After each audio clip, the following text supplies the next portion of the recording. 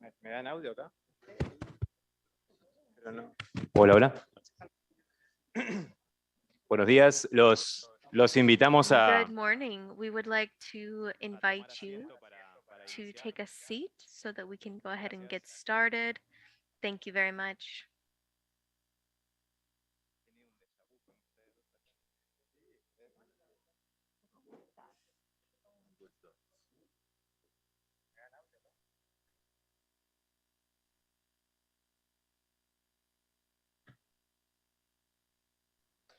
Good morning. We would like to invite you to take a seat so that we can get started. Thank you.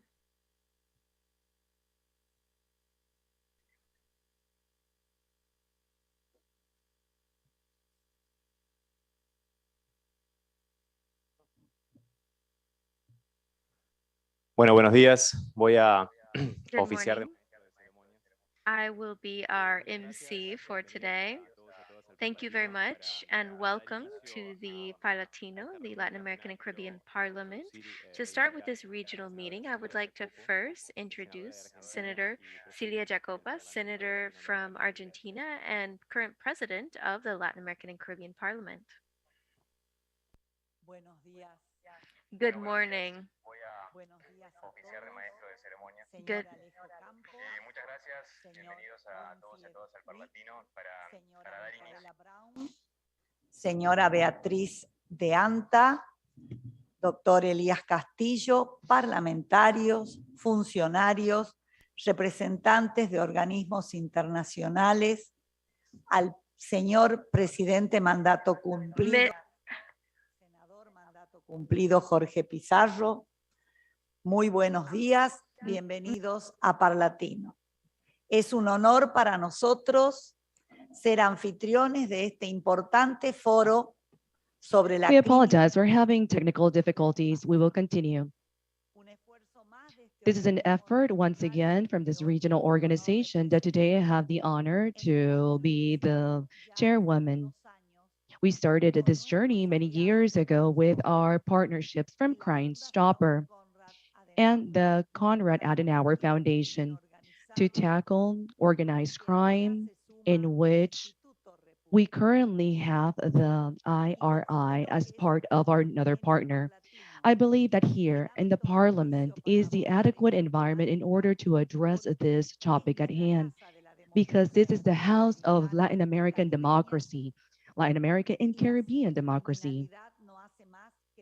Cybercrime causes harm and destabilizes our democracy. Reason why, as a parliament and representatives of the parliament and decision maker, we want to take advantage of this dialogue to listen to each other and to better address cybercrime at a regional level and at an international level. We currently need to immediately tackle this situation that constantly attacks our lives, that is even more digitalized nowadays.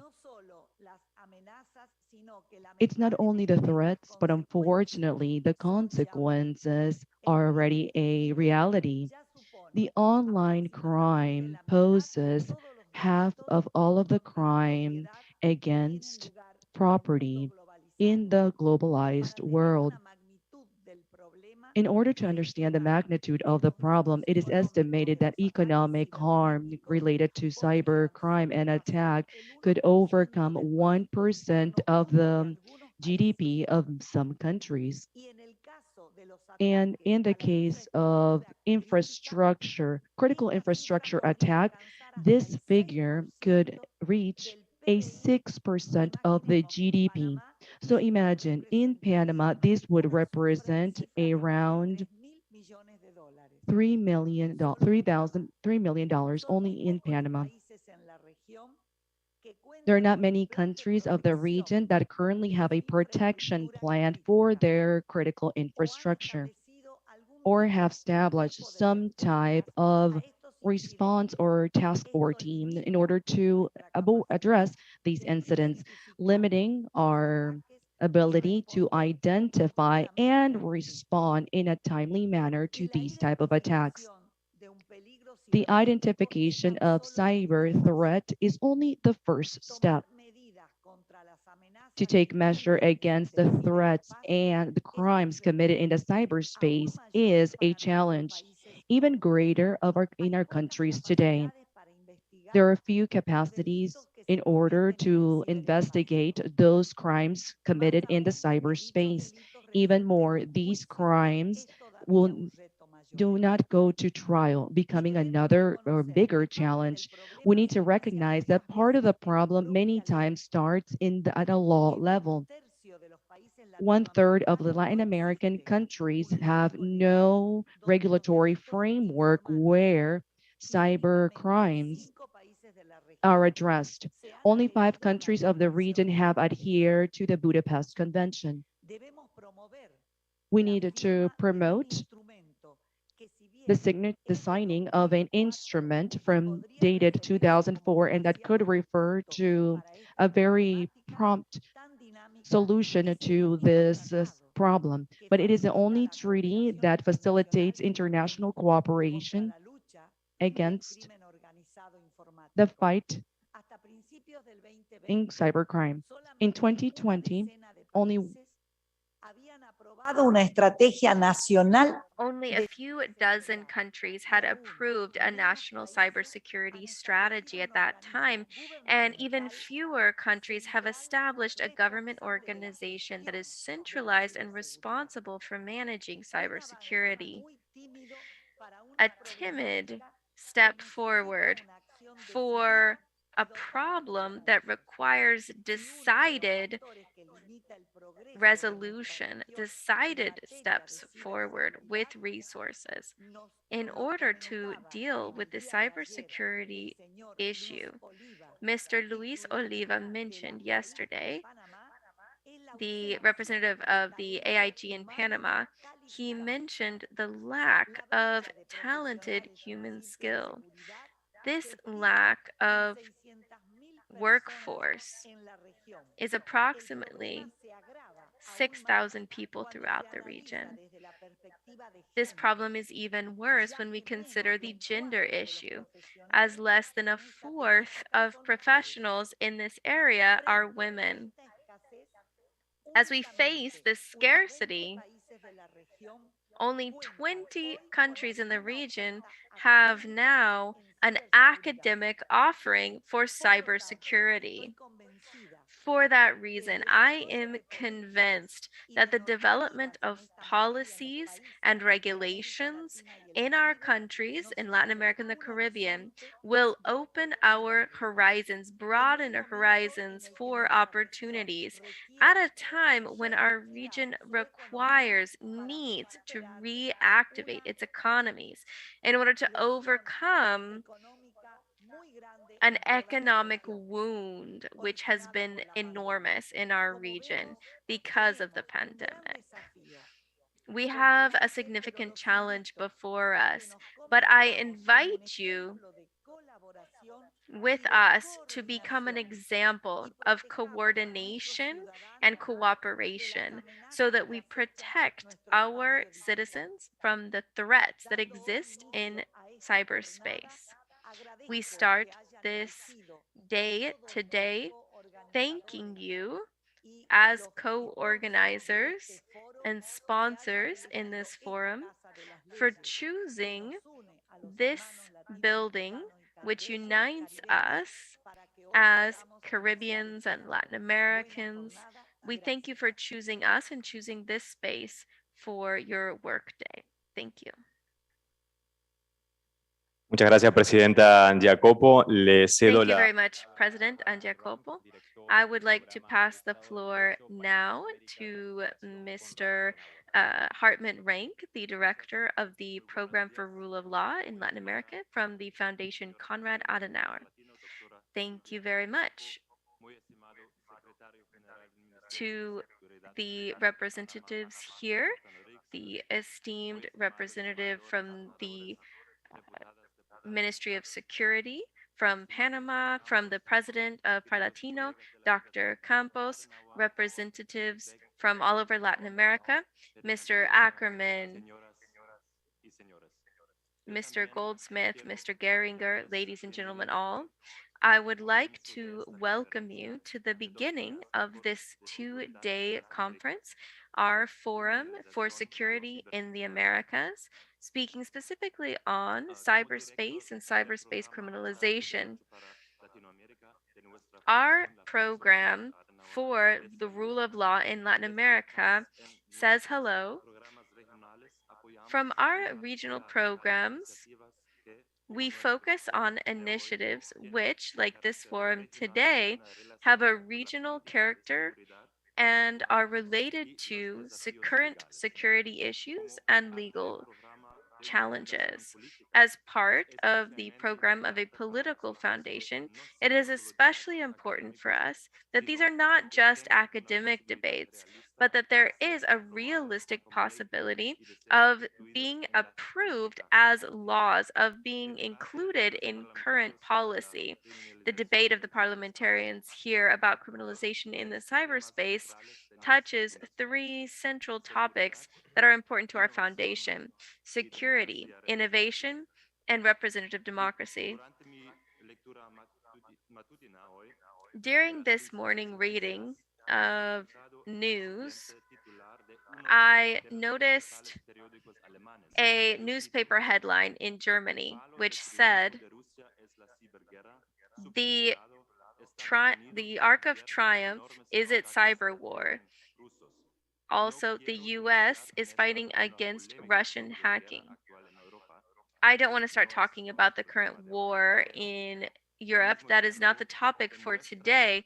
But at the same time, this title shows that the cyberspace phenomenon is truly global, and we must all be concerned with it as it affects us all. For that reason, it is very good that the parliamentarians, the representatives who are with us here today, are focused on this issue from a legal and political perspective, and from an early phase are considering and examining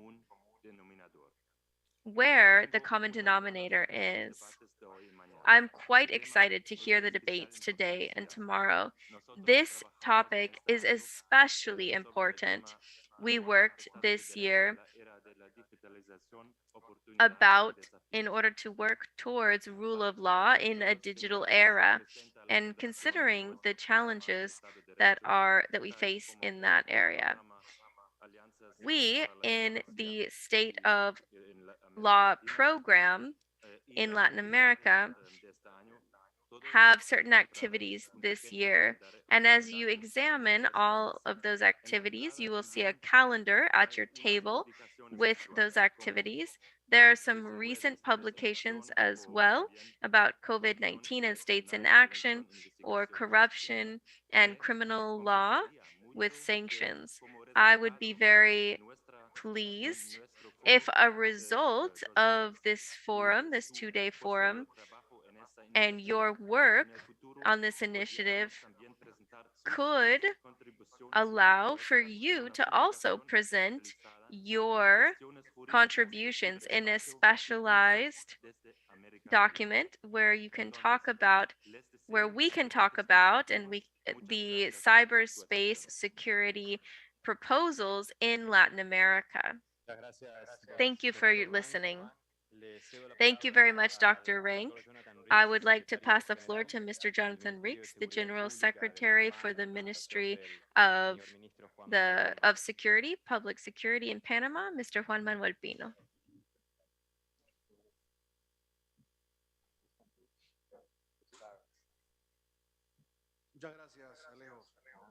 Thank you very much, Alejos.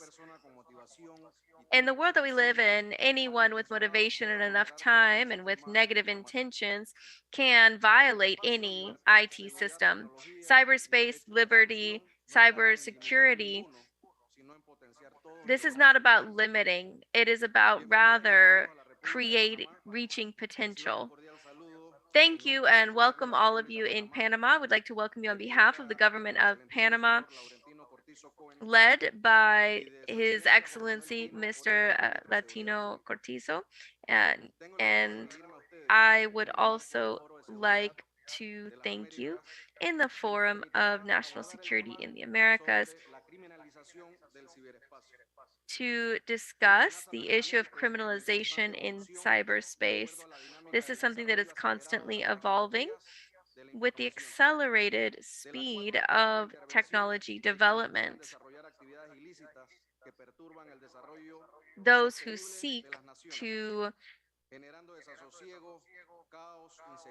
implement crime and create chaos and democratic instability can even push us to the edge of global war. Spying, creating false identities, improperly using public funds. Those are only a few of the crimes that we're facing as a society. Through the dark web, there are multiple criminal networks that are seeking to fight against peace, judicial security, economic and social security of our nations. This is a call for us to define policies and laws to protect our cyberspace. In nearly all aspects, technological advances have been extraordinarily accelerated. AI has been focused on the present and the future as humanity seeks to meet its needs and to develop its potential. However, just as information is used for the common good, there are also possibilities that are negative, like significant challenges for those who must face hidden enemies as they seek to implement the law. And even there is a risk of upturning global peace.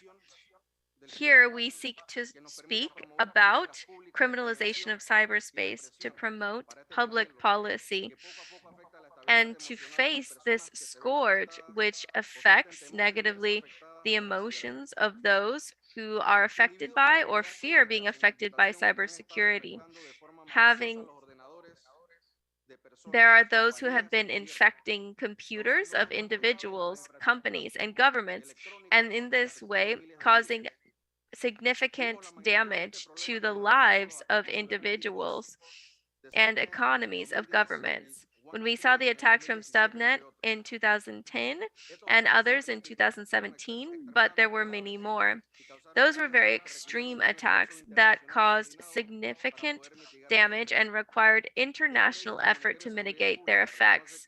For this reason, the Ministry of Security in Panama recognizes that this is a real threat for national security, and it forces us to make decisions in a coordinated, joint way in order to facilitate safe work to move forward so that we can intervene quickly against any attack or criminal act through technology. We must immediately and effectively implement laws that will allow us to fight against criminals that have criminalized cyberspace. We will be talking about different focuses on how to deal with virtual crime, both technically, legally, and through AI.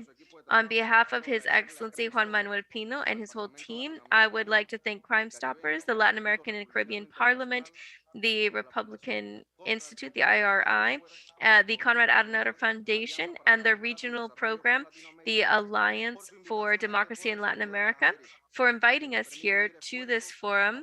This will allow us to work together, to unite our forces to develop a common program. Thank you very much. Thank you, Dr. Ricks, for that intervention. And now I will seek to speak a bit in a way that will resume or will summarize the work that we'll be doing. I had my presentation on my tablet, but unfortunately it ran out of battery. So paper, of course, always is there for us. In these few days of work, we're going to be talking about criminalization of cyberspace. And as you can see, we're not talking about cybersecurity more related to tools and programs to keep us safe, but rather we're talking about how cyberspace is being used by criminal networks to act and implement their criminal activities in order to generate earnings, illegal earnings, which certainly come into our financial system through different kinds of money laundering or other activities, as well as following crypto assets, as well as cryptocurrency. We're looking at how cybercrime also weakens the state of law in our countries, or the rule of law in our countries.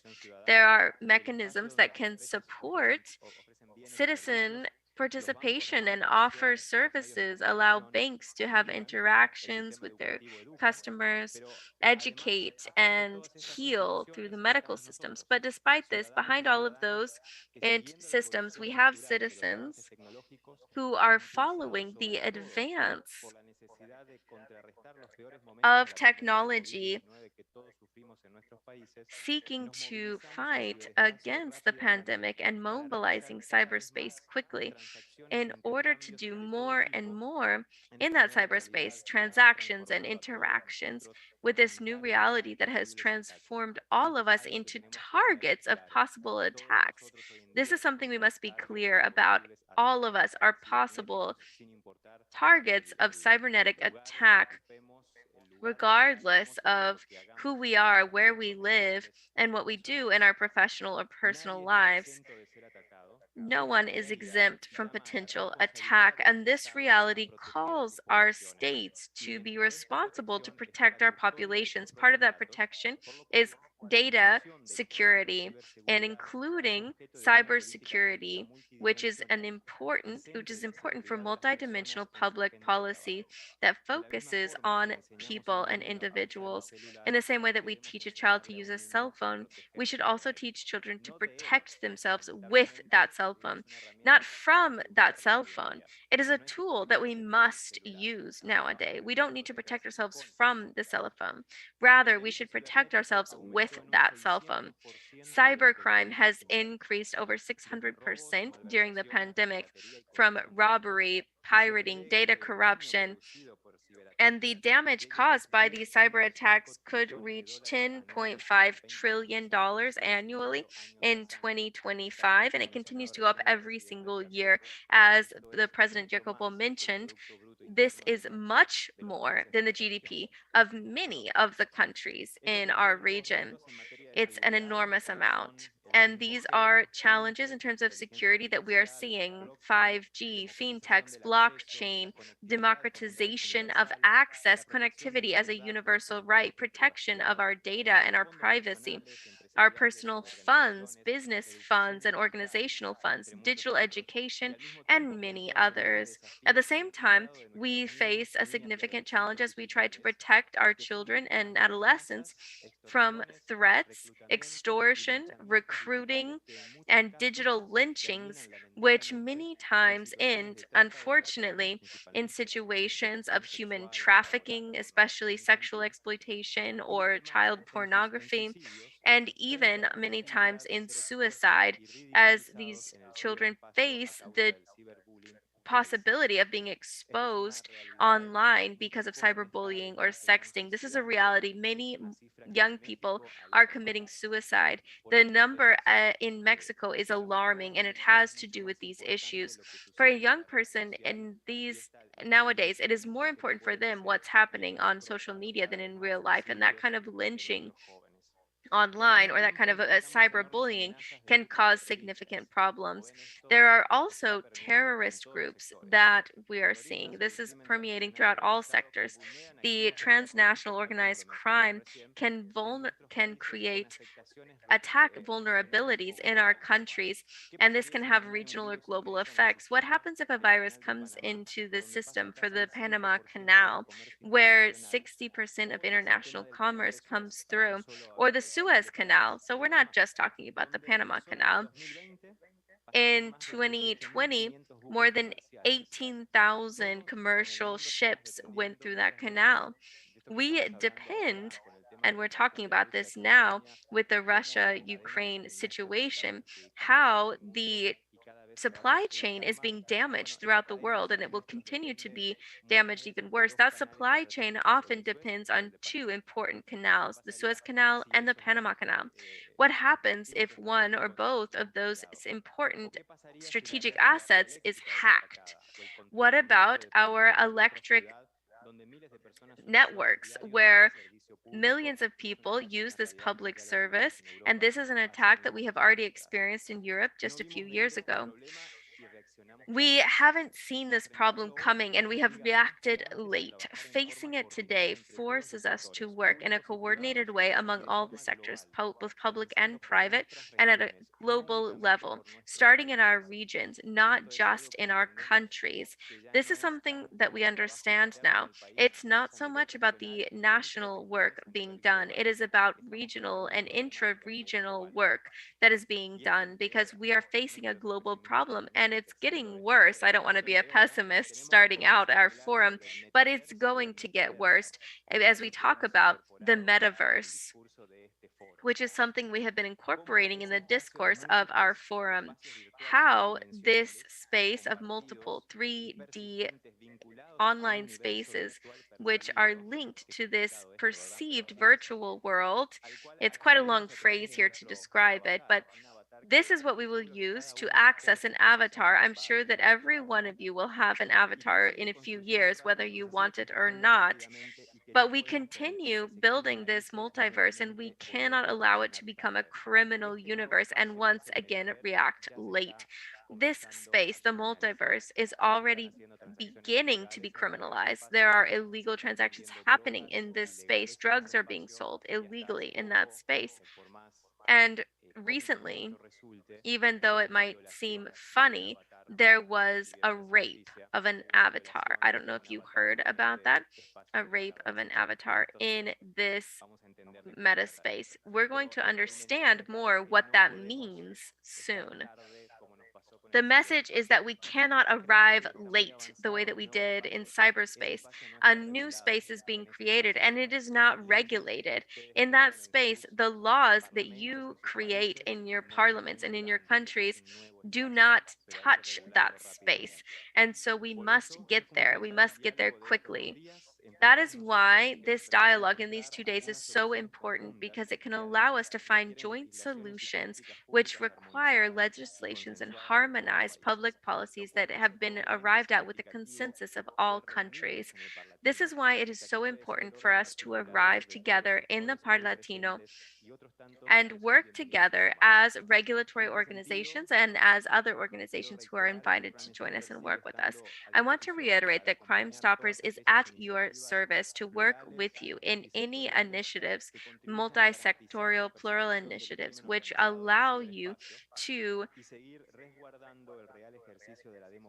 work against and to fight against crime in the cyberspace, as well as allowing us to support rule of law in our countries. I would like to think if you, as parliamentarians, as representatives, if you represent the democratic will of your countries, you represent individuals. What happens if you are attacked by cybercrime?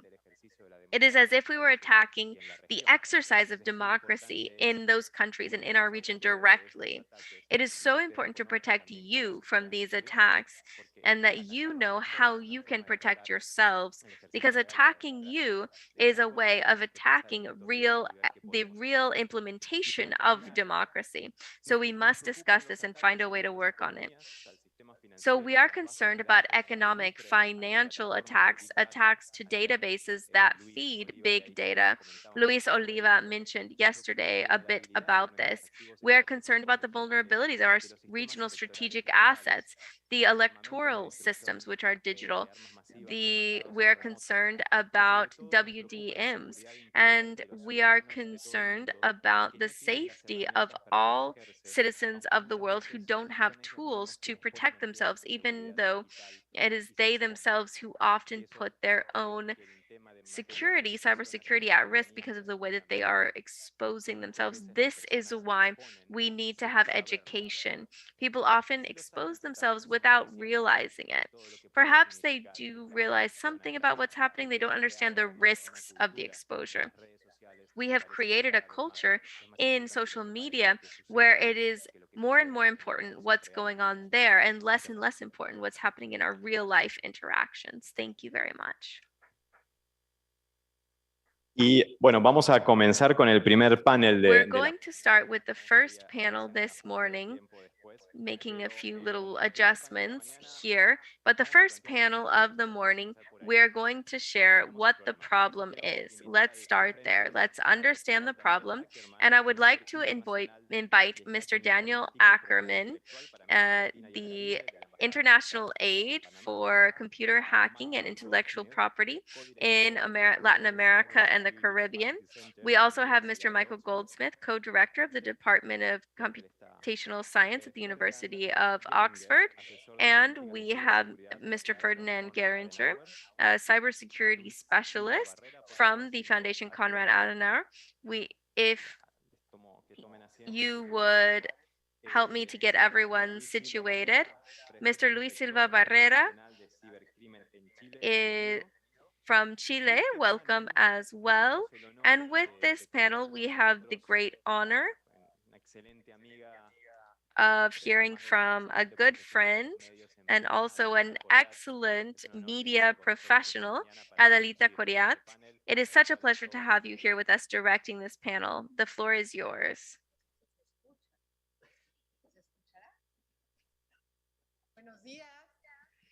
Good morning. Can you hear me? Good morning, everyone. It is very important to deal with cybercrime as an issue and to prevent it or to stop it when it happens. We, in our countries in Latin America, could certainly use some support from you as professionals to understand what exactly we need to do. In some ways, we find ourselves behind. And as your studies affect this or are related to this, we look forward to hearing from you.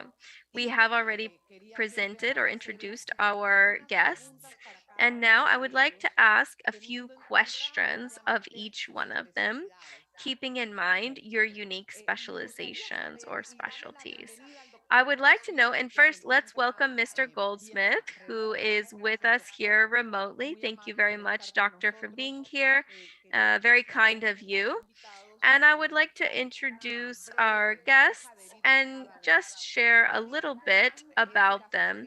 Daniel Ackerman is the International Aid for Computer Hacking and Intellectual Property in Latin America and the Caribbean from the U.S. Embassy in Panama. He's been based there since September 2020.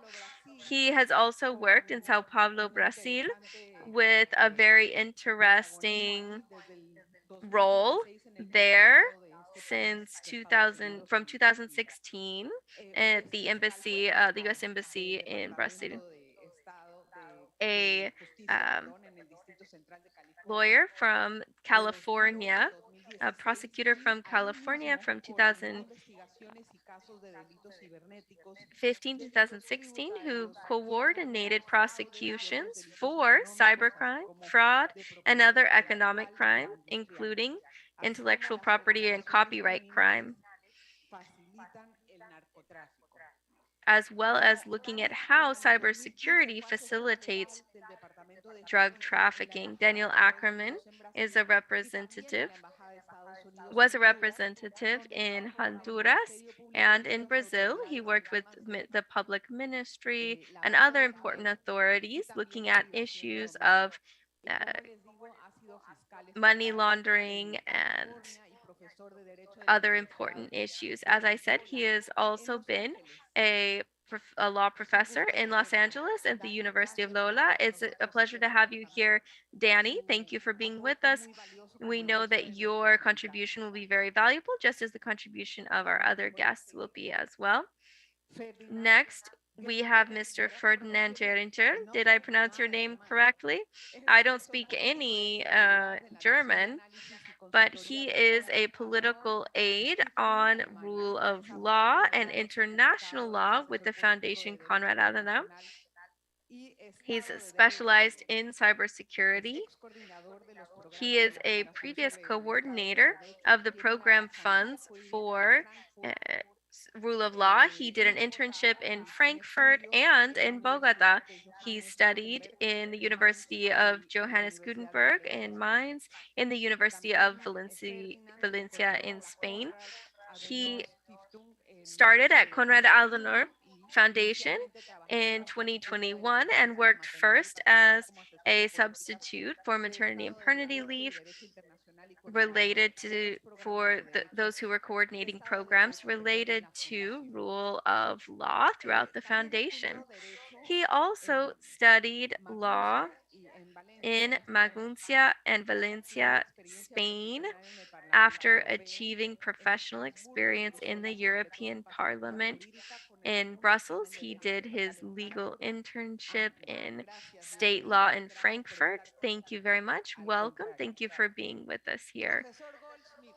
Professor Goldsmith, how are you? I am going to try and summarize your career for our guests here. We certainly want to give you a warm welcome. Dr. Goldsmith is a prominent researcher and a professor, as well as co-director and member of the cybernetic of a very important cybernetic organization at the University of Oxford. He is with us here from the University of Oxford. He's also a senior researcher for the Department of Science and Communication. He has experience in formal methods and concurrence theory. Michael Goldsmith was one of the pioneers of the automized crypto protocols. As well, he has done research on important industrial projects and has worked with projects financed by governments, including semantic models and multidisciplinary models, including the social technical interface. Very interesting. He was the co-director for the cybersecurity co-formation or co-education group and is currently working with Oxford as an active member of the panel for the academic liaisons at the EASC. Thank you very much, Mr. Goldsmith, for being with us today this morning, and welcome. I would also like to welcome Mr. Maurice, who is the chief of cybercrime in Chile, as an inspector researcher. He is a lawyer from the University of Mar and has worked in IT, and he also has a specialization in researching economic crime in Altacama. He is he has a degree, several degrees, including one in research and in cybercrime and police work, as well as having worked in the high offices of the Institute for Public Issues at the University of Chile. He's worked in more than 12 different seminars, including anti-drugs in high-risk borders and organized crime, as well as transnational crime. Welcome, Mr. Luis. Thank you for being here with us. It's a pleasure. Thank you, Dr. Goldsmith. I would like to start perhaps with a very general question. Are we prepared in Latin America to understand all the threats of cybercrime?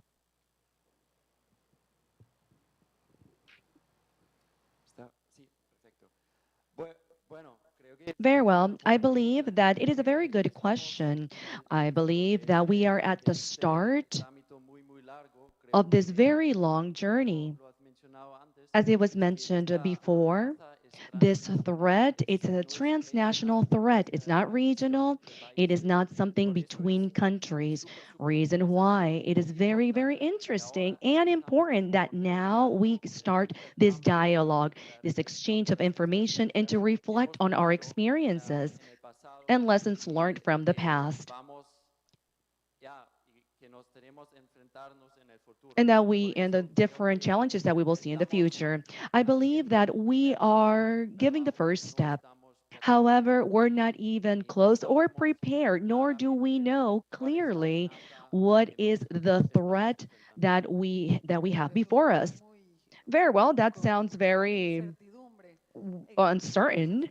Mr. Luis,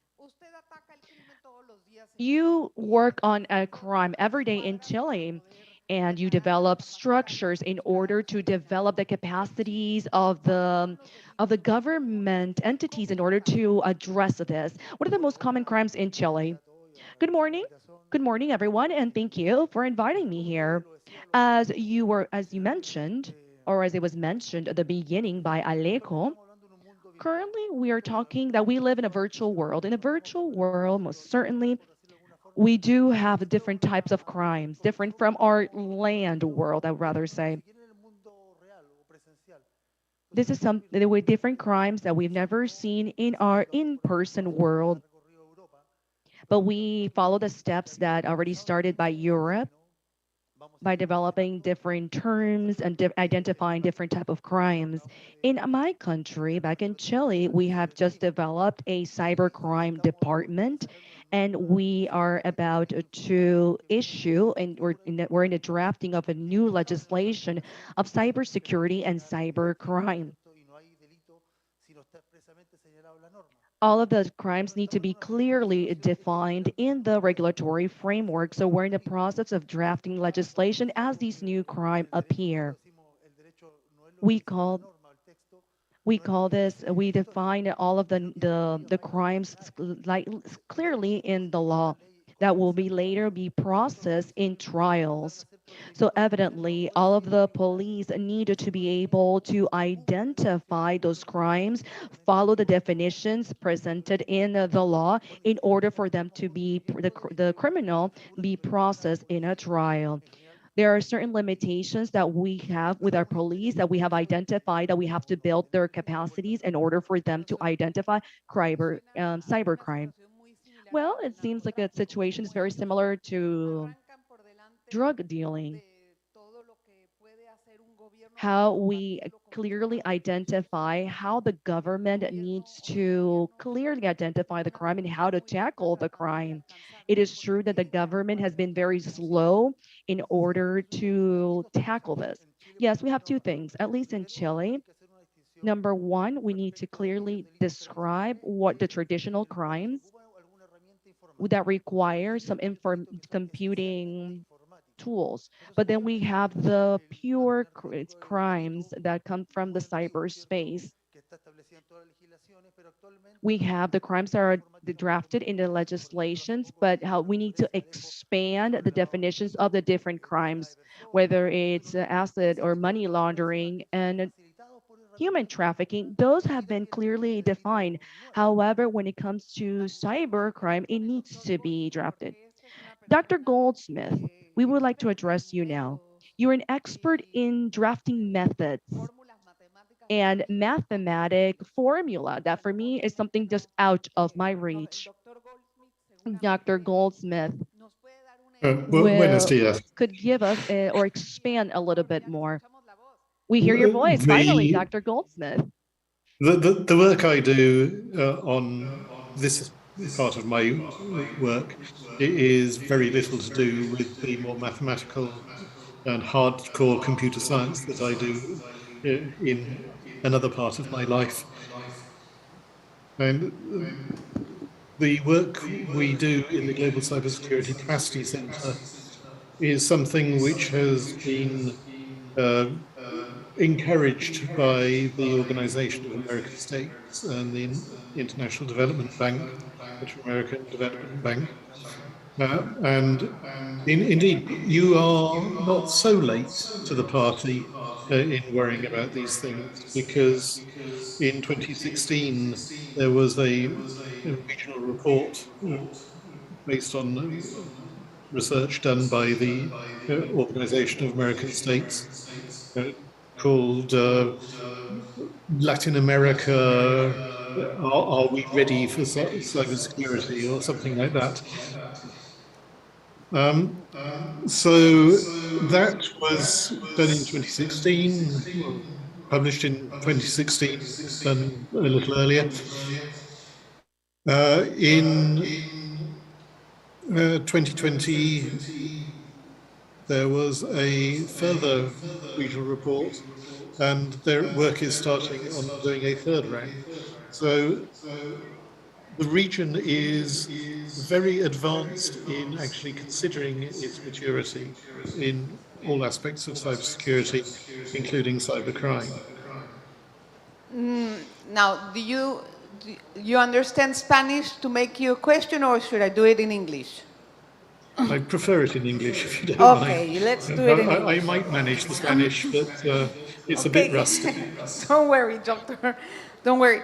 I would like to know how long it takes to make a model for attacking, let's say, a very sophisticated and confidential institution of a government. How long it takes to a criminal to make that model, and how long it takes to the institution to react for that attack? There is probably some unfortunate asymmetry there. If you get the right loophole in the system, when you can probably buy those on the dark web these days, then it's very easy to very quickly take on even quite a sophisticated organization. Whereas the people who are defending have to recognize what is going on and work out how to deal with it. So I think the answer to the two halves of the question is very different. It requires a lot of vigilance to try and anticipate what the attacks will be and put measures in place that can help mitigate those. So there's a parallel world in the cyberspace and in the what we live now, all the laws that we have. Exactly in that matter, who is the most vulnerable? I don't know if I said it okay. Vulnerable, yeah. In this world, or for, I mean, regarding the cyber attacks. Do you mean which group of people, or which state, or? No, which institution you think it's the most weak in that sense? I think it's probably the general populace is probably the most vulnerable, because they have relatively little experience and tools to help defend themselves. Okay. Now let me talk to...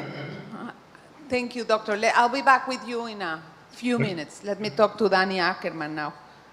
Danny, usted ha sido una persona que ha investigado muy bien. Danny, you've been a person that have studied drug dealing in the past, and you've been very successful in this area in combating drug dealing. How is drug dealing taking over cyberspace in underdeveloped countries? And who's identifying these actions from cybercrime? Well, this is something that have started for some time using the dark web. I know many of you know about this, how drug dealers use the dark web in order to continue with these activities. They also use electronic devices in order to promote illicit activities. So in that sense, we should not see this as only drug dealing or drug trafficking. They have clear objectives, and they know how to obtain what they need in order to perform these illicit activities. Today, we have new victims of new types of crimes that we did not see 30 or 40 years ago. Today, we find attacks or crimes against computers or infrastructure. So legislators need to clearly define which systems we are going to protect at a judicial aspect, because as a prosecutor, I come from this criminal background and understanding from a criminal law standpoint, and that is the level in which I operate and act. Therefore, we need to define which are exactly the crimes against networks, and to also identify new ways of new ways of how they commit the usual crime. If we have new modalities, whether it is the metaverse, which is the most recent, we will always have new service providers collecting data from their users. And we would have to define the best way to identify those entities and for them to limit the type of access and personal information that they obtain from their users, understanding that that information obtained by the user need to be protected and be kept confidential. That is just in a general way of how to address this situation. When we talk about drug trafficking, we have the traditional drug trafficking and we have a new drug trafficking that's happening in the cyberspace. In the past, instead of having a conversation through the phone, the conversations are done via WhatsApp or other type of mean of communication. So we have a data that could be collected from a device to assess that data information in order to assess what is happening or what happened or what information or data was shared in an electronic device. And bring this information to trial for this evidence or this exhibit to be considered in a trial, considering that this data is a reliable data and it does not require an external or an international agency to come in and to be the agency or the entity that approves that this type of evidence or data evidence could be used as an exhibit in a trial. It sounds, I don't want to say complicated because I don't want to be a pessimist. However, it sounds very complex for Latin American countries. You wanted to say something? Yes. Today we're talking about the problem. So I would like to expand the problem that we have at hand. There are different dimensions to this problem. We have the society, and as Alejo already mentioned before, because of the lack of awareness of what is happening with the data and how important data is for the market, and not only the market, but also the potential that it has, the value of my data has a value in the market. Maybe society doesn't understand the value of data and how important data is. They have no idea of its value because there are a lot of people blackmailing in the dark web. In other words, I want to give them the impression that we are before criminals that have opened a parallel criminal activity, illicit activity in the dark net. Currently in the dark net, they have a list of vendors, data list of providers, list of data that is there ready to be sold. So today you do not need to be a hacker or even similar to this. The access to darknet is very easy. You go to YouTube, you watch the videos, and then you clearly understand how to access the darknet and to the lists of data. And from there, you can easily acquire malware, you can acquire data, you can acquire servers, vulnerable servers. So what I'm trying to say is that we are in the era of a parallel criminalization. This type of awareness and the level of professionalisms of these criminals, under my perspective, is an enormous problem because in the past, it was only the hackers that would able to hack a system. However, it is very easy nowadays to become part of this. Not only that, it's very lucrative to win and to act in the cyberspace. It's very, like I said, profitable. It's more profitable than drug trafficking and human trafficking. Reason why it is an enormous problem. We also have the cryptocurrency market. In this market, there is no rules. There is no personal connection or to the criminals, and that is another problem. And also millionary theft. Yes, if you want to go open a bank account, you need your ID, and they require a lot of information. In Spain, they ask for your MIF, which identifies the individual. But in the cryptocurrency market, there is no need of this. You do not need to open a personal account or even provide your personal information. So I just wanted to expand our topic of conversation, expand the problem, because we're not only talking about researchers and laws, we're talking about the awareness that the general public should have in the protection of their data. We're going to talk about data a little bit later. How much certainty do we have of punishment? Certainly that there will be punishment in this area of cybercrime. There is a certainty of punishment if the prosecutor is able to identify or in a trial that there has been a crime. Another thing that's very important in this conversation, that's something that's happening in Chile, and as we have bilateral conversations with other countries, is that the topic needs four pillars: infrastructure, resource, personnel, training, legal aspects, and communication aspect. But it's also important is the training and building capacity. In this complex world that we live in, the research investigation back in Chile needs to be specialized. They need to understand. Reason why we have a cyber crime department that have international certification. And it seems that we are doing well, and it is to able to research these crime. However, we also need the private sector to be involved.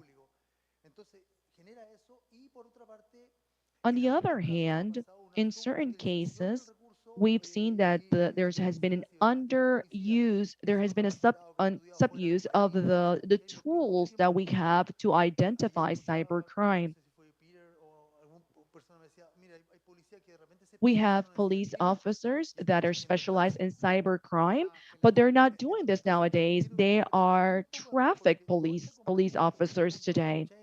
So yes, we live in a complex world. Blockchain, cybercrime, training. Yes, training is important.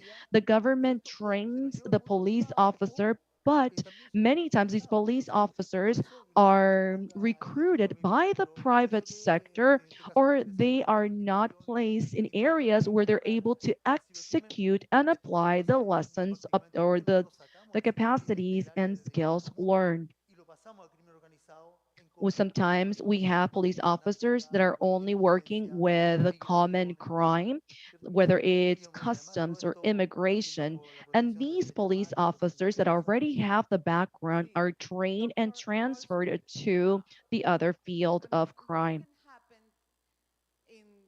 In this cybercrime in case we are not ready to respond effectively to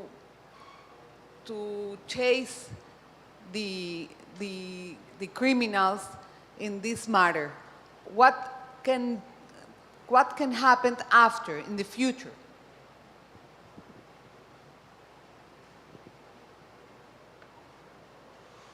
¿Me escucha? Dr. Goldsmith. Dr. Goldsmith, can you hear us? Yes, I hear. Okay, I was asking you, what are the consequences in the cyber crimin case, in matter that we are not ready to respond effectively to contrast these kind of topics? Then the criminals will carry on getting away with it. Yeah, but what can happen in the future? What will be like? Well, and one thing is that many countries are trying to come up with stronger laws, but that itself has its own dangers. The UK has a cyber harms bill, which is going through Parliament at the moment, where many people feel it is actually a free charter for censorship. The Indians had a rather lax cybercrime bill with a lot of loopholes.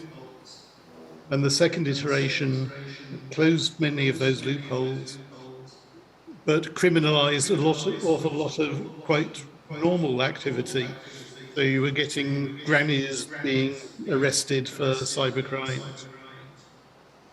So that needed revision back the other way again. It's a very difficult balancing act that you have to try and do. But civil rights and human rights are things which you cannot neglect when you're framing your legislation. Of course, that's part of the problem. So, Dani, en ese sentido, In that perseguir sense, Danny, tiene toda una infraestructura, como lo hemos visto y lo hemos revisado. As ¿Cuál es cybercrime has a very complete infrastructure that, as we've been seeing, we've been learning, what is the role of the state in this situation? What role, how much budget do you think will be dedicated or should be dedicated for this? From which government agency should be putting their budget towards this? And how expensive is it? Is really the question. How expensive is it? How much is it going to cost our governments to deal with this issue? Okay, it can be expensive because obviously there is a need to put together equipment for our police officers, to offer them enough equipment and enough knowledge. At this time, they receive different devices that they might find from people who are committing crimes, and they need to be able to analyze them properly. As we're doing blockchain analysis, we are finding that there are tools designed by private companies that can help us to analyze this process, to analyze data in a way that a researcher can discover things much more quickly than just with open source documentation or open source resources, and they can find a virtual service provider where we hope that we can find the client data that of the client that committed the crime. This kind of research investigation is very, very expensive. And it also requires a lot of training. We still need to explain over and over the basic concepts because people don't know a lot about it. We have to make comparisons to the traditional financial system so that people can understand, and then be able to try and technically understand how to use the software, for example, or the tracking programs, which can be complicated to use, and it might take some time to learn how to use them, even if you understand the concepts. So that is a financial investment. The state also has to invest in laws, which hopefully in the US at least we are trying to obtain. We don't always do it, but try to obtain feedback from the agencies that at this time have the responsibility of implementing the law that the parliamentarians implement, or rather that they create. This doesn't happen a lot of times. Sometimes you have a law that's created that you can't even use, practically speaking, or maybe you try to use it, but then when you take it to court, they say that wasn't constitutional, the law wasn't written properly, and you have to start over. So that takes that's something that I would say, to parliamentarians. Keep this in mind. Take your time, take opinions from all of the different stakeholders, and try to define what hacking is. Basic terms, you mean? Global terms? So that it would be the same in all of the different countries. So that they can, yes, and generally speaking, in a very generic way, so that the law can reach modalities that we might not be able to forecast at this time. We don't want to have to be updating constantly in 4 or 5 years. So those little details can really help. I want to add something here. At You said investment. You never said expense. Remember, it's always going to be cheaper than not investing. It's very interesting that you mentioned that as well, because this is another point that I wanted to mention. In terms of economy, investing in cybersecurity is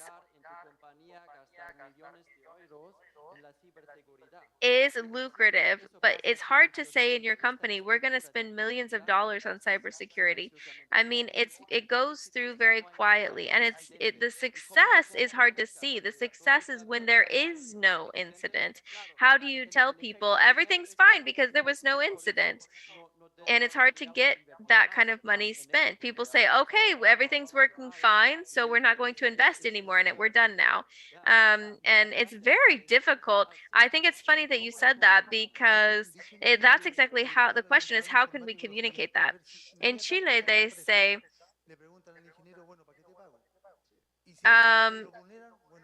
if there's no attack, then they say, why am I paying this cybersecurity expert? And if there is an attack, then they say, why am I paying this cybersecurity expert? So yes, exactly. It's about communication, and we have to communicate with our society, with the people, in order to help them have awareness. But also, we're talking about business education. We have to educate them so they understand the importance of cybersecurity, and this must be something that's coming from the highest levels, from management. It has to be something that the boss is concerned about, because it's his business, it's his data, it's the data of his clients who are also there at the table. And if we see these new threats in cyberspace, like ransomware as a service, it's very important that all businesses, especially small and medium businesses, have this in mind. But I would like to ask, should there be support from governments to achieve that kind of investment, especially in micro and small businesses?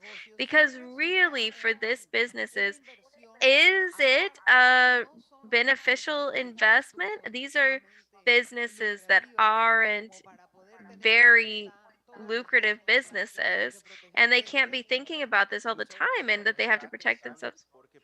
Many times attacks are because people are not being careful. They don't update their browser. They don't update their software. These are basic failures. They're very simple failures that are behind the majority of cyber attacks that we see nowadays. So I do agree. But on the other hand, something that we have done quite a lot is ask that the private sector come to us when they suffer an attack, because that attack is a crime. For me, that's the difference between cybersecurity and a cyber attack. There's one side, which is prevention, but once it happens, that is a crime. And a business, whether it's micro or macro, that business should report the crime. It's not something that should be considered an internal issue. We're just going to mitigate the problem. We're going to see if we can restore our services to the way they were before. No. What should be done, and in the United States, we are seeking to achieve this, there needs to be an awareness at the businesses that the first thing they need to do is report to the police, and then that the police coordinates with the internal team, because if you don't do that, then you're not going to be able to support an investigation. And without that investigation, let's say it's a rescue case, you're not going to be able to recover the funds. it's possible to recover funds in ransom cases. And at some point, we want to identify the networks, the criminal networks.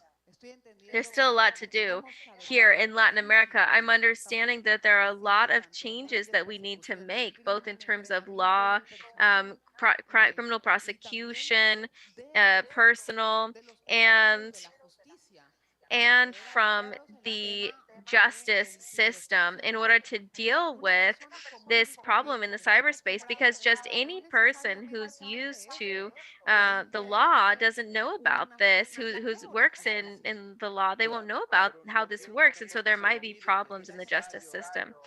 But I also don't want you to forget that it is necessary to define how we're going to regulate businesses that are going to operate in our jurisdictions. And we need to be very clear, even if they are international, they must fulfill the laws of each country.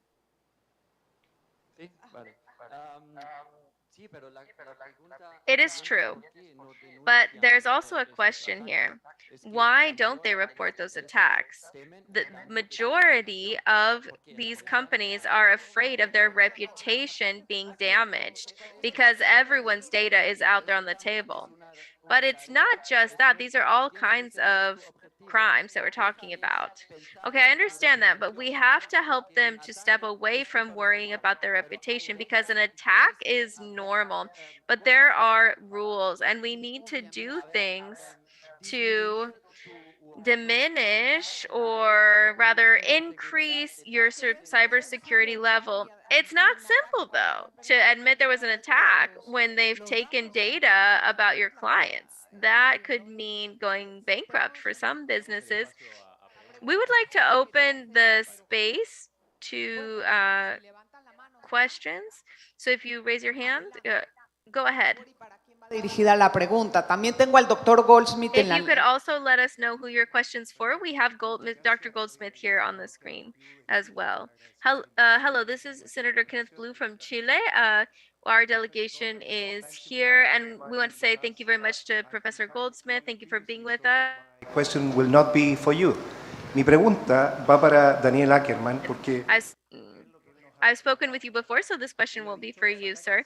I want to ask Dr. Ackerman. He said that attacks happen because people don't update their systems. And I do agree. I think we must raise awareness because those people are the first and last line of defense. However, the attack occurred because the program has a critical vulnerability, and that critical vulnerability was found by someone. In our discussion of the digital crime law, we talked about how to deal with ethical hacking so that we can recognize the work of the organizations, including the work that they do to find CVEs, those critical vulnerabilities. And we are also very happy that there is a Chilean organization that was authorized last month to be an authority that finds and identifies these vulnerabilities. There's a system for bounties which companies use to find those. And at the end, the point is that we are all responsible. The programmer must be ethical, creating an unbiased algorithm, and it needs to be designed with privacy by design and security by design. Because if we don't have that, then we have problems. Cyber attackers attack because the programs have defects. And that is something fundamental. I think this is a responsibility of businesses like the big five that create systems and that have vulnerabilities that expose the population to these kinds of things. Because getting everyone updated, it takes time. With Dreamlabs, we saw how long it takes. So my question is, how do you see this corporate responsibility, the responsibility of those big corporations that develop software, that develop programs, and how they expose us with this critical IT infrastructure? Their systems are full of vulnerabilities. This is an excellent question. Our law, which prohibits, the main law that prohibits in proper access to systems. That's the law that we use at this time to deal with hacking. It does have in some clauses an exception for research activities, let's call it. And it is very common. A lot of businesses offer a prize, so to speak, if someone lets them know that they have identified a vulnerability in their system. And the FBI and the DOJ have programs to raise awareness for cybersecurity systems and teams at businesses about responsible ways to put together that kind of a program. What we want is a balance where we are proactive, we're looking for vulnerabilities before they can be exploited, but at the same time, we don't want people breaking the law. And what does the law do? What does the law say? That's your job to decide. That's your job to determine. You will determine up to what point a company can investigate and research. And it's not that there's a right or wrong answer. You define for your country where that line is. And from there, I would say we've done it this way in the States. And I think sincerely that it's been successful. The public ministry, the police officers who have to then implement the law that you have created, they educate those companies so that they can perform their work the way that you want them to, in a way that protects their employees, protects their clients, without violating accidentally, even if it's accidentally, the law that you've created. It's not easy, but it is something that can be done. I think we could have one more question, or was there another question? I did have a question. We spoke about data and following up on data. In terms of, I think this question is for all of you actually. Do we follow the money to find the criminal before? Now we say we follow the data, then we find the money, and then we find the criminal. Is that being applied in current investigations? Are we following data more than money, more than people? Yes, a little bit. The research or the investigation process has changed a little bit because the methods for crime have changed. But basically, yes, that is being done, but it does require other technological capacities, other training. And so it is a bit more complicated. We are trying to incorporate big data and artificial intelligence in our investigation, but that requires a higher level of education and capacity, both in the police forces and just generally speaking. And I would like to say something too about businesses in order to kind of just wrap up what I've said so far. I think it all has to do with education. It all comes back to education. A knife can be used for a very noble purpose to make some delicious food, but it can also be used to kill. So if you work with if you don't let your children go out into the street at midnight, then why are you letting your children get on the internet without any supervision? So if we have digital natives who start with this cybersecurity perspective, then we will have stronger culture. You have to chase a criminal, you have to follow the data or the money. How is what is the method, the order in this case?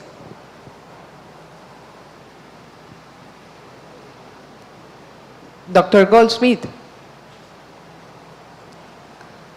You probably need to do both. The people are the ones you want to find. But whether you can get to them by the data, it's not really my expertise. I understand. Tenemos una pregunta de la diputada Burgos. Adelante, diputada. We have a question from Representative Burgos. Good morning. Thank you very much for your invitation. This panel has really left me with a lot of questions, reconsidering in some ways the issues of sovereignty, because it's not just about territorial sovereignty, it's about cyberspace sovereignty. Mm, Maybe throughout our time, our work today, we can make some progress on this concept. But concretely, obviously, there are laws that we put together, and I believe that laws must be specific and criminal in criminal law. One of you spoke of general laws in order to avoid them being stuck in time. How can we advance in a way that we specify behaviors? The human behaviors that are criminal must be very clearly explained, very clearly typified. How can we create general laws without being very specific about the behaviors that we need? It's kind of an ambiguous issue. I have examples. I have two simple examples. First is hacking. Hacking in the United States for criminal purposes is improper access to a computational system or an IT system. That is the language that we have been using since 1986. I'm not saying that there aren't commentaries that come in, different academics that come in and say, we should use other terms, maybe we should update it.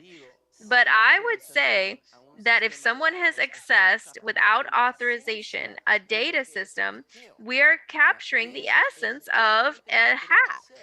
And that is what we want to do as a legislator, is reach the essence, the core of the problem. Let's look at crypto assets. We are only interested in regulating electronic money that holds value, monetary value.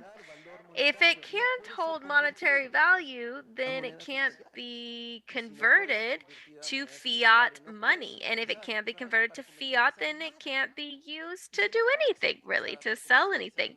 If you can't use it for sale, for commerce, then it doesn't work for a criminal organization. What we have done and what we want to do through legislation that was originally admitted by our superintendencies and our organizations, and then verified by our Congress with an update to the anti-money laundering law that we have.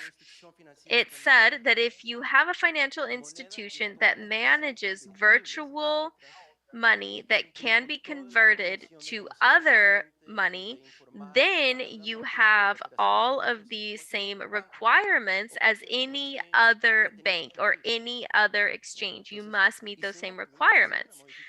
We had to do a modification, but why? In order to clarify that what we were interested in was only ensuring that something that could go from being uh, one type of money to another type of money, that organization should know their clients, that they should have data about the transactions. It could be relevant to a criminal investigation. So those are two simple examples of how we use language that is general, but I believe that in the same way, it allows you to be very clear about what the current interest or concern of the regulator is. And for the researcher or the investigator rather, they have that. I'm not saying that's easy, but we're at least offering that possibility so that that legislation might be able to last a little bit longer. We have a question from Alejo, or no, he would like to offer the space for one more question. Here's a question here. Mi nombre es José Cueto, vengo de Perú. Good morning, and thank you very much for your invitation, Jose Cueta from Peru. I was listening to the dissertation and we talked about clearly about the cyberspace. I am concerned because in the last years, in almost a decade, in the study of cyberspace, little by little, we have seen some progress in AI and everything related to cyberspace. I believe, under my perspective, that we are concerned because we're leaving aside humans. We are moving into a journey or down a path where some describe in different terms, but we leave humans aside. We are putting aside the core, which is the human essence, and that is a problem itself. If we're talking about cryptocurrencies, which the value of physical currency has been set aside. Now we see value in cryptocurrency. We still see humans using these cryptocurrencies. In the past, it was the dollar, but what is happening with the war, what's happening with Putin, euro and dollars are going to collapse in the short in the coming future. But bringing this back to the cyber crime, and the aspect of human. Science is progressing. What I've heard is to follow the data in order to identify the criminal. But you know clearly that today, no one, I know that there are different programs where I can say that my data is coming out from China. It is very difficult to identify the criminal. So I would like to go back to the genesis of all this, the protection of humans and not to protect systems or infrastructures, which I know are important. I have no doubt. However, what are we truly doing in the world of technology in order to prioritize humans without putting aside the technological aspect? That yes, will progress. However, I'm concerned of what we are doing. The laws that we pass, the bills that we pass in each one of our countries are oriented in the protection of the cyberspace and the technological infrastructure, which is good. I have been a Marine for a long time, like the Chilean representative that's on the stage. And we have seen that there has been a connection. We are connected one way or the other. So we needed to be able to bring the human aspect, the connection there is of of humans in cyberspace. This is very interesting because yes, we can face this problem from one side, from the legislative aspect, as it was mentioned, but we can also review this as the civilization's resilience, and that's the human factor. Human factor starts with education, raising awareness of the importance, as I mentioned before, and that is the other side of the coin. Today we need to start not just with the bills, even though I'm a lawyer and I love bills and regulations and frameworks, but that is one large international dimension. We can implement laws wherever we are. In the UN we have task groups in for to draft legislations and define the laws, and it is important, but the human factor can never be left aside. It is the most important aspect within this topic. Each one of you can provide a different dimension to this problem. When you go back and you communicate this to your populations, to your cities, to everyone. So it is human factor. Being humans is more important.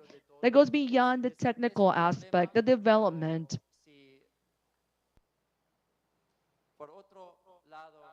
But on the other hand, like I said, the human factor is basic, it's fundamental. Very well. So I think we've achieved the time that was allotted for this panel. Thank you very much. It was very productive. I think we have brought the basic and the fundamentals. It is important to have a global terminology to typify crimes, to train in cyber crime, and to raise awareness through through developing the adequate skills regarding confidentiality and data protection. Thank you, Mr. Ferdinand. Mr. Goldsmith, thank you very much for being here with us. Thank you for your participation and thank you for your support during this panel.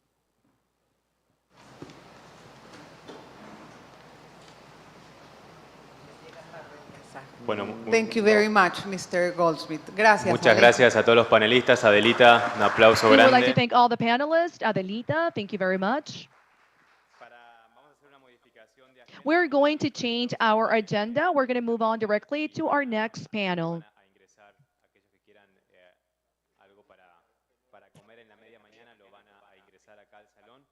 Those who would like to access to the snacks, you can stand and enjoy it. We have Pete de la Cuesta, legal attaché of the Federal Bureau of Investigation, FBI, of the Embassy of the United States in Panama. I would like to invite Ricaurte González Torres, prosecutors or specialized prosecutor office of intellectual property and cybersecurity of the Public Ministry of Panama, prosecutor Fran Francisco Gari Basile, former deputy prosecutor of Chile, y Diego Subero, cybersecurity program of OAS Secretariat for Multidimensional Security. Welcome all.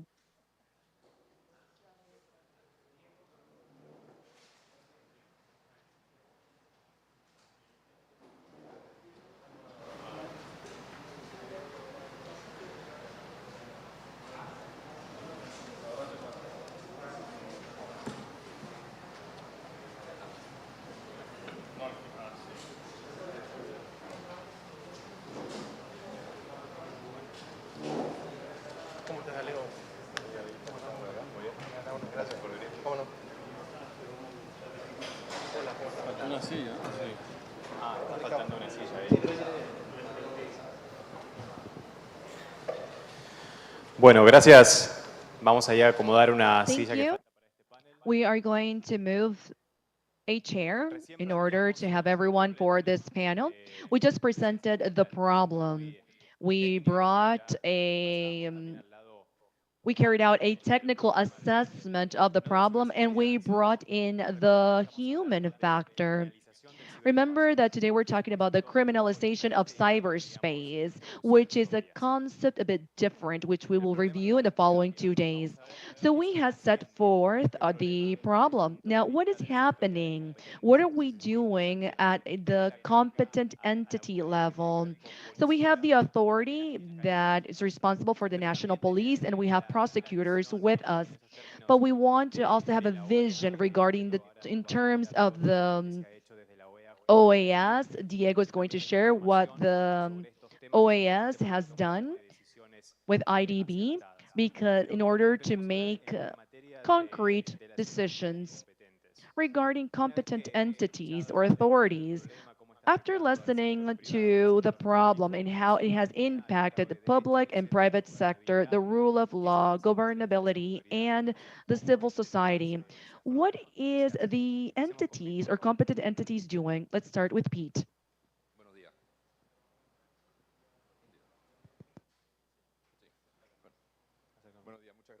Good morning, and thank you very much for having me here today.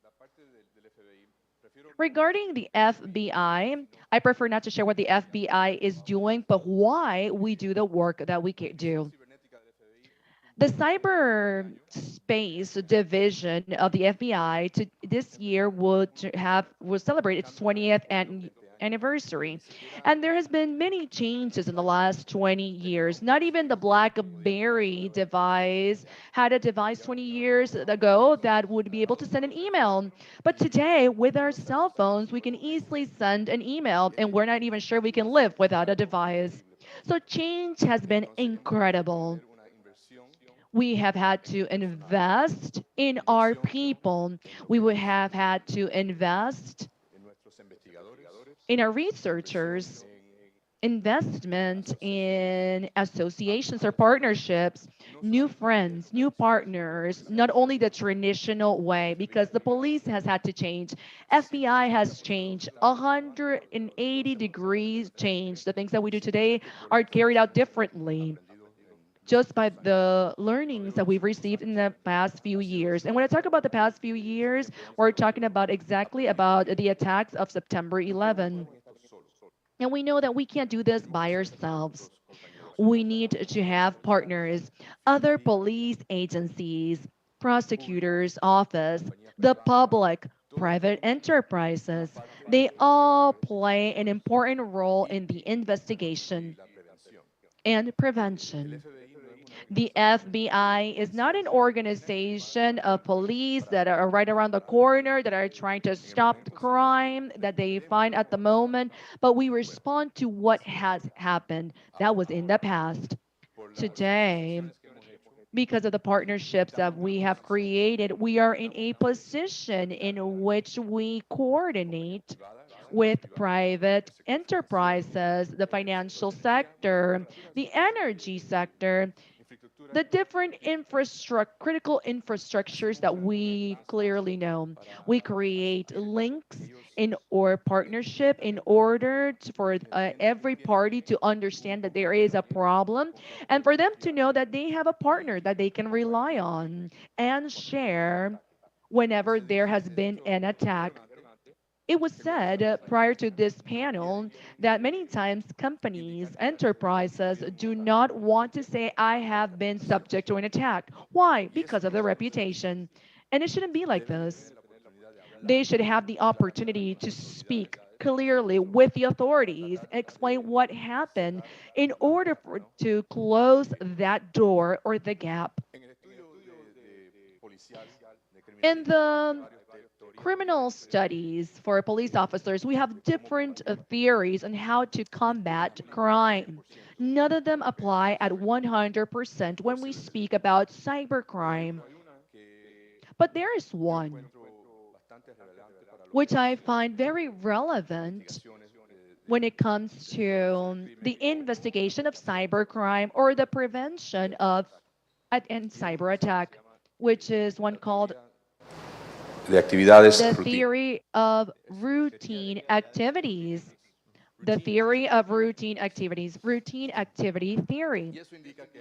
That indicates that there are three things that exist or coexist in order for a crime to be executed. You need the criminal, the person that is interested in committing a crime. You should have individuals or people targets. And when we talk about the cyberspace, 50% of the population worldwide uses the internet. I believe that we have a large target population. The third, the absence of a trained guardian. Absence of a trained guardian. What does this mean? This does not only mean the police officers that most likely need to execute their work and be very well trained in order to start investigation, private sector that needs to have good cyber security systems in place. But as the senator mentioned, we also need to have trained personnel, and the public need to understand the problem because they are also part of being a trained guardian. Thank you very much, Pete. I would like to address this from a prosecutor standpoint. Since you're the responsible of the specialized prosecutor, what are the common type of complaints that you receive here in Panama? And what is the prosecutor office doing regarding this?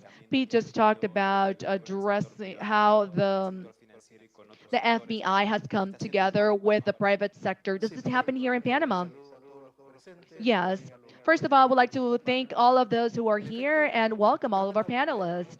It is true that the authority is aware that by ourselves we cannot attack this criminal phenomena. I have to say that 2 weeks ago we were in a meeting at a local bank we were carrying out a detailed analysis of the things that were affecting the society. One, forgery, and the theft of personal data. So we need the support from those companies that have in their repository personal and sensitive information from their clients. We need to understand how they are providing confidentiality to these documents. What are they doing? Sometimes the times in which we finally see the police having an action after a crime is not the times that we expect. Sometimes they're slower. Reason why we need to work closely with our partners. Working with the bank has been favorable. Yesterday, just on the weekend, we were able to tackle a cyber crime carried out by a crime gang of the cyberspace. So we need to work public and private sector. The prosecutors have the legal, judicial tools, but we also need to create that linkage in order to be able to address the crime immediately and to be able to communicate swiftly. I want to thank the Department of Justice that was here a while ago, Dr. Daniel Ackerman. From them, we have received very important training, not only for the public ministry members, but also auxiliary arms, the police officers, members from the Judicial Investigation Department. They have received not only training, but also been licensed with very important programs, important regarding blockchain and cryptocurrencies. All of this is important. It's important to highlight and mention this because as authority, we are aware that as this forum was titled, the cyberspace is being invaded by criminals. I want to conclude my intervention saying that the cyber criminals do not have new techniques. I'm not saying this. A while ago, I was watching a movie from Nicolas Cage, and I think the cheaters, and I think or hustlers, and I think that this movie is very relevant today. The same call, the same fraud. It's an individual that is impersonating an IRS member. So that is basically what we see today. So at the public ministry level, we are raising awareness with a campaign stating the following: cybercrime is a reality. We see that our houses have bars on the windows. They have multi-lock doors at the entrance. But when we move on to the cyberspace, we don't see this. Therefore, we need to be more careful in the way we do transactions in cyberspace. So yes, prosecutor, I agree that we need to share information. Recently, you mentioned that you sat with the banks and the private sector in order to exchange information, but let's be honest. And I would like to hear from Chile and their experience, what Gary Basilis would like to say, because to share information is complex for different competent entities or authorities to share information is complex. And when we think about the public sector to the private sector, or even with the citizens, we don't see this because we don't have a credibility platform. We know that we need to share in order to live safer, more secure, but this is very difficult. It's complex, like I mentioned. If we don't share information, then there's a lack of information or a gap. What is happening in Chile? What is your experience? Well, that was one of our main challenges that we faced. I believe that the first thing is to have strategic, relevant communication. Is cybersecurity different from our overall security? I would say yes and no. First, no, because maybe our most valuable assets were physical. We would have a safe box and we would have critical essential documents in there, or jewelry, or a lot of money. But today, all of these assets are bytes. They're bytes. Our data, it's bytes, and our patrimony or assets are in bytes, our photos are in bytes. So there, it's no different. We used to invest in a safety boxes. We used to invest in having the bars and the windows, and we would fence the house, and we would even buy insurance just in case our security measures were attacked in some way. So we can do the analogy and think about cybersecurity, thinking on what is security. And there we need a lot of collaboration in that space. Many times we need to have sticks and carrots for there to be collaboration. Many times of our legislations, and maybe older legislation, had sectorial regulators that would force market actors to take physical measures, or to have physical measures in place. And we would ask those critical infrastructure actors to have physical protection, alarm system, guards. We even ask those large enterprises where money flows to have additional security measures in place. So we need to see some progress in that same sense. Those same sectorial regulators, our financial regulators, energy regulators, healthcare regulators. What we would ask in the past from the enterprise and the users as minimum measures to avoid vulnerabilities, then today we have to ask them to have these type of measures in the cyberspace. So that is cybersecurity.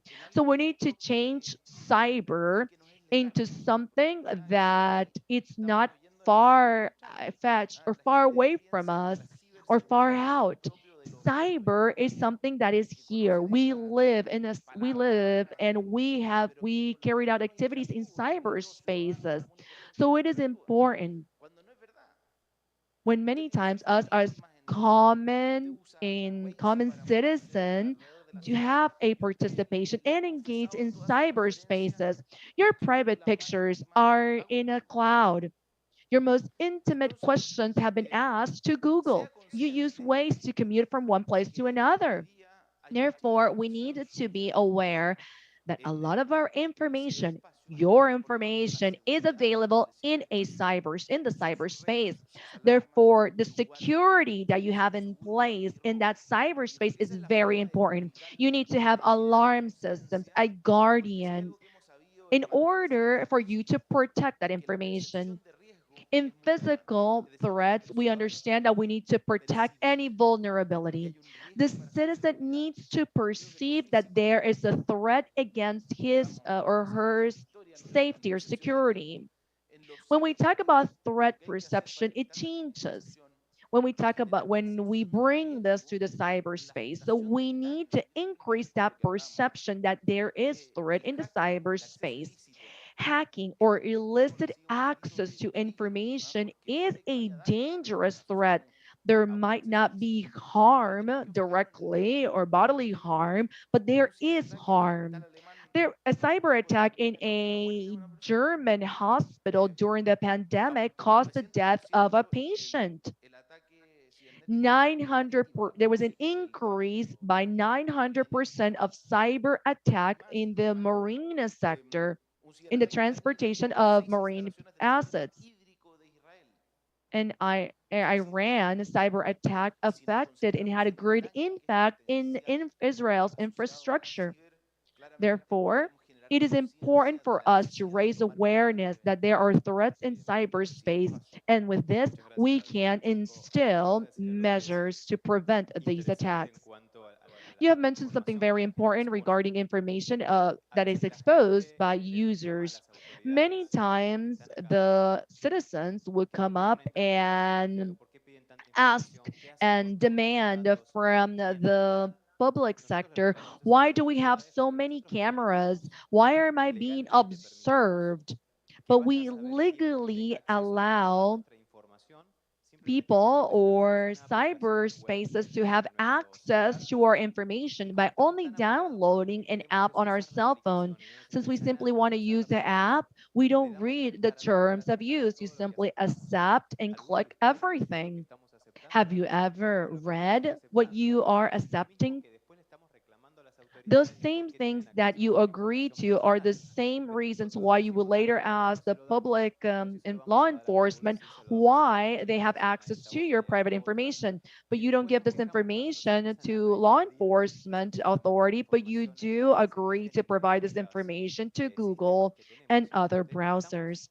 So they do have access to their information. You are agreeing for them to have access to your private information. And when you want to sue these companies, you have these very good lawyers from these companies to say, well, Mr. Ma'am, you agree to this. In other words, we open the window and then we ask ourselves, why did the burglar walk into our house? But you left the window open. So in this sense, we're talking about this from a country point of view, but this is a reality of our region. It's a reality for Latin America and the Caribbean. From the Office of Multidimensional Security, what is your standpoint? It's very interesting that the OAS currently has a secretariat for multidimensional security. Or, and it's very interesting to see this at the OAS. It's not an origin or an objective of how to tackle the problem. Cybersecurity, is a problem itself. But how do you see this at a regional level? I know there was a study carried out by the IDB. What has been the main findings or outcomes from the study? Thank you, Alejo. I would like to share my presentation. Could you please present my slides? Very well. Give me 10 minutes to explain what were the outcomes of this study. I I really like the action of the panel, the title of this panel, which was the action plans toward the problem. Here we see that it has challenge. We see challenges and opportunities when we talk about the exchange of information in terms of cybersecurity. But when we take this to the practice, it becomes more difficult. Today, what I would like to do is in the following 10 minutes, share with all of you what we see as challenges in the exchange of information. What are the threats that we see at a regional level that are mostly impacting Latin America and the Caribbean? And lastly, what are we doing from the OAS standpoint to promote the exchange of information from our task force team? So we have three important aspects that we need to review. One is inequality that exists in the level of maturity from task force and law enforcement. This is impacted by the turnover of our personnel. Chile mentioned it this morning. Today we have a network called CICID America. I will later share with you what it means. In this network, we say that on average in Latin America, a response team of national cybersecurity, that entity that will respond to incidents, have on average 5 members as part of the team. When we did the math about how many of those, how much is the turnover, is an average is 2. So from a team of 5, if there's a turnover of 2, then definitely that team is impacted. At an OAS level, we provide support to the countries, but many times when you provide services, it takes usually 5 to 7 months to train these task forces. However, many times because of the turnover, it takes up to 2 years. Taxonomy, we have challenges in regarding taxonomy. How do we talk about spam? What is the definition of cyber crime and cybersecurity? We needed to be able to have a common language, common tools. Task forces are more focused on recovering and mitigation. Task forces are more focused in identifying who committed the crime. So we have different challenges when we have to collect data. Response team usually have a lot of information to share, but they don't know who to share with. So it is important to focus on on different common tools. The challenges and regarding threats that we see in our region, we see the following. There it is. Three, and I put them in three simple categories. Ransomware, I think we all are familiar with ransomware. These are the most common attacks in the region. There are also email attacks. These are phishing attacks, business email compromised attacks. Those really are eye-grabbing. And also the attacks that we're seeing nowadays, which are third-party attacks, most complex attacks.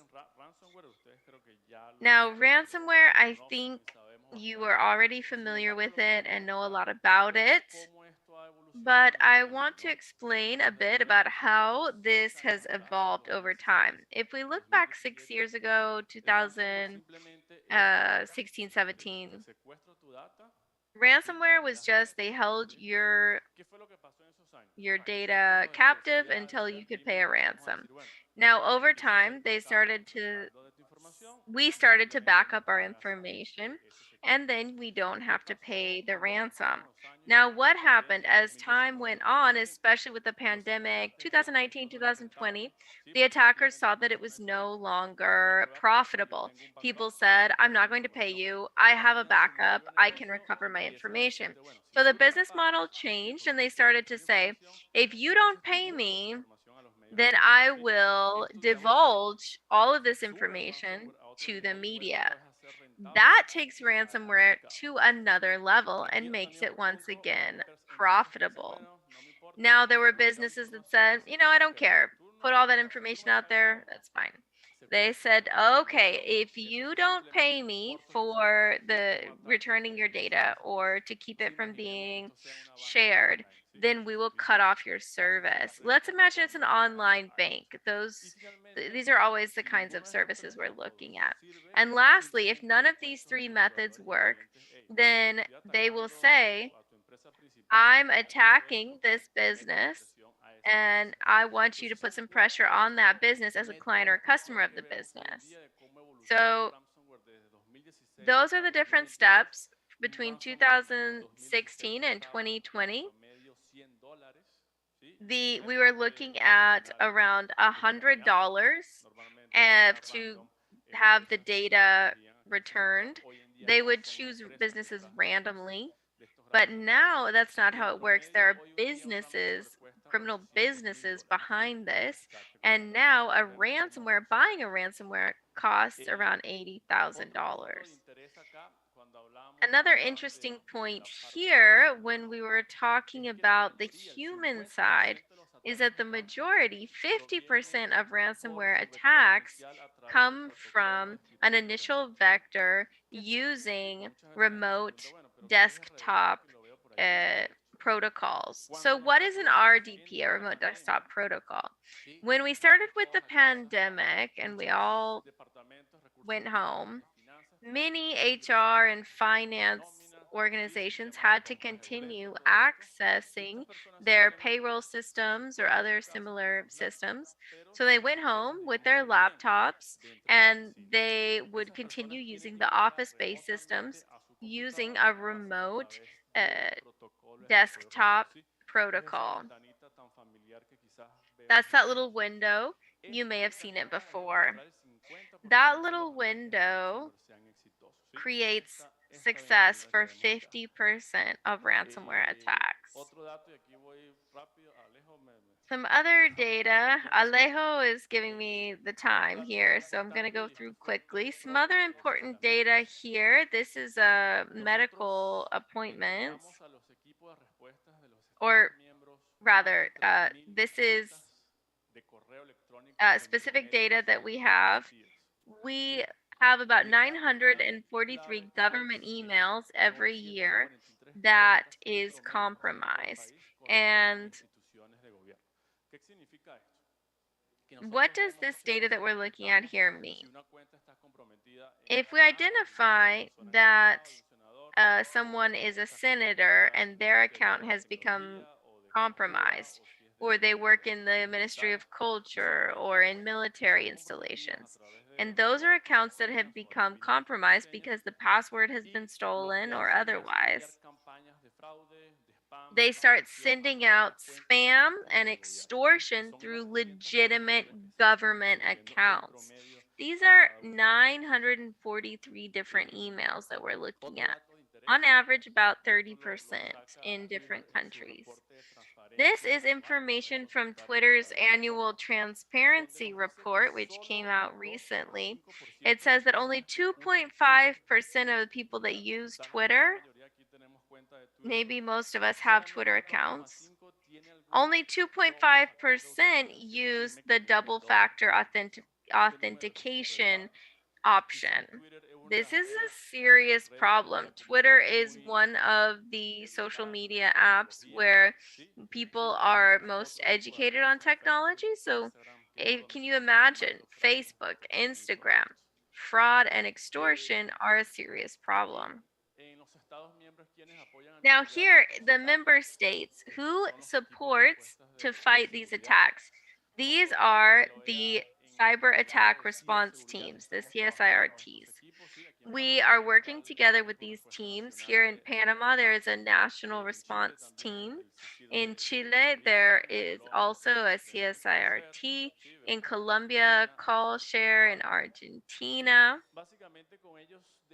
And basically, with them at the OAS, we are working with them to promote data exchange.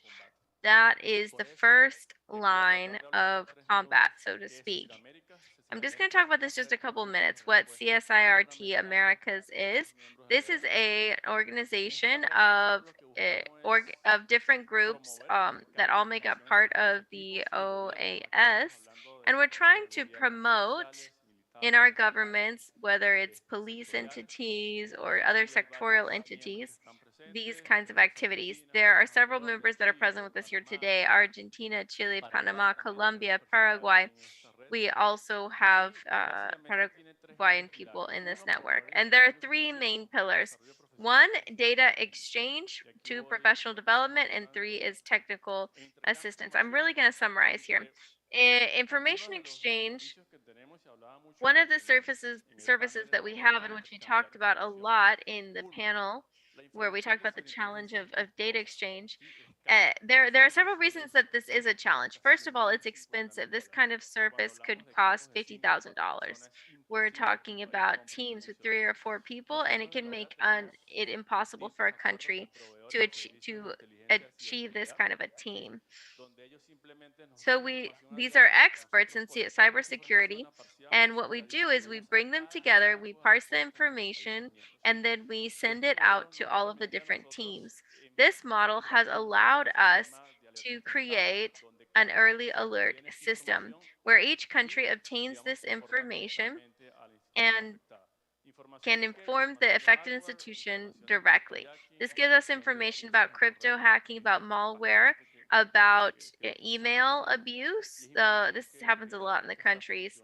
And this is information that is working well. Like we said, we also invite our police officers to participate in here.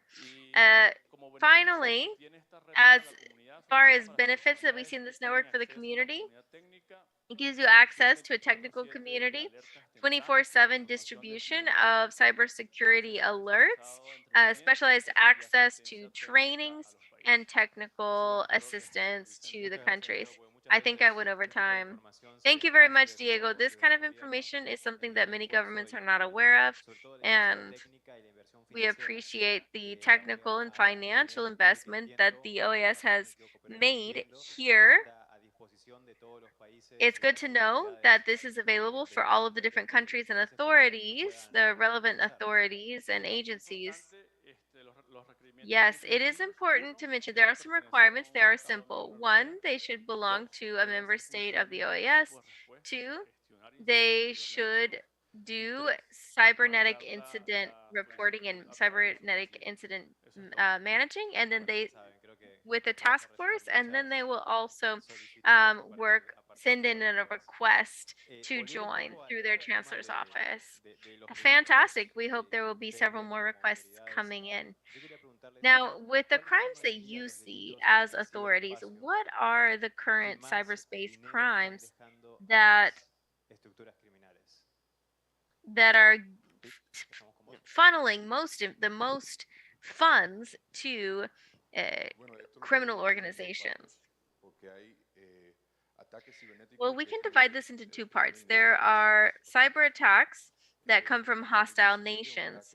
In 2016, there was an attack from Russia against the Ukraine, and the idea there was it seemed like ransomware, it looked like ransomware, like they were just robbing them, but in the end, it was clearly an attack to destabilize their systems. And it affected not just the Ukraine, but also the United States, Europe, and many other countries. And the cost of that attack was $10 billion. It was one of the most expensive attacks in history. And that's when we're talking about a hostile nation or a hostile state. But when we're talking about common criminals, so to speak, it continues to be ransomware, but ransomware directed at a private company. A company like Yahoo, they had an attack many years ago. That ransomware was in their system for years, for months rather, before they realized it. And so they don't know how much information they lost, how much was filtered. And the cost of that is not just monetary, it also had a very negative effect on their reputation. And when that came out, they knew that uh, that software was in their system for so long. Who wants to use Yahoo at that point? I moved from Yahoo to Gmail. It's very difficult to decide which one is most expensive. There are groups affected there are groups that can have more effects because they have the backing of a nation, the backing of a country, and those can certainly cause more problems. Mr. Prosecutor, what are the effects that we're seeing in Panama? I would say specifically that ransomware in Panama, maybe we're not seeing this kind of trust for people to feel comfortable reporting it. As we said before, it could have to do because of the feeling of vulnerability, how much this affects their entity in terms of their credibility. And so I think that there's a hidden number that is very significant, but we did have a public entity, as with the public social security offices, which had data that was captured, and this affected the delivery of those government financial supports that were being offered during that health crisis. We have also had companies that are food distributors, and this kind of really sticks out to you because as we're in the middle of this situation of problems, we have these attacks in the middle of a pandemic. We've done the investigation there. But what we've seen most in Panama is attacks on emails, like the famous Beck attacks, and then some cyber attacks through phishing. There is a very high level of incidence there that has encouraged us to establish these kinds of meetings with the private sector because it's something that's constantly growing. And that is why we have had to look at some statistics so that we can make some recommendations. These are recommendations that should be discussed in the National Assembly. I think that what we have here is a weakness. It's a weakness in that our regulations have not been updated. There are many crimes like grooming, cyberbullying, sexting that are not part of our criminal code, and that is important. That's something that I wanted to ask you too. So, in Chile, what do you think are the crimes that you see most often and are most expensive? I would distinguish this here because we started in our most recent cybersecurity survey, we started trying to find victims of crimes related to cybersecurity, like phishing or some kind of banking scams. And the numbers are still very low. I think that the problem is methodology. The first thing that I would say is that it's difficult to monetize the value of data, especially when we're talking about very intimate data. Data as an asset, it's difficult to really have a strong accounting process for that data, which is valuable. But I think that the methodology that was mentioned before was very valid, because how does the criminal monetize it? It's uh, through extortion. How much are you willing to pay if someone has a private picture of you? How much is a company willing to pay to keep their patients' health data secret?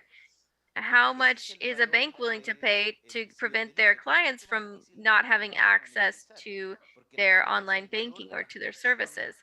That is the true value that we're looking at, the extortion that happens when someone captures that data. And I also think that there is a systemic risk here, which is a lack of trust in the IT system and computerization, and this can lead to a lack of banking, informality in our commerce systems.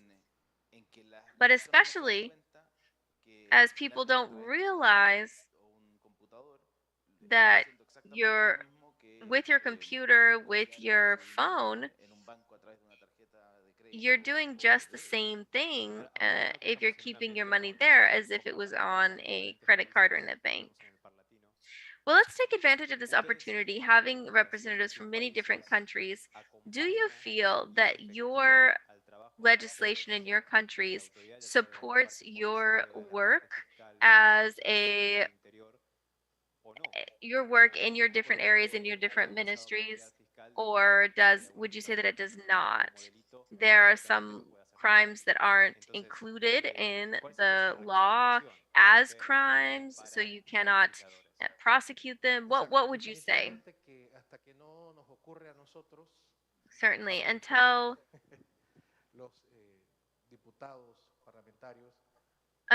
our parliament, it's possible that our parliamentarians don't think about these situations. We have brought in directors from autonomous organizations who are saying they're using my name, they're using my money, they're taking money from people using my name, and we say, well, I'm really sorry, but taking someone's identity in Panama is not actually a crime. If you take someone else's identity and you commit a crime, it's an aggravating factor. But we ask them to fill out some paperwork so that we have the statistics, and that's all we can do. That's all we can do for them. The other issue that we look at is, let's say we're talking about cyber attacks or cyber harassment. There was a party with some young people recently with a recording that's now in media, and there are minors having sex in a home, and that is going out into the media. And this is cyber harassment. We could look at it as child abuse or something like that, but then we're really mistreating the law in itself when we do that. So And I'm going to wrap up here to give an opportunity to everyone else to speak. I've had an opportunity to speak with many of you here, and it's been very valuable. But when you someone starts using your name, starts uh, starts taking somebody else's name, once we get close to that vote, you're going to see that. Once we start looking at fake news and they're using your name to make fake news, you're going to realize, oh, wow, we need to update this law.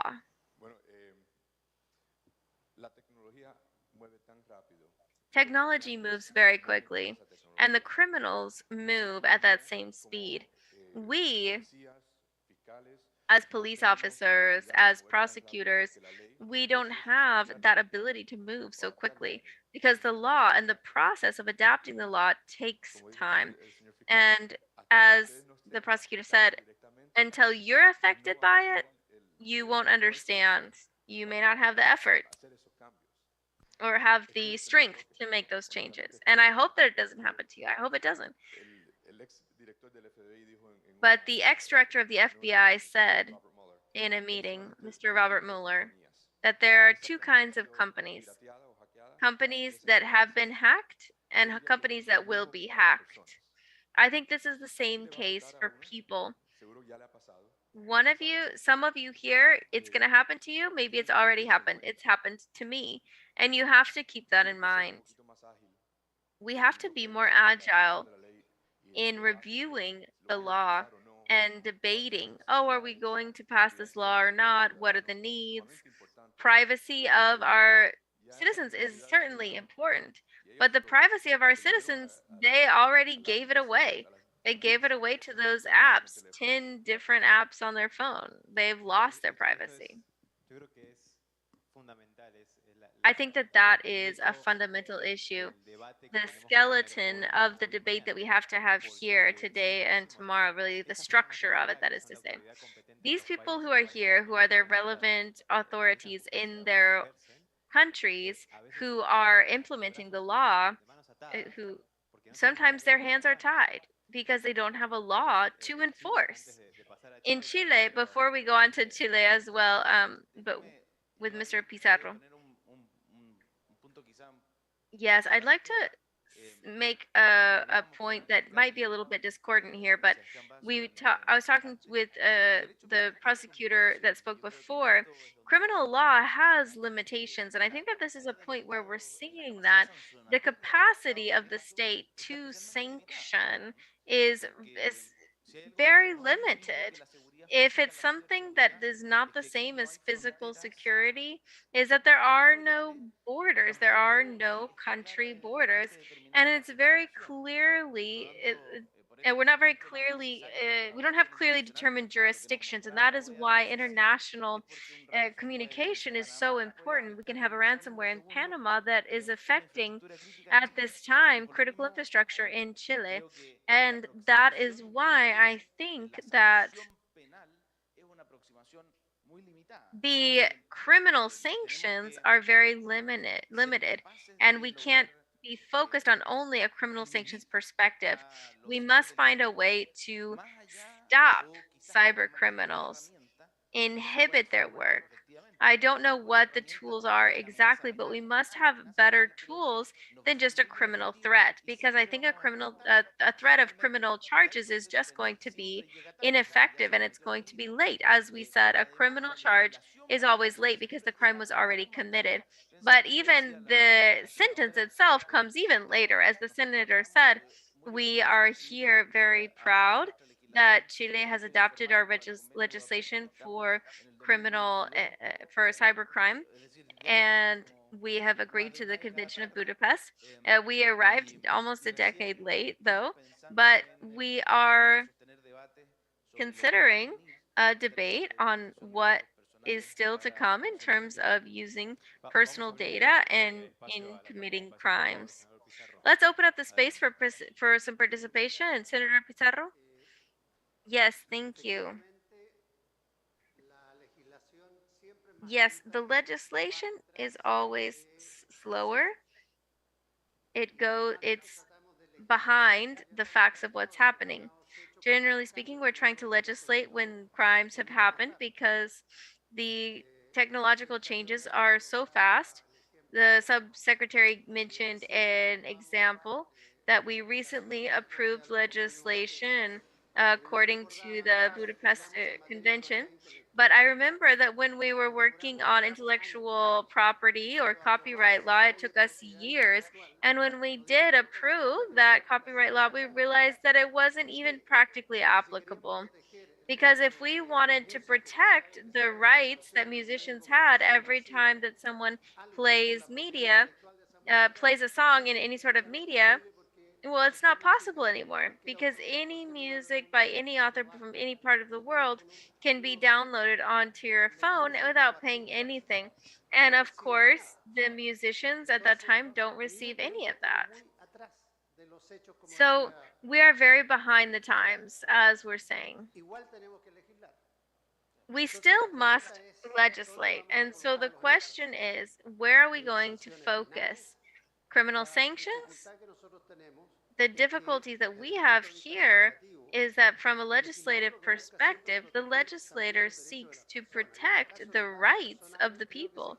And in the case of personal data, I think that it's very difficult to guarantee the protection and the proper use of those personal data so that people are not violated in terms of their rights.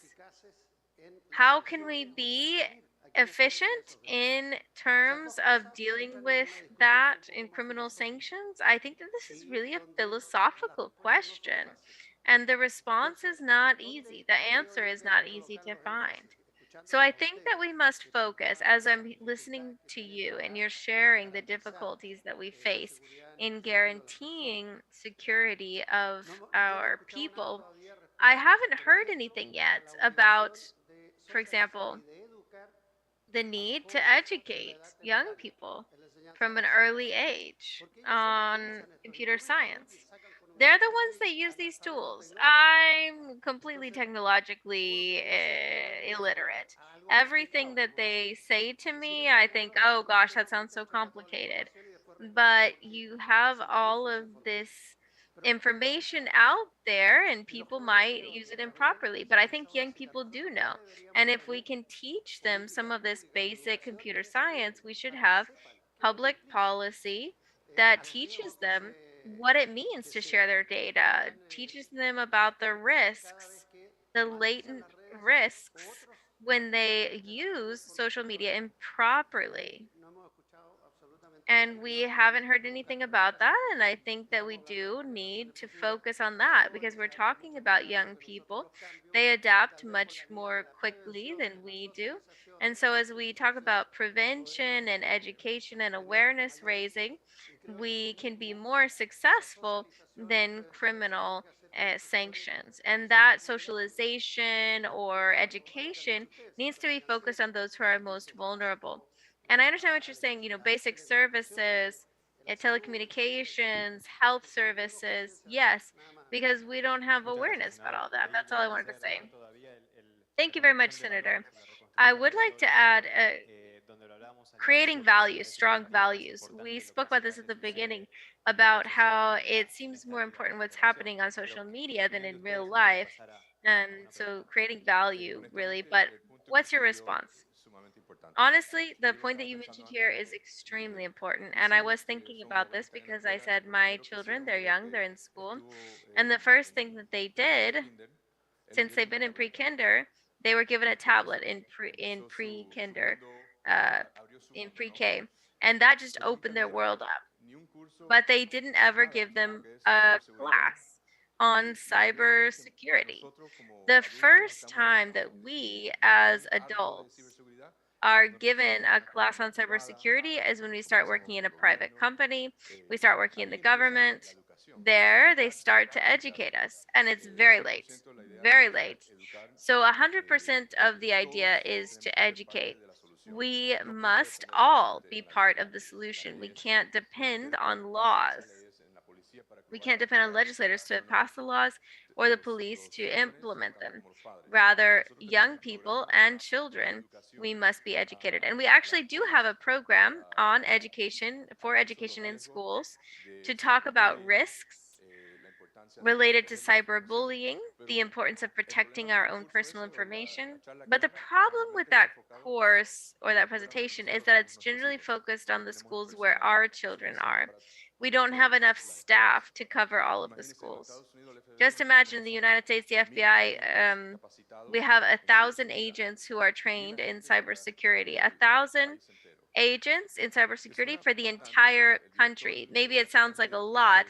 The assistant director of the cybersecurity team says if there's a cyber attack, the FBI can put one agent at the door of that attack in an hour. And that's fast, but it's not enough. As you said, education at all levels is the most important thing so that we as prosecutors, police officers, legislators can do our work properly. Did you want to add something?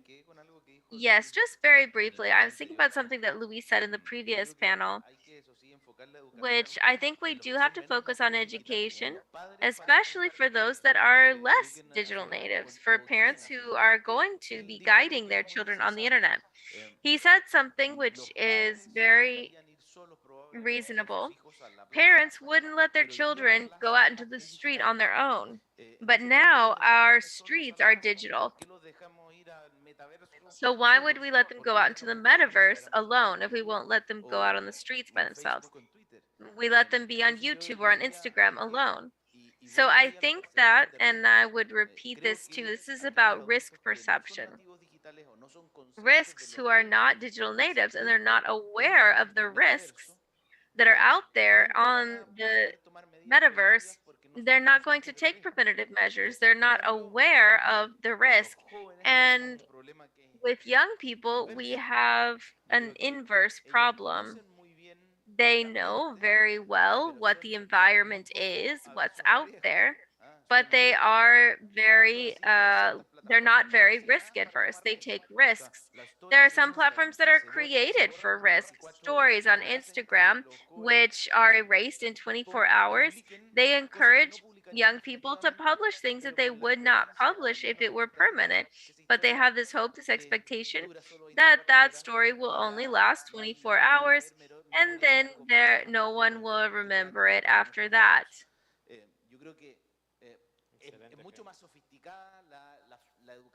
I think training should be more sophisticated based on this topic. There's a question from the audience. I think we're lacking in our region of the figure of a cyber diplomat, someone that knows the cyber term and the judicial term. This is something that we should teach at a university level. We currently have a program where we teach young adults for 3 months in topics related to cybersecurity. They're very good in programming, in Canva machine learning, in Python. However, we needed to also train them regarding policies. Reason we don't have an entity. It's very technical, the program that we have, but we don't talk about policing. So it is important at a university level to form and train that cyber diplomat. I really enjoy that term that you just mentioned, Congressman Garcia. I'm Carlos Sebastian, and he is Carlos Felipe. Is the other representative from Paraguay. I was identified with many things that were presented today. As a good politician, I'm going to put this burden on those who need to execute this. I am the chair of the Science and Technology Department, and I have been present in several projects. We had in Paraguay problems with personal data protection in comparison to the legislation in the rest of the region. So we've been working on a project in order to catch up. Politics is very reactive. We wait for something to happen in order for the politician to feel identified and then propose a bill. to tackle the situation. When if we go to Google, we Google corruption, that we know, and we see that a lot of information will come up, so we know that it is a problem. Like I said, we're very reactive, and that becomes a challenge. Even in basic conversations, for example, using conditions of use, privacy policies, all of these things are very relevant. We had an application in which you would upload a picture and then you would download your picture as an elder. If we consider privacy data, this is information that's been provided to the agency or to the application, and this is information that's sent to come to countries where the rule of law is not fully developed. Reason why then you receive messages with phishing information from different countries where you are already authorized them to have access to some of your data through the application that seem just merely a toy to play with how you will look in the future. Reason why it is important for us to protect our information. These things seem that do not arrive or come to the political table in order to hold these conversations. I had to address one of the OAS representative, and I asked them, you need to speak to congressmen and congresswomen. We need to hold those conversations with lawmakers because we are the ones who have to understand in order to pass bills that will better us help us and provide support and better understand what is happening. Reason why I want to open the floor to invite and welcome other representatives to have this conversation. This is a fertile environment. It requires a lot of training, but it brings a lot of investment. It opens opportunities to interact and to share information with other colleagues around the world.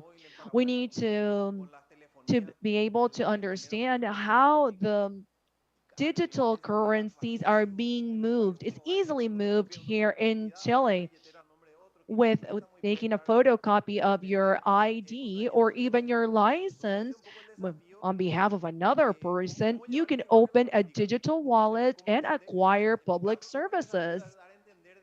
So this is a challenge. I think that a bill of protection of personal data is very immense. It's very large. It covers many aspects. Thank you very much, Representative. I think I stay with the phrase that you said when you said, let's open the conversation to congressmen and congresswomen.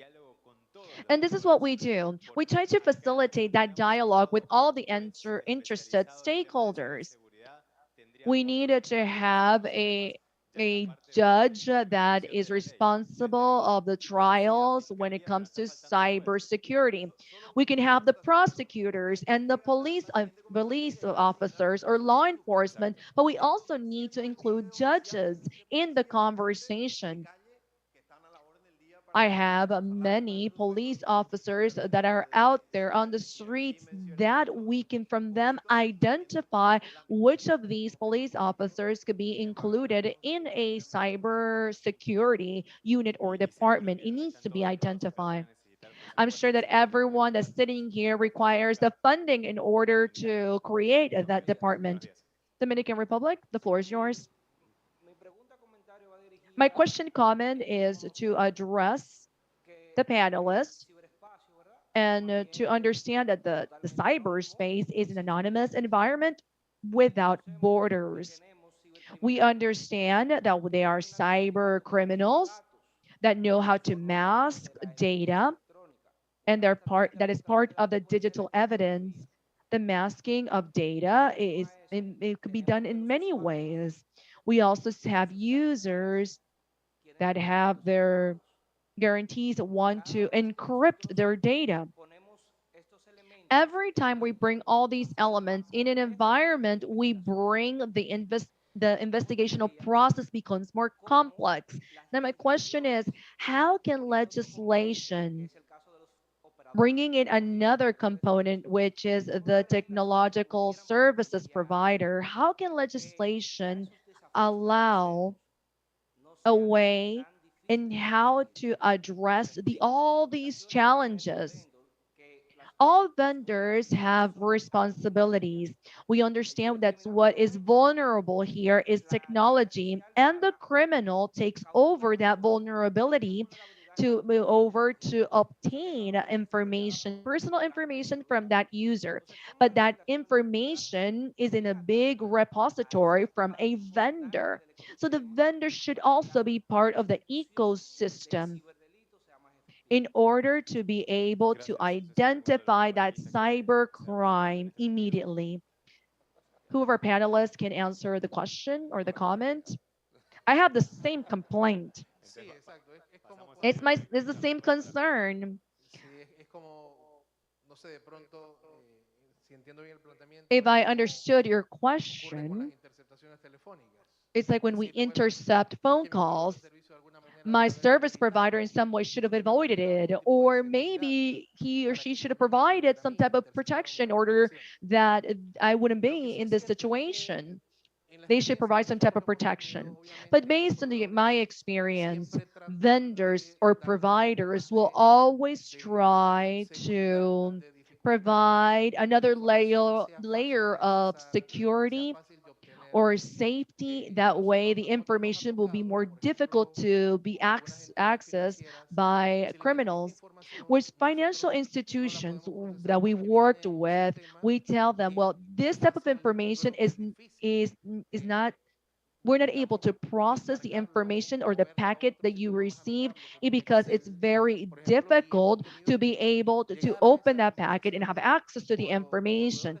This will help you in your system in order to mitigate any risk rather than using a Excel or spreadsheet.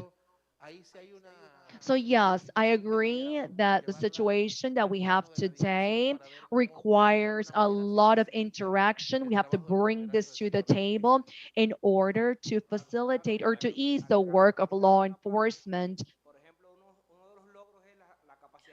One of our achievements have been the retention period. We have a regulatory framework in certain countries of 90-day retention of evidence. And it's even if we didn't have this, it'll be harder to identify the crime. I think we have a larger problem at hand, which is related to sovereignty and democracy. We talk about sovereignty of cyberspace, but part of the problem is the lack of power from the state. Pete mentioned we need a victim and we need a guardian that is not able to protect. What we have seen in an accelerated way is the loss of power of the state to protect its citizens. And the origin of this is two things. One is the lack of trust of citizens on the state. And these platforms, if we call it a digital platform, what it promotes is for the state not to intervene, not for criminals to not to intervene, for to have zero intervention from the state. And with, since we have a lack of sovereignty on these platforms develop self-protection mechanisms. For example, if it's fake news or bullying, Twitter would say, I have a system of auto protection where you can file a complaint to, and you can tell Twitter, well, this is unfaithful information that has been tweeted, but that takes you out of international laws. And it is the company that provides that technological platform, the one that's responsible to protect the information, to receive the claims, or and to execute sanctions.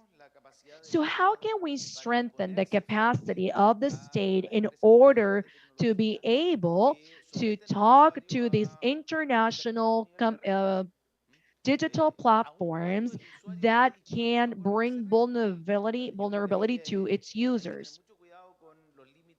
We need to be careful with the limits of the freedom and the liberties of our citizens. This is a discourse, and it's a very absurd discourse from the digital citizens. And what's absurd about this is that people don't trust the state. What is the state going to do with your data? And we have seen how many countries are changing their ID system and they're moving into a chip and biometric type of identification. And people say, no, I don't want this new type of IDs because I'm not going to provide my data to the government. Not even the state, is the government that is current working. But we accept to provide this information to Google. How many of you open your phone or enable your phone using your fingerprint or your facial recognition? All of us. What are you doing is providing biometric data, your biometric data, and you're providing this to another state that is going to later sell your information because that's what they live upon. So it's a double discourse. And this can only be addressed if we teach and we educate at an early age. Felix, the floor is yours. Good morning, Felix Chan, Vice President from the Cybersecurity from Ecuador. As Alejo mentioned, those who are here are all those who need to be involved. I represent the technical aspect. We talked about the digital gap or the gap of professionals that understand cybersecurity.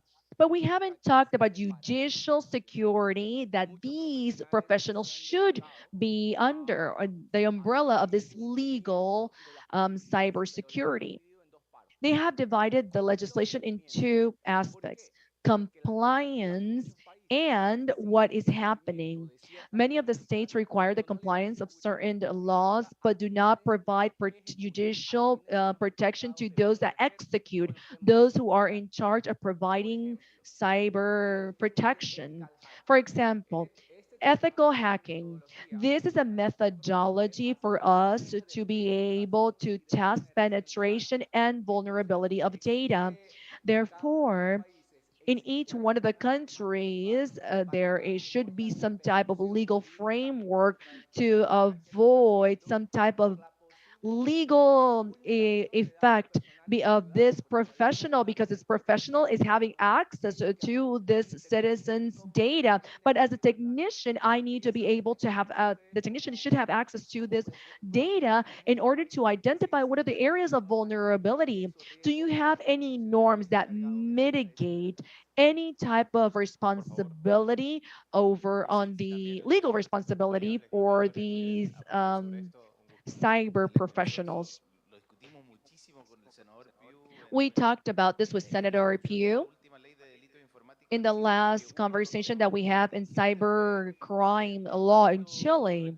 One of the questions that we talked about is, when do we regulate ethic hacking?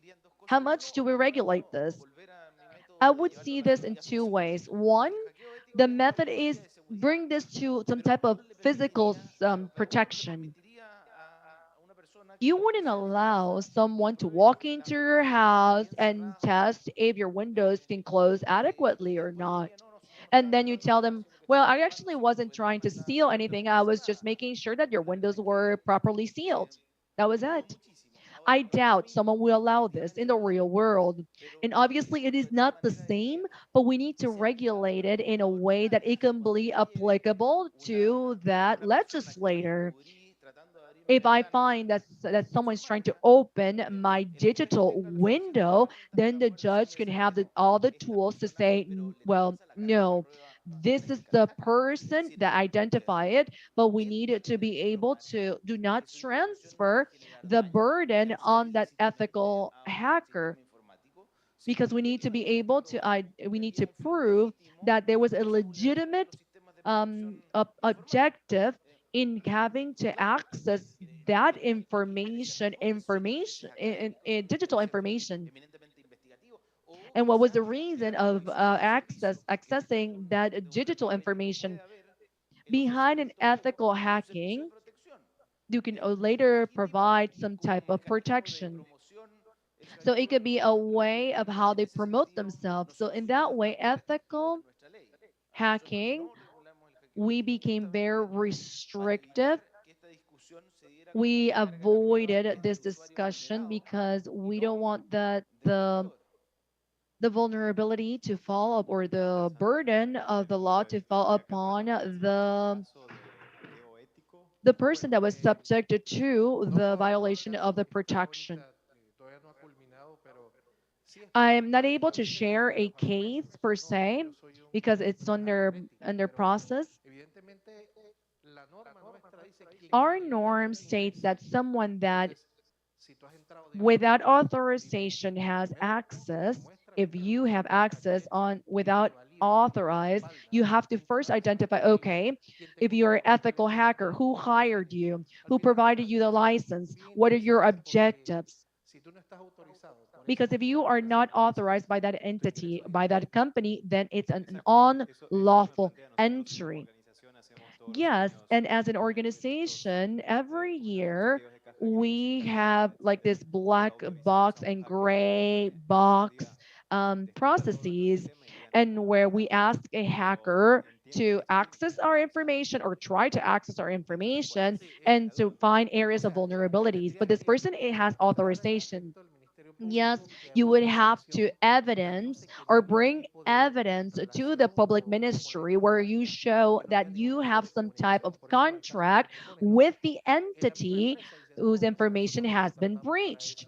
But if the company is able to say this is an ethical hacking and this is not an unlawful entry because there has been a contract and we have hired this person to do so, then this person is not processed legally. What happened back in Chile is that we have a lot of academic institution and digital experts that pretend that if I have access without authorization, without prior contract, but with the sole idea to show you that you're vulnerable and to present protection measurements that I can sell to you, it is not a crime. We had very important academic institutions back in Chile that sat down in a workforce and were protecting this definition. But that is the same thing that you said. It's like you are allowing the person to walk into your house, to break your camera and break the windows, and then tell you, you know what, yours do not work, mine's are better. So what did Chile do about it? Did you legislate? It didn't happen, but it was a very complex conversation. Cybersecurity and cybercrime is completely different to physical safe security. And it is. It's less evident. We're not able to physically see if our protections are working or not. Many of us are not expert regarding the protection of cyber information, but usually we have an advisor. But we trust a pseudo cyber expert than the state that tells you don't let anyone walk in. We should have at least a list of these ethical hackers that have been endorsed by the state. Yes, this was just a loop. We tried to have a list of that ethical hackers. That ethical hacker needs to be registered, so the due diligence of the ethical hacker. And yes, exactly. And that ethical hacker, once it has been registered, he says, I am not a thief. I am just an ethical hacker that's trying to identify your vulnerabilities. Senators?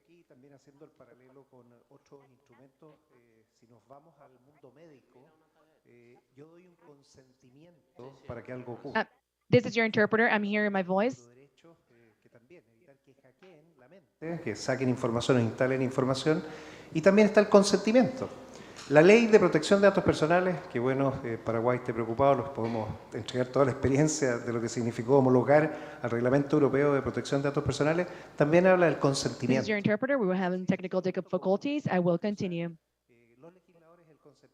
Ese consentimiento entre las partes es el que permite regular el proceso, porque nadie se puede arrogar, no, yo sí sé, yo soy la persona, yo soy el salvador. Ahí entra un tema que en la parte ética uno podría poner en duda. Bueno, ¿por qué él y no otro? En ética, una persona There's hace lo que something corresponde. here about ethics. In ethics, someone who has special abilities is a hacker. That is someone who needs to be able to moderate that drive into something ethical. And that is the person that we need to cooperate. And that's how we measure if it's proper or improper access. Also, people who scale their privilege. It's not just people coming from outside, it's also people who might say, you know, I know more than the people in my organization. I'm going to get in there and I'm going to fix it. This is an ego that we have to control. And the only way to do that is to have active consentment. Consent, rather. Alejo, I'd like to add to what the representative said. I think that we need to bring this to situations that are very similar, that are related to cybercrime and cybersecurity. There is an expert. If I invite an ethical hacker in and I want to propose to him that his equipment is not sufficiently safe, and there are some volunteers that come in and they get data out of their device, there is clear consent. The senator isn't going to say, oh, I'm going to file against you for having done this. No, there was clear consent to show that there was insufficient security. And we see this a lot in academic events when we're talking about cybersecurity. One more question over here. This will be very short. I was very excited to hear about personal data and these issues, which are important. All of these providers, we are users, for example, and we have all of the information that we need here. And very soon, we're sure that this is going to be something that really marks our lives. And not us, because we're not generators here, but we're at a key time. We're not the drivers here. We're at a key time where everything is coming together. And we're all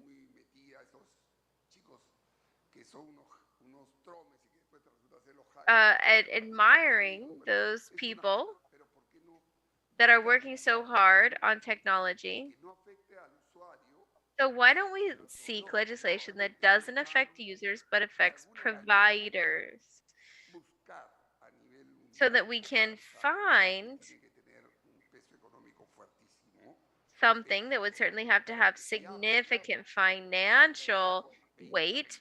But so if Apple comes out with a 20, an iPhone 20, they need to have in their algorithm something that helps me or helps you or helps the law to be able to, using this hidden thing, just like they say, you have to say, I don't want anything on the cloud, but either way, it still goes to the cloud. Even if you say you don't want it in the cloud, it goes to the cloud. Like they said, they ask you, you say, I don't want it, but it still goes to the cloud. And then they're telling you, hey, your cloud is full, so they want you to buy something. But it's always going into the cloud. So why don't we do a campaign to force these businesses, these entities? We take them to court because they have all that money. We take them to court and take them out there. You know, they're creating these situations so that we have an algorithm that allows you, as the justice, when there's a cyber attack, you can go straight to that person through some sort of convention and you can figure out who did it. And you don't have to spend all this time and all this work trying to work through it. But they make these algorithms. They can make an algorithm, a system internally. It'll be expensive, but they can do it. And we have to link them together. Otherwise, I don't think we're ever going to get out of this, personally. Interesante punto. Interesting point. I think that there is a key word here, which is final. We talk about the end beneficiary, the end user. Now we're talking about data and the end owner of this data. Who is it? And so that's certainly important. Let's look at one more question and then we'll go on to lunch. Go right ahead.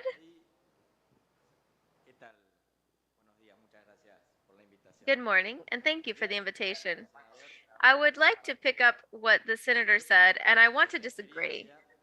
From my experience in the environment of criminal law, I'm sorry, could you bring the microphone a little closer? Yes, you said you disagree, so this is going to be interesting. Yes, we are used to a state where we impose our right over fear.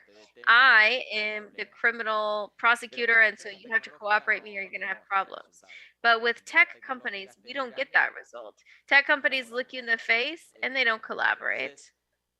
So I think that this policy of trying to impose ourselves through fear of punishment, as Hobbes said, I don't know if it's a method that's really working for us. It seems to me that if legislation is following that path, that the state is over the tech companies and controls and imposes itself against the tech companies, I think in that case we're not going to get very far. That's my feeling. I'm not a specialist. I think that perhaps legislation needs to be collaborative with these companies and trying to understand how they work and how they think. From my experience, they do collaborate if they have a benefit. If they don't receive a benefit, they don't collaborate.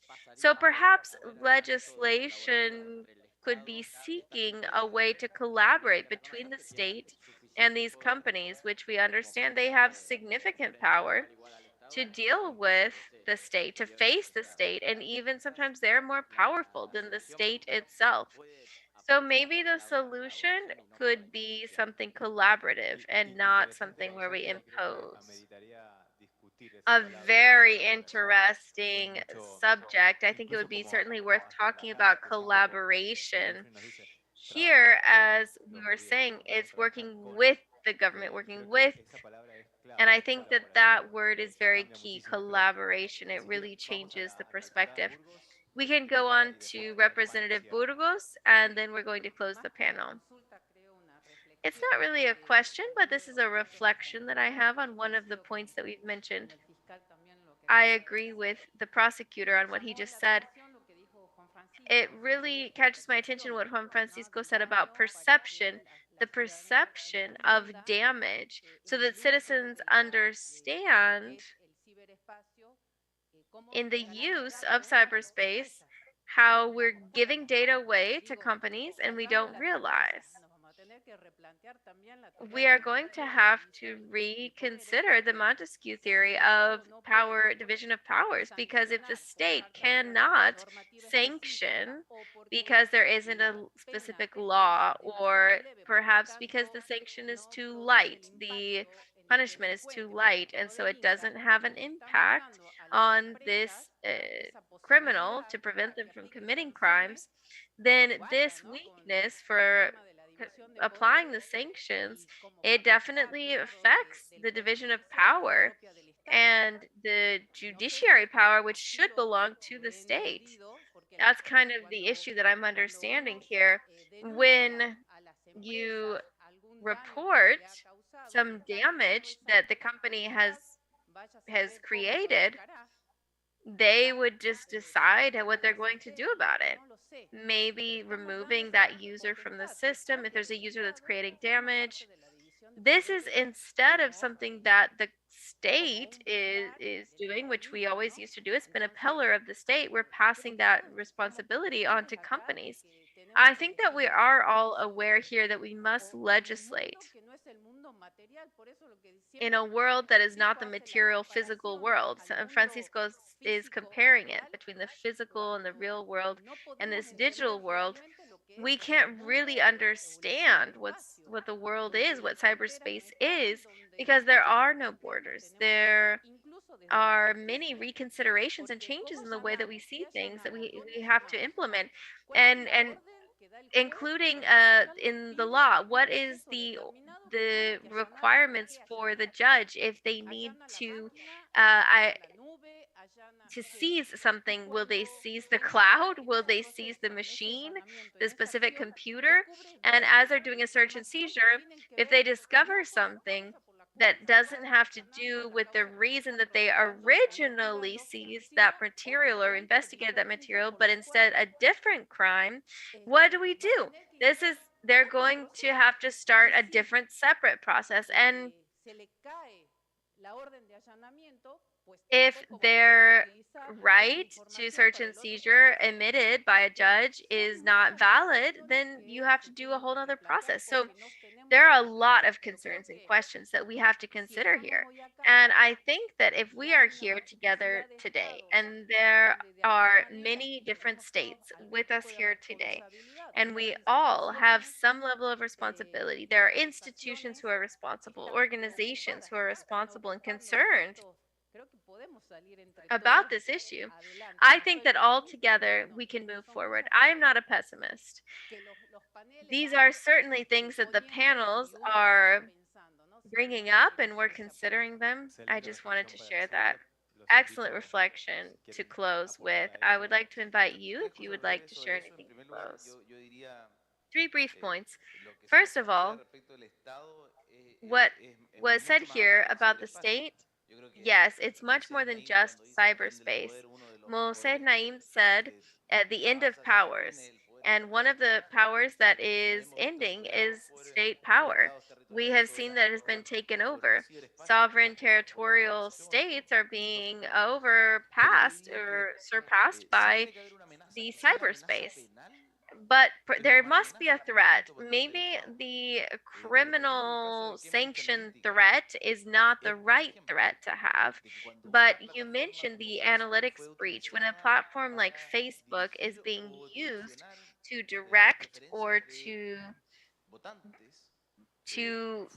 create preferences in voters, maybe there's a social condemnation there, there's political scandal that then led to a correction on the part of Facebook in terms of their policies and their algorithm, in order to make corrections in the spaces that were really leading to improper events. Imagine if this were the American state working with a non-American company. These are issues that we're facing that are much bigger for our states, as we're users of the service, and we're not necessarily with the provider of the service. And so how can we provide a powerful enough threat to have these companies that manage significant amounts of data of our client, of our citizens? How are we going to be able to do that? I think we have to have something that goes beyond just the state, beyond just the prosecutor. We need something that is capable of creating this reputational damage for that entity. For the companies that handle and manage our data, we want them to react. We want to force them to collaborate, so to speak. And it's a good example here from Gabriela, because search and seizure, IT, cybernetic search and seizure, this requires the participation of the owner. You cannot do a forced search and seizure. Someone has to give us that key, whether it's under threat or in some way, they have to give us that key. We can't seize at force if we have, these information in a cloud somewhere. I want to close this panel with a final reflection, which is we've realized that we have not yet completed our understanding of cyberspace. As the representative said, there's still much to do. And now, considering the issue of the metaverse, there is even more to understand. And what the subsecretary mentioned is that it is a virtual space, but with an enormous virtual realism that creates a physical space where apparently I will be living as if it was us here and experiencing it as if it was us here in person. And we haven't even started the conversation on the metaverse. We're going to certainly go late when we start talking about the metaverse. So, a round of applause to our panelists. Thank you very much to our panelists. This has been a great conversation. And now we're going to go to lunch, I believe, and then we'll be back here.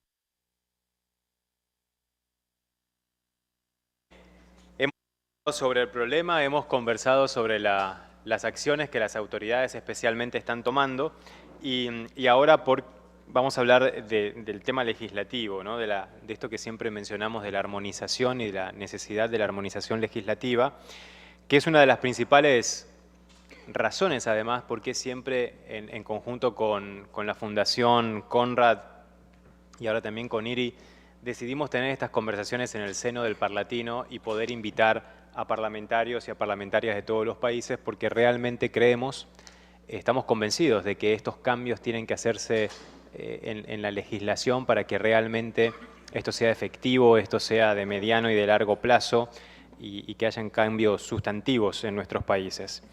Entonces, ya que conocemos el problema, ya que conocimos un poco sobre las acciones y ya tuvimos un avance en esta discusión que se empezó a plantear de qué necesitaba la Fiscalía, qué necesitaba la policía o las autoridades policiales como brazo auxiliar de las fiscalías, qué necesitaban en materia legislativa como para poder hacer su trabajo y nos dimos cuenta que en algunos países evidentemente hay digamos, estas tipologías que no están en la legislación, ¿no? De eso queremos conversar un poco ahora. Esto es en realidad no es un panel, es como abrir el debate a todos ustedes como parlamentarios. Vamos a comenzar con el diputado al Parlamento Europeo, Javier Zarzalejos. ¿No está? ¿No está? Ok. Vale. Entonces vamos a dar la palabra a la senadora Paola Holguín. Senadora Holguín, un poco es escuchar cuáles son las experiencias de Colombia, pero ¿cómo cree, y esta es la pregunta general un poco para todos, cómo se cree que realmente podemos tener una legislación que sea armonizada, respetando también los marcos normativos de cada uno de los países, con base a lo que hemos escuchado y al problema que plantea la delincuencia cibernética? Y abrimos el espacio para todos. Muy buenas tardes a todos. Mi nombre es Paola Holguín. Yo soy senadora de la República de Colombia, recién reelecta para mi tercer periodo, presidente de la Comisión de Seguridad y Defensa del Congreso. Varias cosas. Yo creo que, como ha sucedido históricamente en los temas de ciberseguridad, los procesos de legislación y de intentos de modernización nacen después de un ciberataque. En el caso de Colombia, eso fue lo que sucedió y por eso se vienen desarrollando una serie de COMPES y de reformas al Código Penal y al Código de Procedimiento Penal para tratar de dar respuesta a este reto, que es un reto nuevo y donde nos falta información. Y de pronto, haciendo una reflexión sobre lo que se decía ahora, créanme que no es por falta de haber padecido ataques personales que no hemos legislado. Yo creo que es más por ignorancia en un tema que es tan técnico y tan complejo. Entonces, varias cosas. Nosotros, a partir de 2011, cuando se dio un ataque a la Presidencia de la República y a otras instituciones, desarrollamos para Colombia el COMPES 3701, que es un COMPES que buscó establecer en ese momento la política para prevenir los ataques informáticos en contra básicamente de las instituciones estatales y desarrollar ciberseguridad activa. En ese COMPES nosotros conformamos un comité intersectorial donde está el Grupo de Respuesta a Emergencias Cibernéticas, que depende del Ministerio de Defensa, está el Comando Conjunto Cibernético de las Fuerzas Militares y está el Centro Cibernético Policial. Nosotros, para el caso de delitos informáticos en la policía, contamos con un CAI cibernético.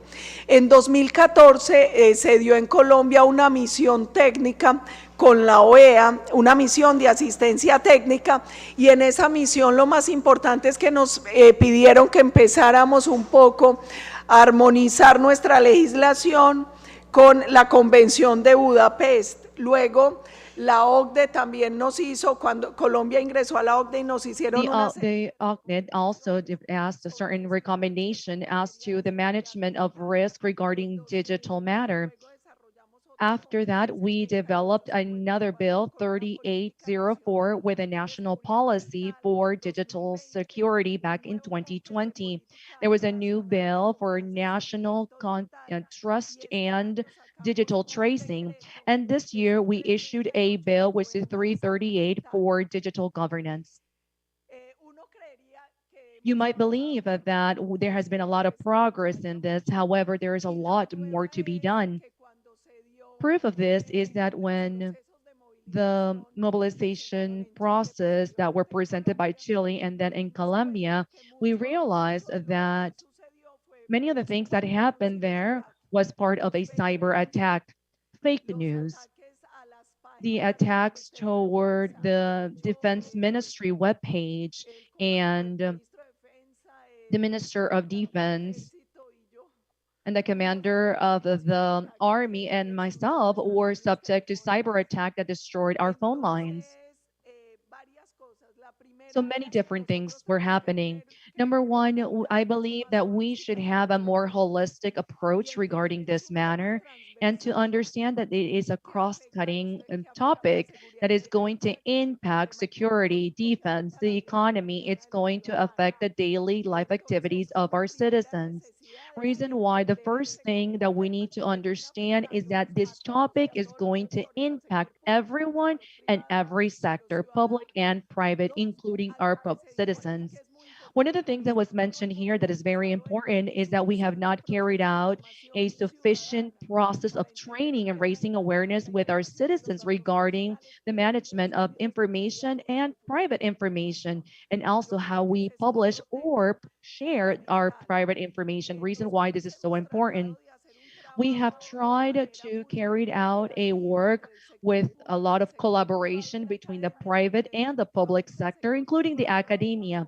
We believe that the private sector it has had more progress regarding cybersecurity, especially the banks and other private entities who have played a very important role to support the public sector in all these policies and the drafting of these policies and the development of different systems for Colombia and for the rest of the countries of the region. The COVID topic created an increment in cybercrime, obviously because all of the information was provided through the networks, and we did not have the system in order to protect the information present in the cyberspace. Therefore, there was an exponential increase of crime and cyber attack during the pandemic.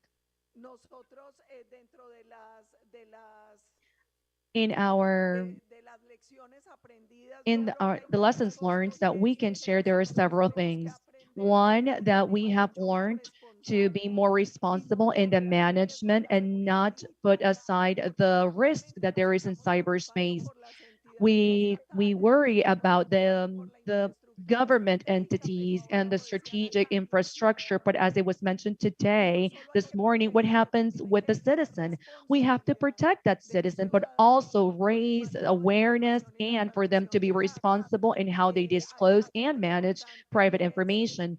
Another important topic is what happens with the sources. And let me give you an example.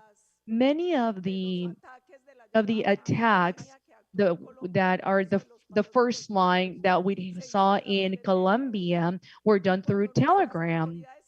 When our authority tried to bring down these groups through Telegram that coordinated criminal activity, the answer that we received from the private group is that if this is not declared that Primera Línea, first line, is not a criminal organization, then we cannot bring down their groups on Telegram.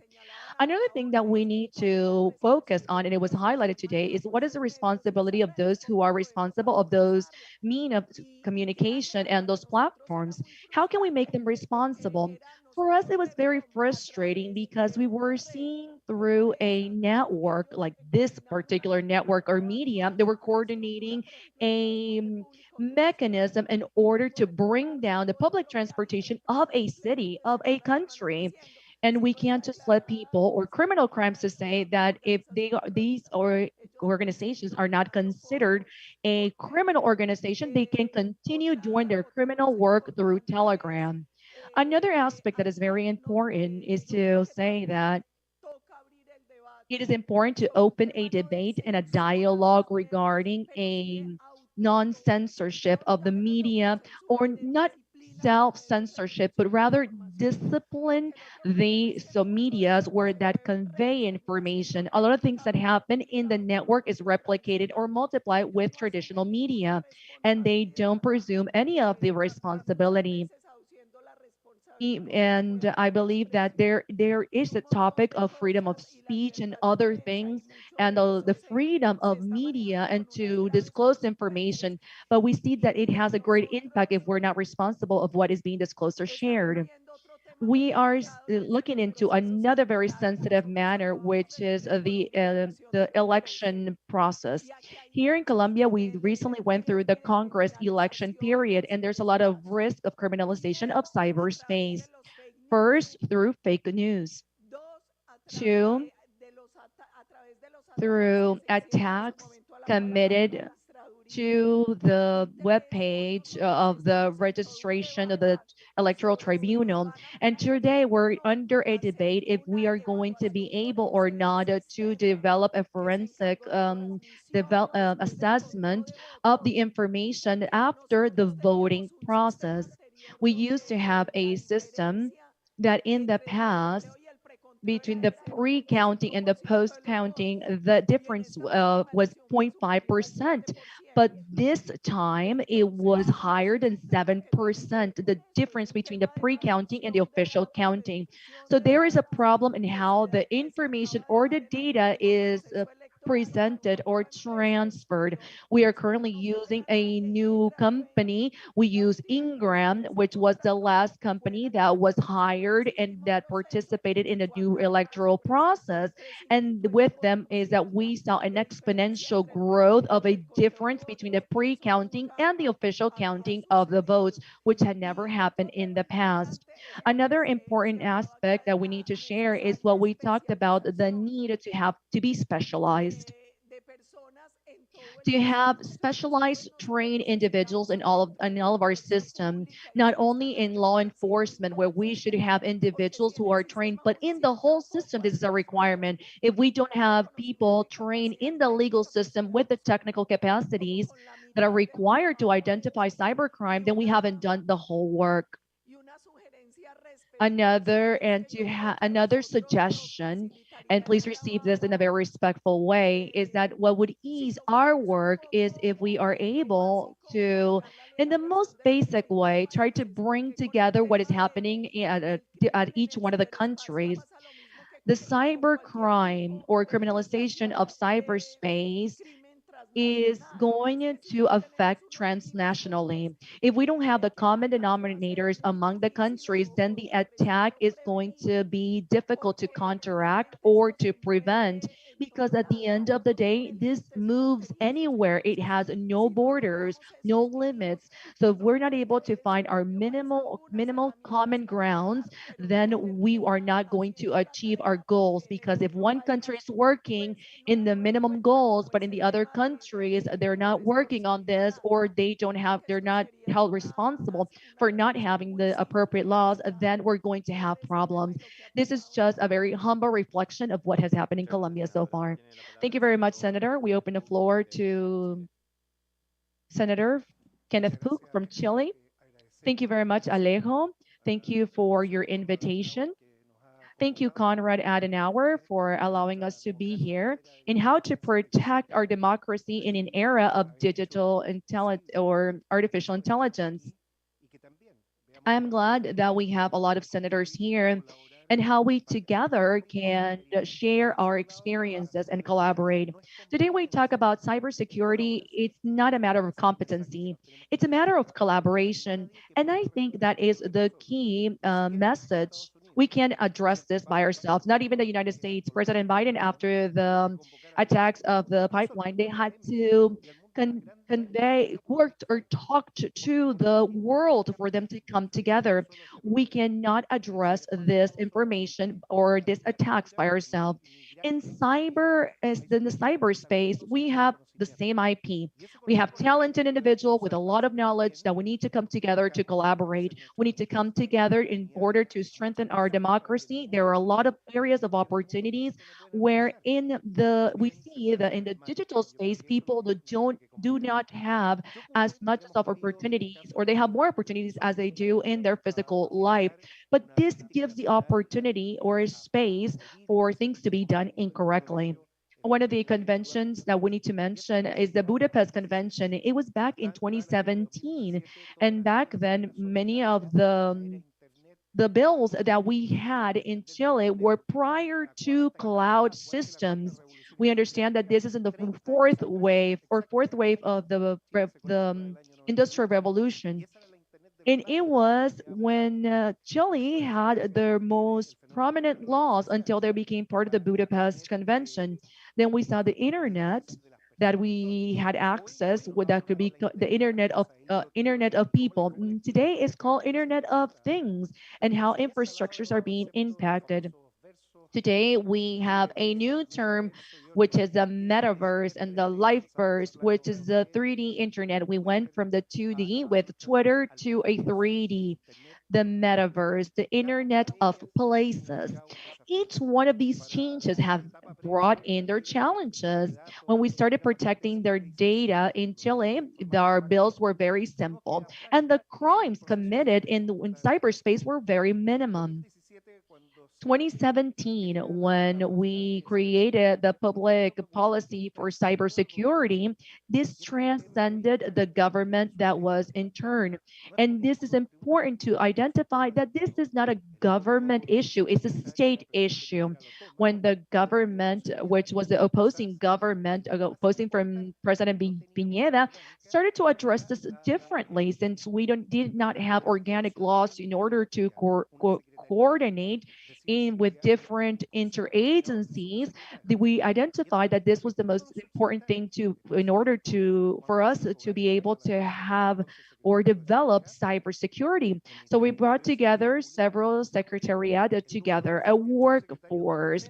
We had the Secretariat of Defense, we had the internal or domestic defense, because we don't have any borders. There are no frontiers.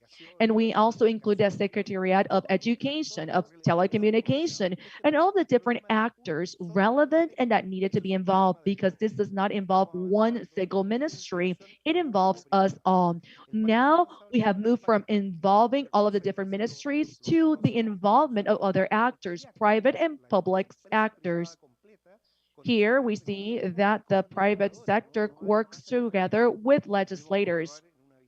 We were able to prove this with a visit 3 years ago with the Motherboard Congress in Barcelona, and then we had other meetings in Madrid. What is Chile doing right now? We are putting in practice cybersecurity principles that have been instilled in Chile for more than 5 years.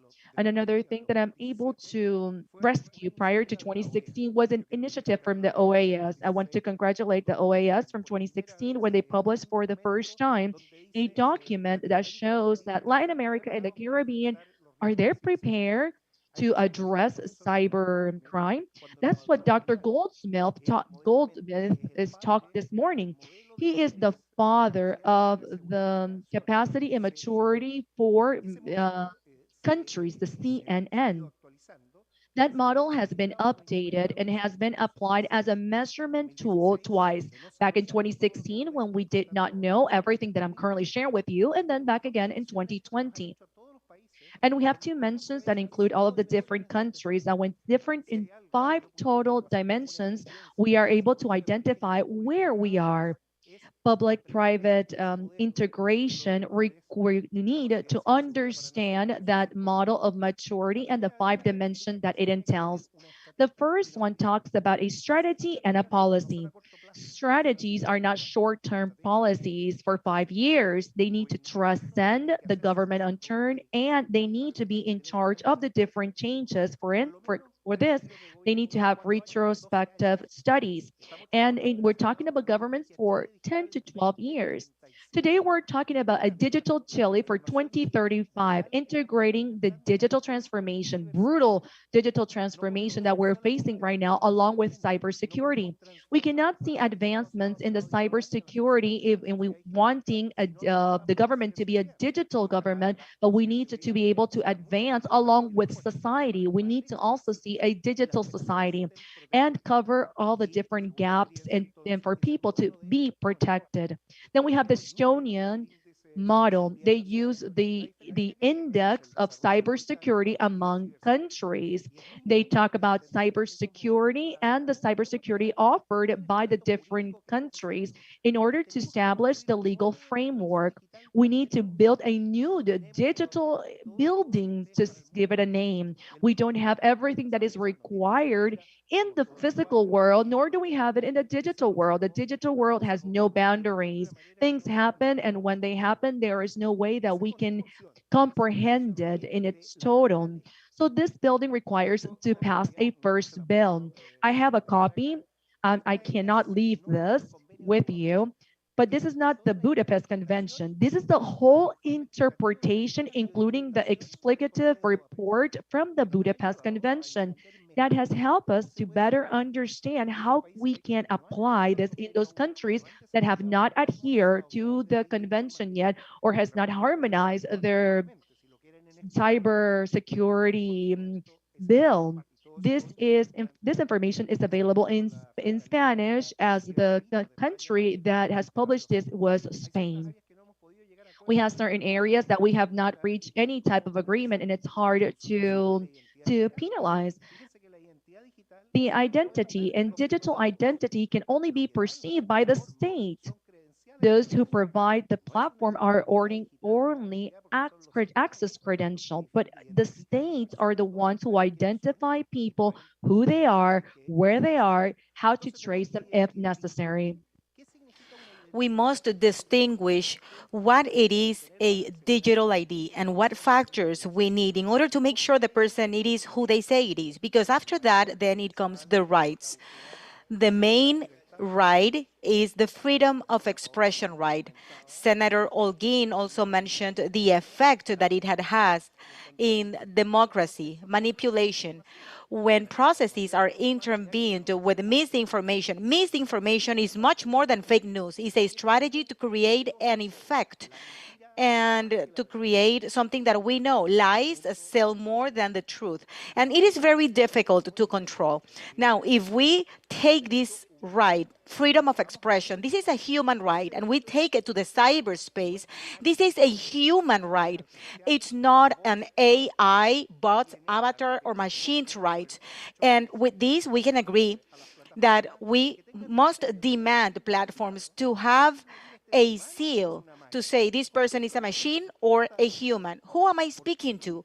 Who is behind that screen? Because AI nowadays is trained and is disconnected after its creator, so it can pursue the person that designed and programmed, because IA learns by itself. One of the characteristics, it is the difference from blockchain. Blockchain does not forget. Neuronal networks can forget, having the security associated. Technology moves very fast. Maybe it overpasses all the algorithms that we have. So how can we protect ourselves if cyber criminals already have the resources and the knowledge? Senator, can you please wrap up? Can you please wrap up? Thank you. Yes, 3 more things. Just a moment. Okay, so if we use the cyber capacity model, the recommendations are to use in order to be transformed into a public policy, not only into a measurement element. The first thing we did was to work on the first dimension. Number 2, the dimension on culture and society. We created legislation 21113 in order to update our knowledge and raise awareness, understanding that every year the threats change. And this is something that is perpetual. And we also added cybersecurity national exercises just to make sure that there is talented people that can tackle all these. Just like the US, we propose to name November the Critical Infrastructure Security Month. The third aspect, knowledge and capabilities. Countries must have advanced investigation or research on cybersecurity. The academia and universities must be included. My fourth point, the legal and regulatory framework. We believe that cybersecurity starts from the protection of data, personal data, requiring a personal protection data legislation, all the way to the protection of the critical infrastructure of information, providing all the necessary elements, the protection of data, of people, and also the protection of the infrastructure. Because what happens after an attack is harm, physical harm, like what happened with the German hospital, harm to the reputation, financial harm, political and cultural harm. Elections can be destroyed, democracy can be destroyed. And finally, standards that will allow us to understand how to bring this forward. So this is not a technical matter. This is a multidisciplinary aspect that calls for many actors. And it is great that we have parliament members, prosecutors officers, lawyers, the civil society represented by all the organizations, because again, the council is to use all the capabilities that we have in our hands. Chile was able to create cybercrime legislation, and we believe that we can contribute to the rest of the group to advancing this process. But we must understand that each country must solve their own problems internally. And the biggest problem is the creation of talent. We must begin with cyber hygiene. Just like boys and girls are taught how to wash their hands and their teeth, they must be trained on using devices connected to internet. They must be supervised by adults. They are not digital natives. They are digital orphans because they don't have a mother or a digital father. So that is the accompaniment that we need. A person of age is 14, and the personal data legislation in Europe allows the publication of their names. And there is a hacker academia. But as of 14 years of age, we come to digital maturity. And this is something that we must understand. I would like to thank you for the opportunity, the invitation, and our contact information is going to be shared. Thank you. Thank you, Senator. Now I would like to give the floor to Javier Zarzalejo, online deputy in the European Parliament.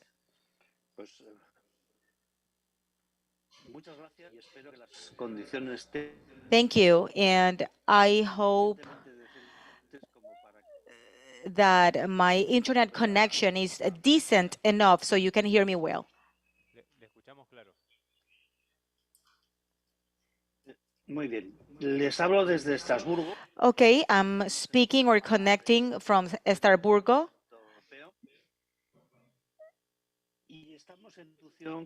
And we are developing a legislative agenda in the digital aspect that is incredibly necessary and ambitious. I would like to mention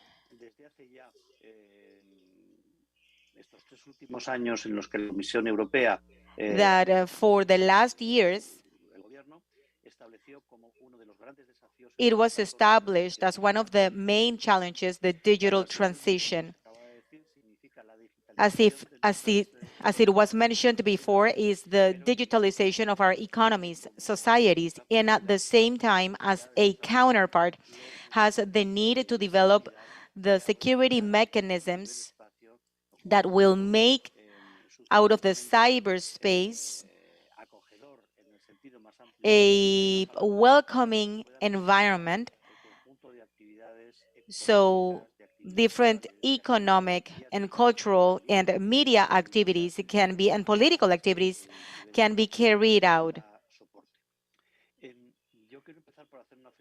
I would like to start with this affirmation that might be a little provoking, but I am going to focus on two statements. When we talk about cybersecurity, states have lost the monopoly of what it was in the physical terms of the use of the jurisprudence. And in cybersecurity, this is going to be the result of a public-private collaboration in all the aspects. Nowadays, the advances that we see from the hardware and the programming standpoint, development of AI and machine learning is happening outside of the public scope and managed by private enterprises. And when we speak about these advances, machine learning and IA, and the great steps that are being taken on this scope, we speak about tools that are necessary for a satisfactory security. Second, this poses a new approach when we legislate, and the legislator must take into account the role and substitute it by the state when we tackle organized crime. And they must create a setting that is favorable and inspiring for the close collaboration from the public and private sector. And my third point or comment is that we must be aware that we need inclusive technologies where it is necessary to maintain the respect of the fundamental human rights and the guarantees of citizens, because that is part of the democratic and post-functional imperatives in any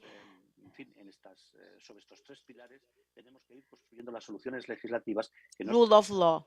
And we must build over these pillars so we can advance. I believe that any presentation must be started by mentioning something that is extremely clear. The digital aspect is the new dimension of reality. There is no difference between the digital and the physical world. We are speaking about a dimension with such effects like what happens in the physical world. This is evidence that the most serious crimes occur in the cyberspace and not in the real world. And there is a criminality that has been adapted in the cyberspace. There are crimes that are specifically developed in the digital scope. Hence, creating effects that will not proceed in the physical scope. We've talked about identity theft and the different manifestation of sexual abuse, production and distribution of child pornography, money laundering, crimes of funding of terrorism. We know that this situation poses a great challenge for states. The police and judicial actions are important because that is the processing and mainstreaming of encryption and the need of processing or being able to process data sets that are even greater to create added values in investigations, and the need to monetize illegal activities that occur on the web and adopt the necessary mechanisms to be able to remove the content or the electronic proof.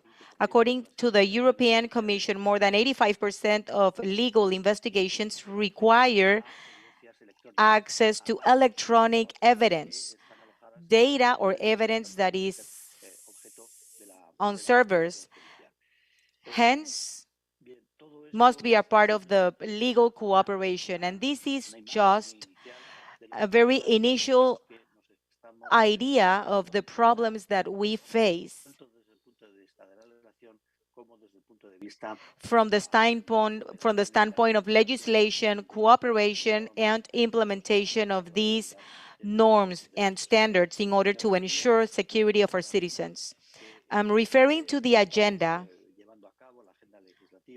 the legislative agenda, that also counts with important achievements.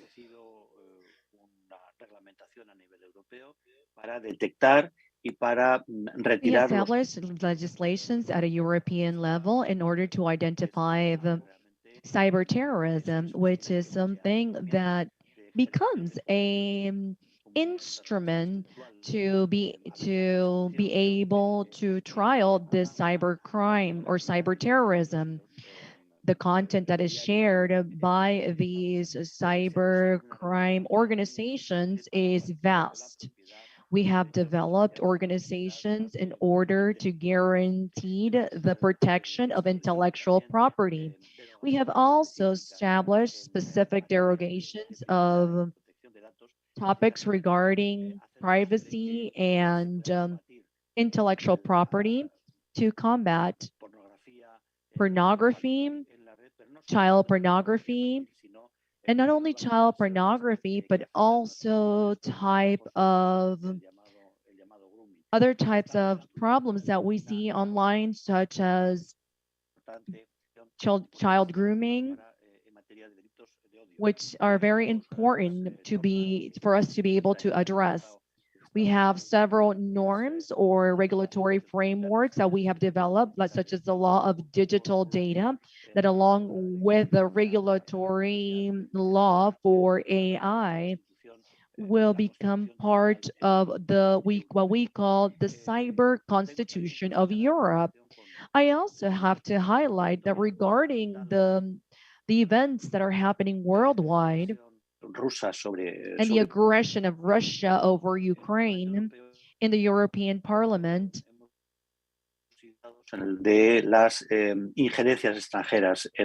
we have talked about how much does the foreigners have an impact over others' legislations in these strategies of interference. We have identified the most aggressive one that have a lethal component, such as the cyber attacks. I have to say that the previous interventions have been very good, and I want to congratulate the organizers of this event, because I think that in this topic, we need to have a continuous and open dialogue, an exchange of experiences, differences, and to find solutions together to the problems that we have before us. Thank you very much. Thank you, Congressman. We open the floor to Juan Martin from Uruguay. He has a presentation that he will share with us. Thank you very much, Alejo. Before I begin, I want to thank Crime Stopper, Konrad Adenauer organization, and Winfried Beck, and the coordinator for Latin America and Mexico, the IRI, on behalf of Anthem and the Parlatino, and the chairwoman that today received us in this place. This serves as an environment in order to debate very relevant topics, relevant for today and what we're going to see in the future.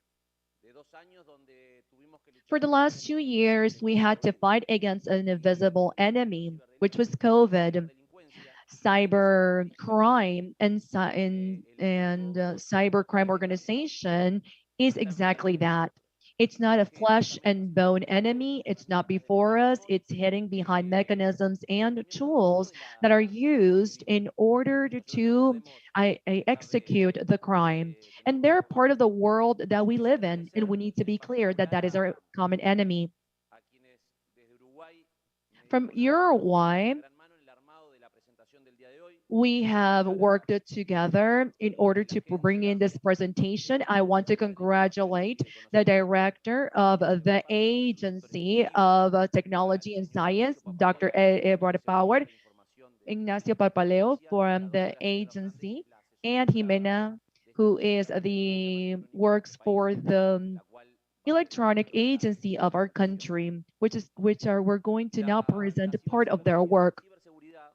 Cybersecurity, as it has been said by other panelists, is today one of the fundamental pillars of all digital government strategies.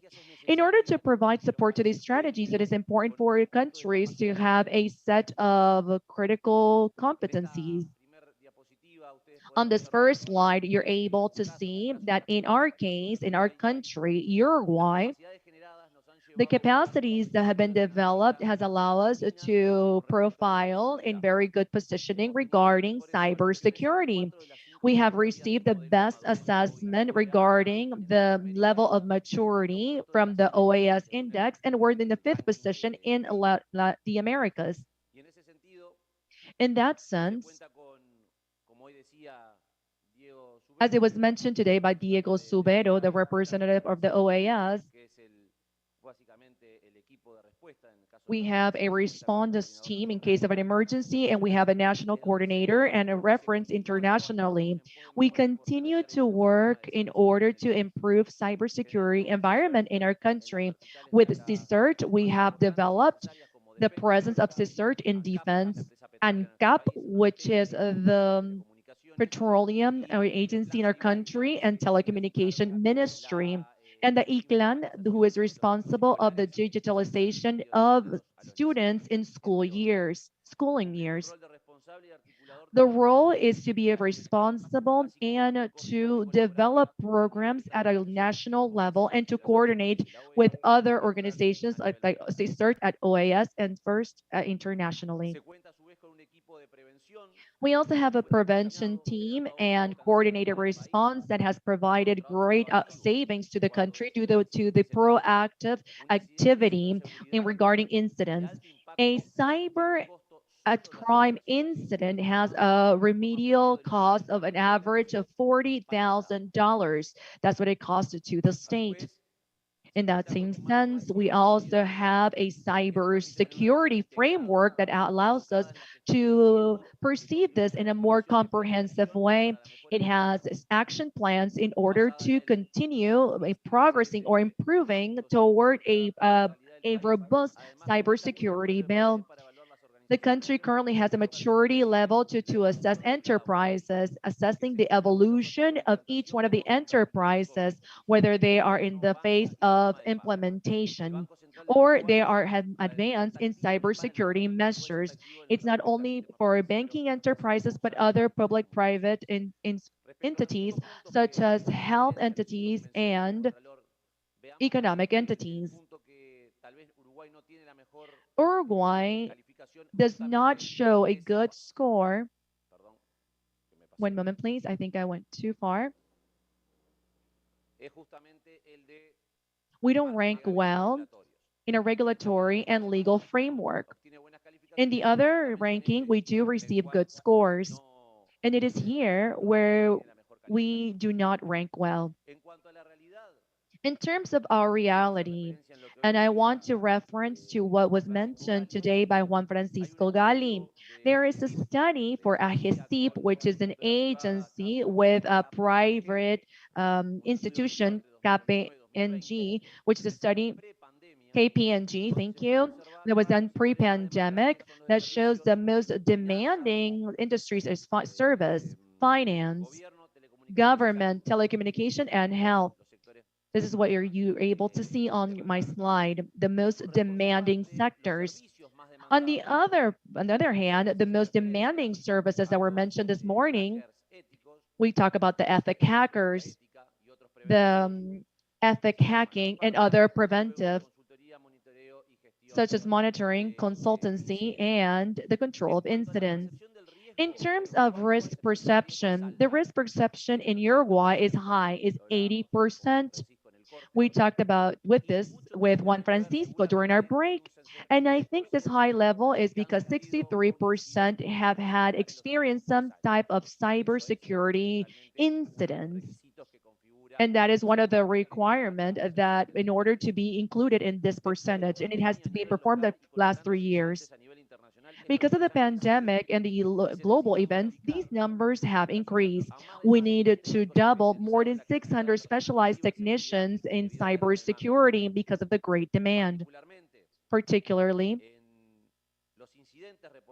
incidents reported and detected in Insitute, which continued to grow since 2021 and 2021 from 26 to 46%. And there was an increase of phishing by 49%, and then 2021 by 19%. In 2019, there has been an increase of more than 261 cases with 48 of high impact, and in 2020, it has grown by 2,800 with 38 cases of high impact. In 2021, it's around 4,000 incidents with 50 of high impact. Fortunately, 56% of these cases of incidents are detected by proactive activities, and we carry out activities in order to improve that proactivity. Uruguay has not adhered to any convention. Uruguay is not part or has not adhered to the Budapest Convention. It is true that the executive power is assessing the possibility to adhere in the near future. But the reality is that in this situation, what we have today is the following. Our continent, as it was presented by the chairwoman this morning, only 6 countries. We have the case from Chile from 2017, Argentina in 2018, Paraguay 18, Peru 19, Costa Rica 17, Colombia 20, and the first country was Panama. Oh, I'm sorry, 2014 Panama, and 2013 the DR. These are the total of 8 countries. Let me count. Yes, 8 countries that have adhered to the or are part of the Budapest Convention. We have other countries that have been invited as Brazil, Mexico, Guatemala, and as I mentioned, Uruguay that has not started the actions toward becoming a member. Regarding legislation and the regulatory framework, before I continue and not take much of your time because I know Alejo is measuring the time, I forgot to press the start button when I started. But what we see here is that the behavior from certain countries regarding the legislation of cybercrime. In terms of Venezuela, Peru, Chile, and Costa Rica, they have special bills. In Bolivia, they have introduced amendments to the criminal codes. Paraguay has modified the criminal code, and Argentina and Brazil have mixed systems. We have several examples before you. We're going to leave this presentation for the organizers that can later share with the rest of the members that are here. We have example from Argentina, Chile, Colombia. Oh, now let's move on to Uruguay. Uruguay and our criminal code dates from 1934. It is true that it has been updated and it has been through several modifications, amendments, and complementary criminal law, but the mother law or the main law, it's been there for almost a century. Regarding intellectual property in 2003, it was modified, including the software hacking. In the year 2002, we criminalized the unlawful use of signals from cable TV. In the year 2002, we also include the facultative protocol for the Convention on the Rights of Boys and Girls and the sale of children, child prostitution, and the utilization of children in pornography. In the year 2004, there was another amendment, and there are other standards that were included in 2008, 2009 that refer to traditional crime. But because of their application, it could be used or could be applied in cybercrime. In fact, in 2010, we created the Information Security Directorate, the predecessor of the agency that we mentioned before. And recently, in 2018, legislation 19580, gender-based violence, was created, and it's related to the publication of intimate images or aggravating images. Now, the Ministry of the Interior recently transformed the division of cybercrime into a cybercrime division. So the executive and the Uruguayan state are focusing into a new reality. What happens is some debates as far as how to apply specific norms or standards for specific crimes, for example, theft. The big problem is that Article 340 of our Penal Code refers to any thing that is not your own, that limits or prevents the application of the law when we refer to theft of information or the theft or the robbery of monies in an electronic transfer. The victim must be a person, not a machine. So these are norms or standards that a priori seemed to be applicable, but because of the type of typicity, we cannot apply it. The same thing occurs with damage or disappropriation. That is not the case with defamation, and because the media has penalized people that have incurred in slander through the media, private violence and threats. And I would like to refer to extortion. I am sure that in your legislations you have a similar drafting. Those who through violence forces someone to do or stop doing something against their own will to gain any kind of benefit is going to be punished. And then we have the penalty. In 2017, the judge or the court processes a person for a crime of fraudulent knowledge of secret documents. And that was carried out through cryptocurrency and IT. This is the first case that we have in our country as far as the conviction of extortion or racketeering through the media. Maybe I'm going over my time by a minute or two, but my conclusion is, in general, that in our countries, we are used, and I'm sure that in the legal aspect, this is the most emblematic case. We are used to rigid standards that are very flexible.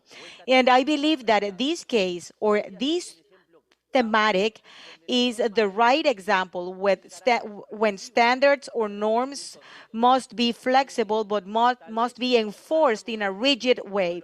Maybe there are moments, and I believe that one of the panelists today, Mr. Ackerman, was referring exactly to those cases where the norm does not establish a concrete or specific case, but it can be understood that that should be the path to be taken. So these kinds of crimes are sanctioned, are penalized the due way.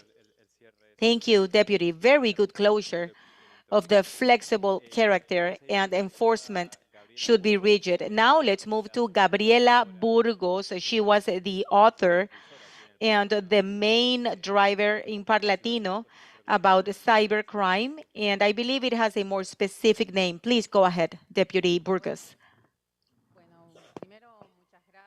Well, first, I would like to thank Alejo and the Crime Stoppers for your invitation. Thank you to Parlatino and Foundation Conrad for having this forum and inviting me to participate.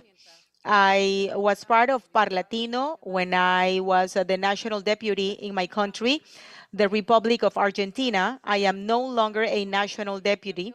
Reason why I am thankful for this invitation. I am a deputy in my province, Jujuy, in Republic of Argentina.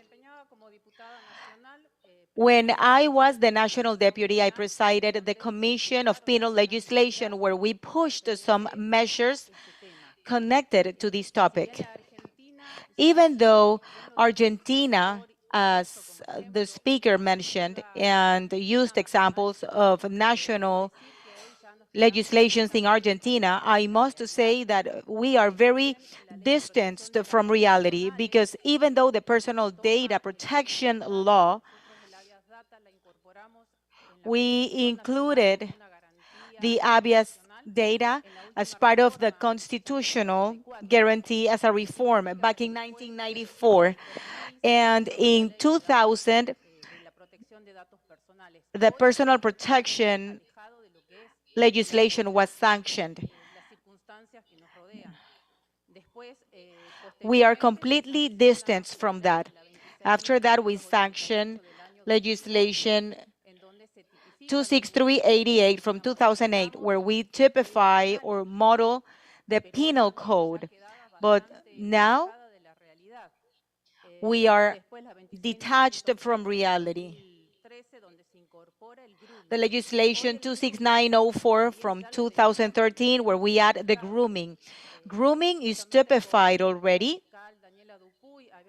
With Daniela Dupuy, we worked on the modification of the typology of grooming due to the problems created when we have to prove the work that prosecutors have to do to gather the information. And some of those examples were expressed during the morning session, gathering the information on digital evidence, how we work all that, seizing all the measures when we gather the information,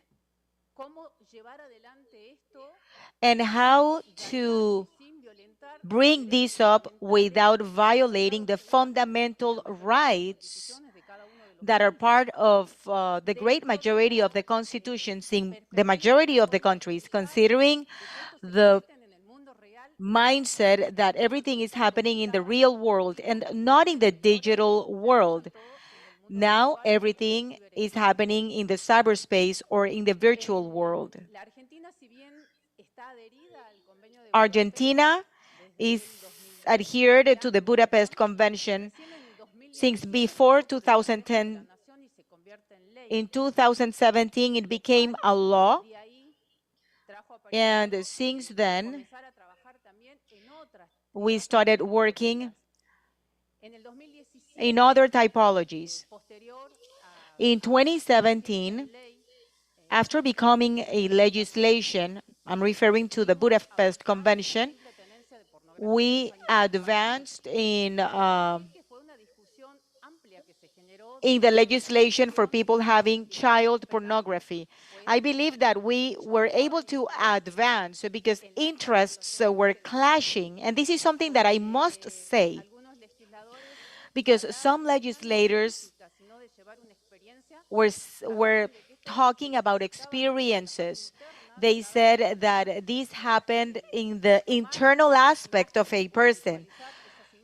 Viewing those images or saving those images, and that was clashing against the internal face, just like it was expressed by some legislators, with those images that were being used for satisfaction of consumers, violating the rights of children and adolescents. It took a while, but we were able to advance in the ownership of child pornography. In the Republic of Argentina, we modified the penal processing code. Now is called the federal code, where we modified and we joined the adversarial system with a characteristic with only 2 out of the 24 provinces that are part of the Republic of the Argentina are applying since 2019 this new code. One of those cities or my provinces is my province, Jujuy and Salta. The other provinces abide by the previous code, and this, of course, is bringing a great number of problems because this can happen here. I have a prosecutor from Argentina, and it can be we can understand two kinds of citizens, those citizens that abide by the new adversarial system in the north of the country and the rest of the country by a different code. We know that the procedural codes are always included in separate stages, but from the moment that this code was applied, no other regions or provinces have been added to this standard. We wanted to advance on the substitution of digital identity, the digital undercover aspect, the two projects that were presented back then. We were not able to do it, unfortunately. We were able to advance somehow on the sexting figure on using highly sexual content images. And there we considered the term consent, where the moment of those images were taken all the way to the consent or lack of consent for the publication of those images. We received the sanction from the Chamber of Deputies. We worked on modifications because we believed that the order that was given back then was impossible to comply because it was leaving the possibility open for the judge to order for that material to be removed from the internet. And we understood that that was impossible to do because we all know that you can request a company to remove a specific information, but once those images or once the material is saved in any kind of device in any part of the world, that was going to continue to travel the network. Hence, we were not able to advance on that. I just wanted to share our experience, and I believe that these kinds of forums really pay attention on those topics that have been discussed in general terms. We agree that it is necessary for countries to advance within our own internal legislations on the regulation, typification, and not only on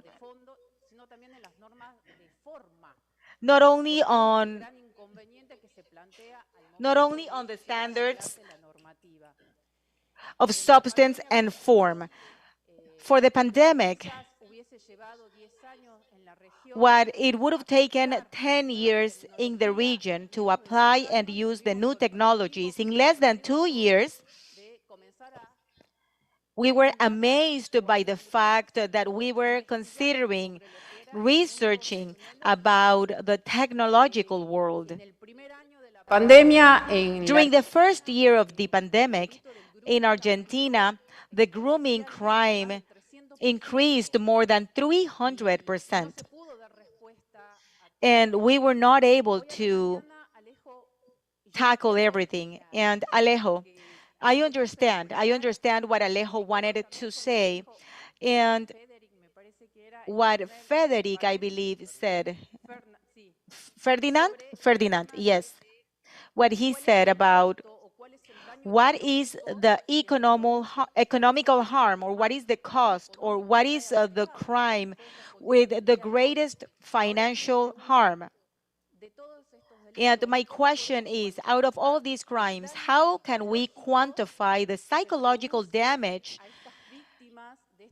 to those victims of crimes against intimacy or privacy for children, teenagers, and even for adults? Because adults are not exempt of becoming victims of these attacks. We must move forward and we must continue working on these topics. I do not believe that the internal legislation is enough. We all understand that we have to work through the region. There's no other way. There's no spatial jurisdiction. Those that have the possibility to be part of these meetings, these forums, we have the obligation to bring back to those responsible on each one of the states to raise awareness on everything that's happening. When the president of Parlatino gave her message, her welcoming message today, she spoke about the financial harm that can be produced and magnified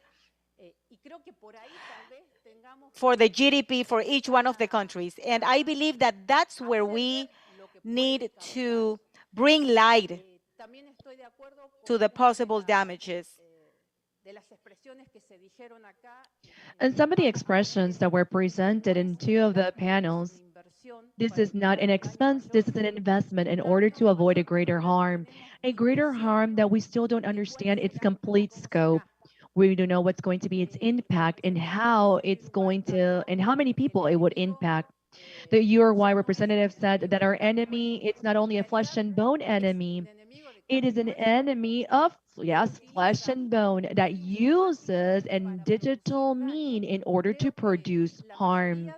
I believe that most of the criminal entities or the categorized in our bills could be executed through this digital mean. This is a great challenge that we have before us. Even the collection of data or evidence without creating vulnerability of the basic constitutional rights, without knowing that this is going to have an impact on the citizen. Juan Francisco mentioned something this morning. I'm going to repeat it. I believe that raising awareness in each one of our states regarding the harm that this produces to the society, because the society hasn't clearly understood. It's not that we're at the highest position, but if we are in places like these, that we understand that the society doesn't understand the harm or the risk when data is used in an unlawful way, or when you provide information to a company, as it was mentioned by Alejo, just by downloading an app on your phone. It does not understand the scope of the harm. So first, we need to raise awareness about this topic, the harm that it has. And when we finally understand that this is a risk, then is when we are able to move forward. I think all of the countries talk about that level of uncertainty. Back in my country, we talk about the uncertainty perception. There is no uncertainty perception when it comes to technology. We don't talk about this because we don't know about it. Reason why I believe that it is fundamental for us to see progress in this topic. Two other things that I need to mention. During the pandemic, there was an advancement in telemedicine and telework or remote working. People don't want to come back after remote working. Now the question is there protection of the work that's carried out and the data that's transferred during remote work and telemedicine? There are vulnerable information and data that is being shared during a medical appointment that is carried out remotely. Are we ready to protect this data? In my country, LANCES, which is the agency responsible of all social topic, was hacked. The National Senate at the beginning of the year was hacked. A couple of days ago, before I traveled to this country, I spoke to the manager of an enterprise one of the most important enterprises in my country, which is the Ingenio Ledesma. And I asked the manager of this enterprise to understand the mechanism that they use in order to protect the information of the company. 2 days after that conversation, the company was hacked. So this is something that's happening constantly. So it's just an analysis. It is true that Argentina has seen some progress, but we are far from what I think is to be to have cutting edge technology or protection. I want to congratulate the IDB and OAS because back in 2016 they started bringing in that topic with that first report that was critical for Latin America and the Caribbean to understand our status. The new report, it was from 2020. We have seen some progress. However, we have not been able to cover all 5 dimensions that are covered in this report. We will continue to see each other in future forums in order to collaborate. And if you allow me, Crime Stopper also has a headquarters in Jujuy, in the province where I'm from. And we're going to work this month in order to meet and to carry out a forum in order to raise awareness to the whole area regarding these type of crimes and how to handle information. A lot of information that is collected is stored, but we don't know how to use it, nor do we know how, through those reports or that information, we can develop public policies. And from this, I summarize with the following, and I hope I'm going to end. Public policies transform society in the measure that the states are able to bring in the finance or the fuel these public policies. Public policies without finance or funding are just dead standards or norms that we're not able to bring to life and implement them. We need to have public policies with the adequate funding in order for them to be executed immediately in a very unique way in each one of our countries. With this, I will conclude. Thank you very much, Congresswoman. I think that at the end of the presentations, after each one of the representatives from one of the country, we can talk about the model law on cybersecurity. Since we are currently talking about this, many of the colleagues that are here may not know about this new model law, and it's part of the harmonization. And we do have a model law that came out from the Parlatino. I would like to open the floor to Sebastián Garcia, representative of Uruguay. Thank you very Paraguay, I apologize. Oh, so if we already have the model law, then we don't need nothing else. Yes, we have it right here. As I mentioned in the previous panel, we have a challenge that our policy needs to speak about this. They need to talk about cyberspace and the impact of technology in the lives of individuals. The policy needs to talk about the future and not only be reactive where we're running after an urgency and we need to be reactive, what happens most of the time. In most of the cases, specific cases in Paraguay, we have the challenge in which these initiatives need to turn into state policies and for it to transcend one or two government turns. So instead of having and to have immediate response regarding this topic. In Paraguay, most of the initiatives start with the cybercrime unit or department that it is very strengthened and the law is very robust. However, it is very limited regarding the spectrum of action. As it was mentioned by Congressman Rodriguez, most of the initiatives started with the modification and the amendment of current laws or bills. Therefore, it is limited as to the action spectrum. It only addresses access to cyberspaces, sabotage, the forging of personal personal identification, and the forgery of credit cards. If we bring this to the table, then we are limiting that instrument or that tool even to certain crimes, and it will limit even the payment mechanisms that we currently use through platforms. Paraguay has seen some advancement. Back in 2017, we developed the Secretariat for the in Computing Information and Cyberspace. In this year, it was elevated to a ministry. It's no longer a secretariat. With that initiative, it wanted to have a political weight on that ministry. It faced several critiques, but we developed our digital agenda. The digital agenda addresses specific topics. One, connectivity. Two, to work about a digital government and a digital commerce, strengthening the institutional capacities that came along with providing support in terms to cybersecurity. We developed the technology ministry. It didn't have the political dominance or power. And with this, we developed a governance committee. And and with this, several resolutions were drafted that had the power that for it to be put into action or implemented. Back in 17, Paraguay became part of the Budapest Convention. And one of the organisms that is responsible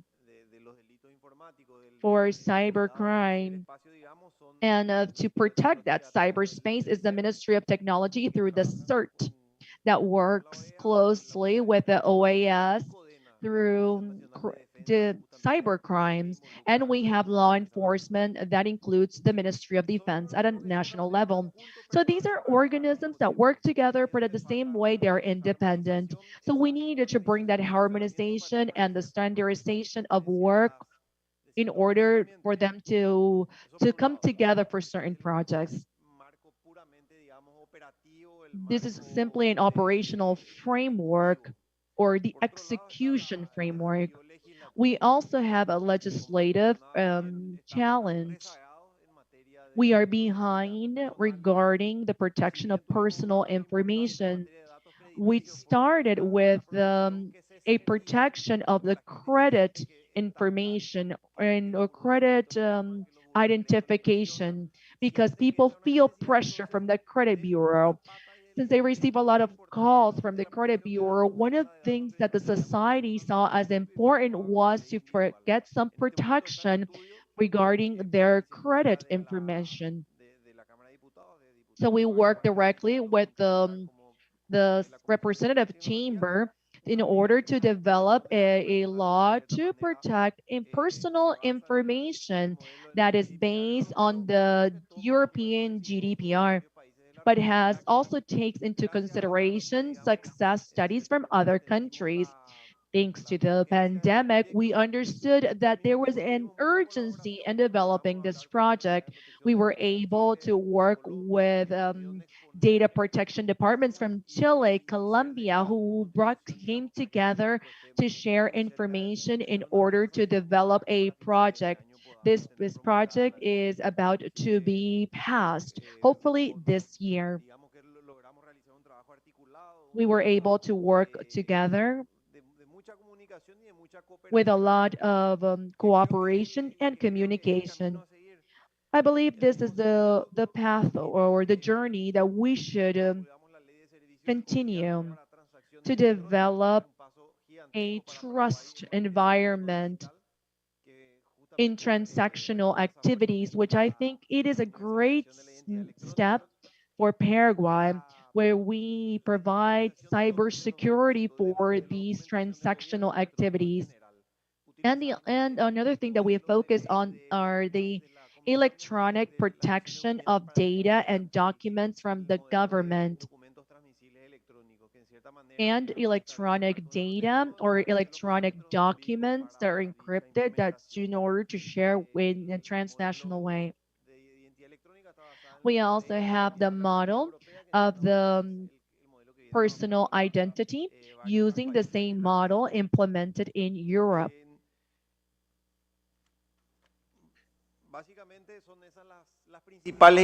Those are basically the main legislative initiatives. These are important laws, and we are in the process of approving, and others to be regulated, and other we are in the process of budgeting. I'm not sure if that is the term, but the challenge lies in the budgets and resources, so we can give it the position and the weight and the importance it needs. COVID in general pushed other things in a reactive way. For example, a teleworking law or legislation that allows the worker working from home. And at the same time, and something extremely important that came a little bit too late, I would say, but is closely related to distance learning. Unfortunately, at the beginning, when we had nothing, and from day to night, we had to stay home, and schools needed to be done at distance, the tools were very rudimentary, and kids were asked to send WhatsApp video for PE. And I mean, that by itself explains the severity of the case. And that video was being stored from cell phone to cell phone and online. And after a lot of insistence and a lot of pressure, the Ministry of Education created a protection protocol that allows virtual education to have reasonable parameters for functioning, even though the adoption measures of the technology are on its way of becoming titled. Another important aspect, I'm not sure how many countries are aware of this, but Paraguay is an active part of the ad hoc intergovernment committee in charge of creating a comprehensive law to fight the use of TICs with criminal purposes. This is to respond an assembly to the ITCs from the UN, and in that sense, it requests the creation of such international convention, and I believe that is the right path to create legislative standards, specific good practices that must be adopted by countries, and that somehow this will set the north for these kinds of initiatives. That is all. I do not want to overextend myself. Thank you. Thank you. Now, I would like to give the floor to the Costa Rican deputy, Carlos Felipe Garcia. Good afternoon, everyone. Carlos Felipe Garcia, Deputy of the Republic 2022-2026, and I would like to thank Crime Stoppers, Parlatino, the IRI, and the Konrad Adenauer Foundation. I believe that the conversation on ICTs, when we talk about digital transformation, we must speak about security because they do not exclude each other. But what is online security? Online security focuses on two main axes: infrastructure, data, and attacks. And there is another thing more complex: data protection and childhood. As it has been discussed, we move in the reactive reaction or proactive reaction, but at the end, all the elements boil down to reduce the risk, because the cyber spectrum is not always going to be 100% safe. We can only mitigate the risks of attacks and data leaks. But what are those responsible elements in the process of construction? The state, enterprises, and the people. And how do we address all these? I believe that we must invest in private-public alliances. For the Costa Rican case, we are not taking this that serious. But I would like to echo what Deputy Burgos has said. Many things are being determined by the way it happens. In what sense? Because I know that many of you have heard the unity to analyze data from Costa Rica, and it was the process to gather information in order to implement public policies was satanized. In another process, we failed with the FARO test, where we asked, or questions were asked, questions that violated the confidential information of students. And we can talk about data leak in the banking scope, where a message was sent in the previous electoral process. I believe that this is not a legislation process, but a process of implementation or problem of implementation. As far as the global index of cybersecurity, we hold a position number 76. It is comfortable, but it does not represent a comfortable level. Uruguay can be in a comfortable position, for example. Fortunately, we've been able to have important discussions. We have a strategy to prevent abuse of adolescents online, and this is a public policy from 2021 through 2027. We have the recommendations from OECD, and on the other hand, Costa Rica had important advancements in the regional level, but of course, there's still a lot of work to do. What have we done? A response center for cyber attacks. We ratified the Budapest Convention and the strategy to protect the childhood and adolescents online. Even though we have a comprehensive vision focused on the family, we have a cybersecurity strategy that we still must implement. We haven't launched the data protection strategy that was part of the discussion. However, there has been an important social step back from the poor management of the private information, and the legal power and the penal code have articles related to cybercrime, and in that same line, identity theft, informatic espionage, and malware, and the fusion of fake information is considered in all these. However, we still have to advance in other topics.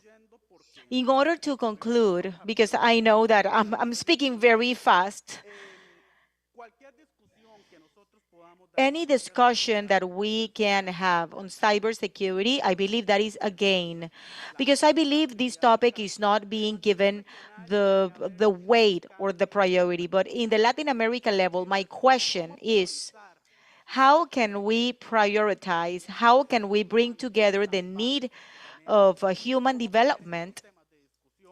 How can we bring to the table those topics where there are countries that are not even ensuring a dignified life? How can we get to that social balance? How can we bring the cybersecurity and public policies and data to countries where resources are limited and we have to give immediate responses to the citizenship?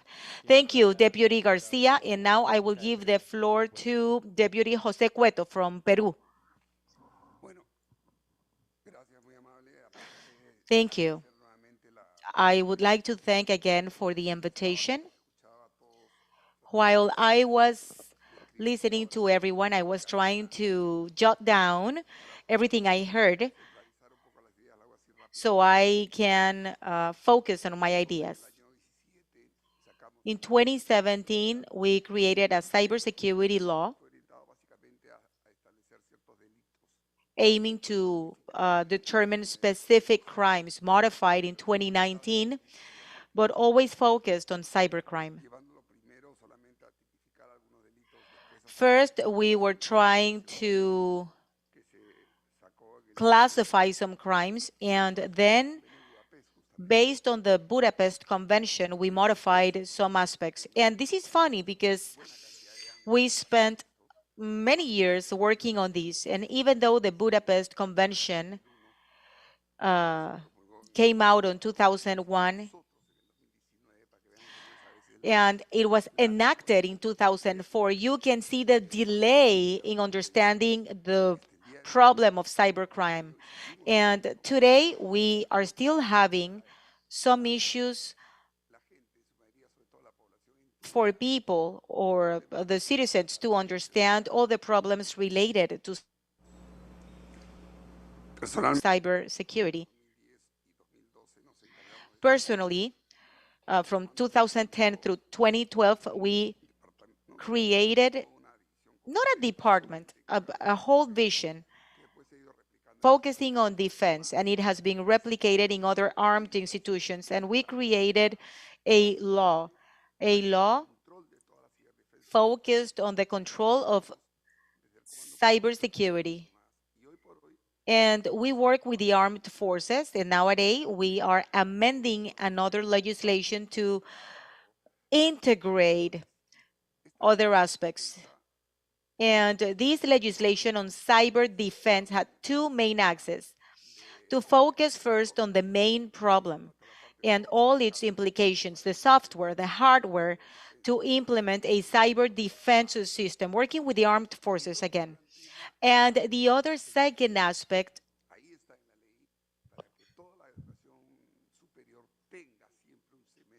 was something included so superior education can have a semester focused on that.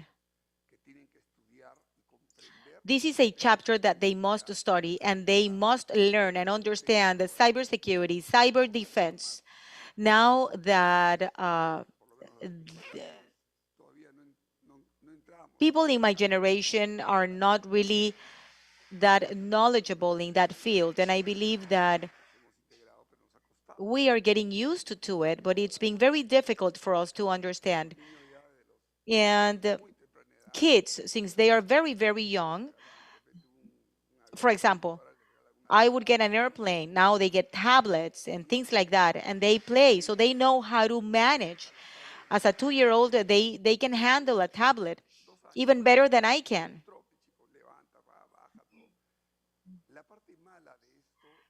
The negative aspect of all of this is that if we do not educate our kids, our children in this aspect on cybersecurity, cyber protection, there is a major risk, and this is something we see in adolescents.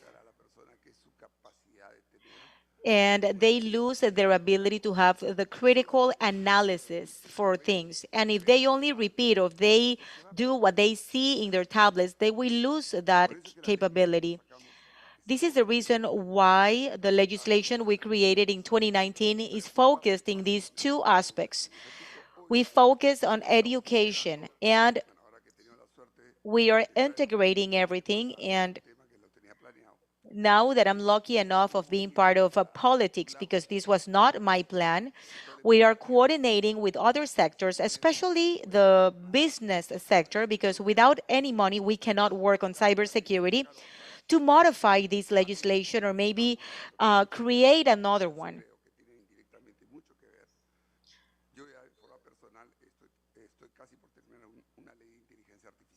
I am almost finishing an artificial intelligence legislation.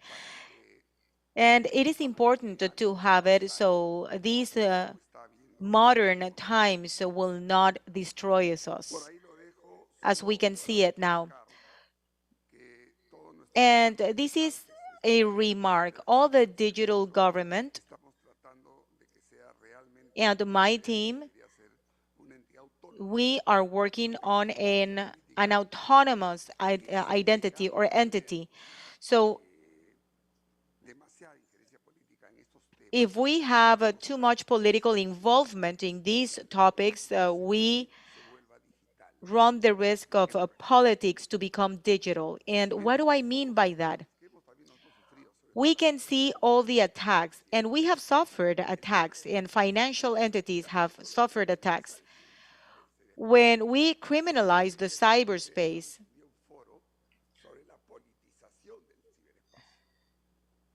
I would like to have a forum on the politicization of cyberspace, and that is the great danger. I believe that we shouldn't focus only on the technical aspect. The truth of the matter is that all of us here are working in politics, and we run the risk that at some point our lives are being managed by these devices, and the politics that should protect our citizens, when it is completely politicized, I fear that we won't even be able to get out or run away from it. So when we created this legislation, we stepped into the technical aspect, working with the armed forces, but also we made sure to work on the educational aspect, starting with superior education. So kids not only play with their tablets, because they will start getting information that removes the critical analysis aspect. And as a consequence, and this is my personal consideration, I am the enemy of the fact of the idea of having digital elections. There are too many cases in the world that we have had on digital elections, and they are going back to the traditional way. Because if we do not have reliable systems, if we don't have reliable systems to X-ray these systems,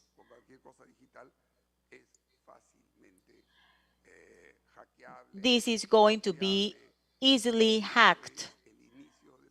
And that would be the beginning of what I talk about, what I refer to, the politicization of the cyberspace. Thank you. Próximo foro. Thank you for just giving us the topic for our next topic in the next forum, the politicization of cyberspace. In order to continue with the Q&A, I would like to open the floor to Pedro Carain, Senator from the DR. Good afternoon. I want to once again thank Crime Stopper for the invitation and the Konrad Adenauer Foundation and the Latin American Caribbean Parliament. This is our second forum. We held one in the month of October in a forum where there was a lot of information shared, personal and professional information, which was great, which enriches our individual practice. In my country, which is a small country, it is a country that lives a lot of inequalities.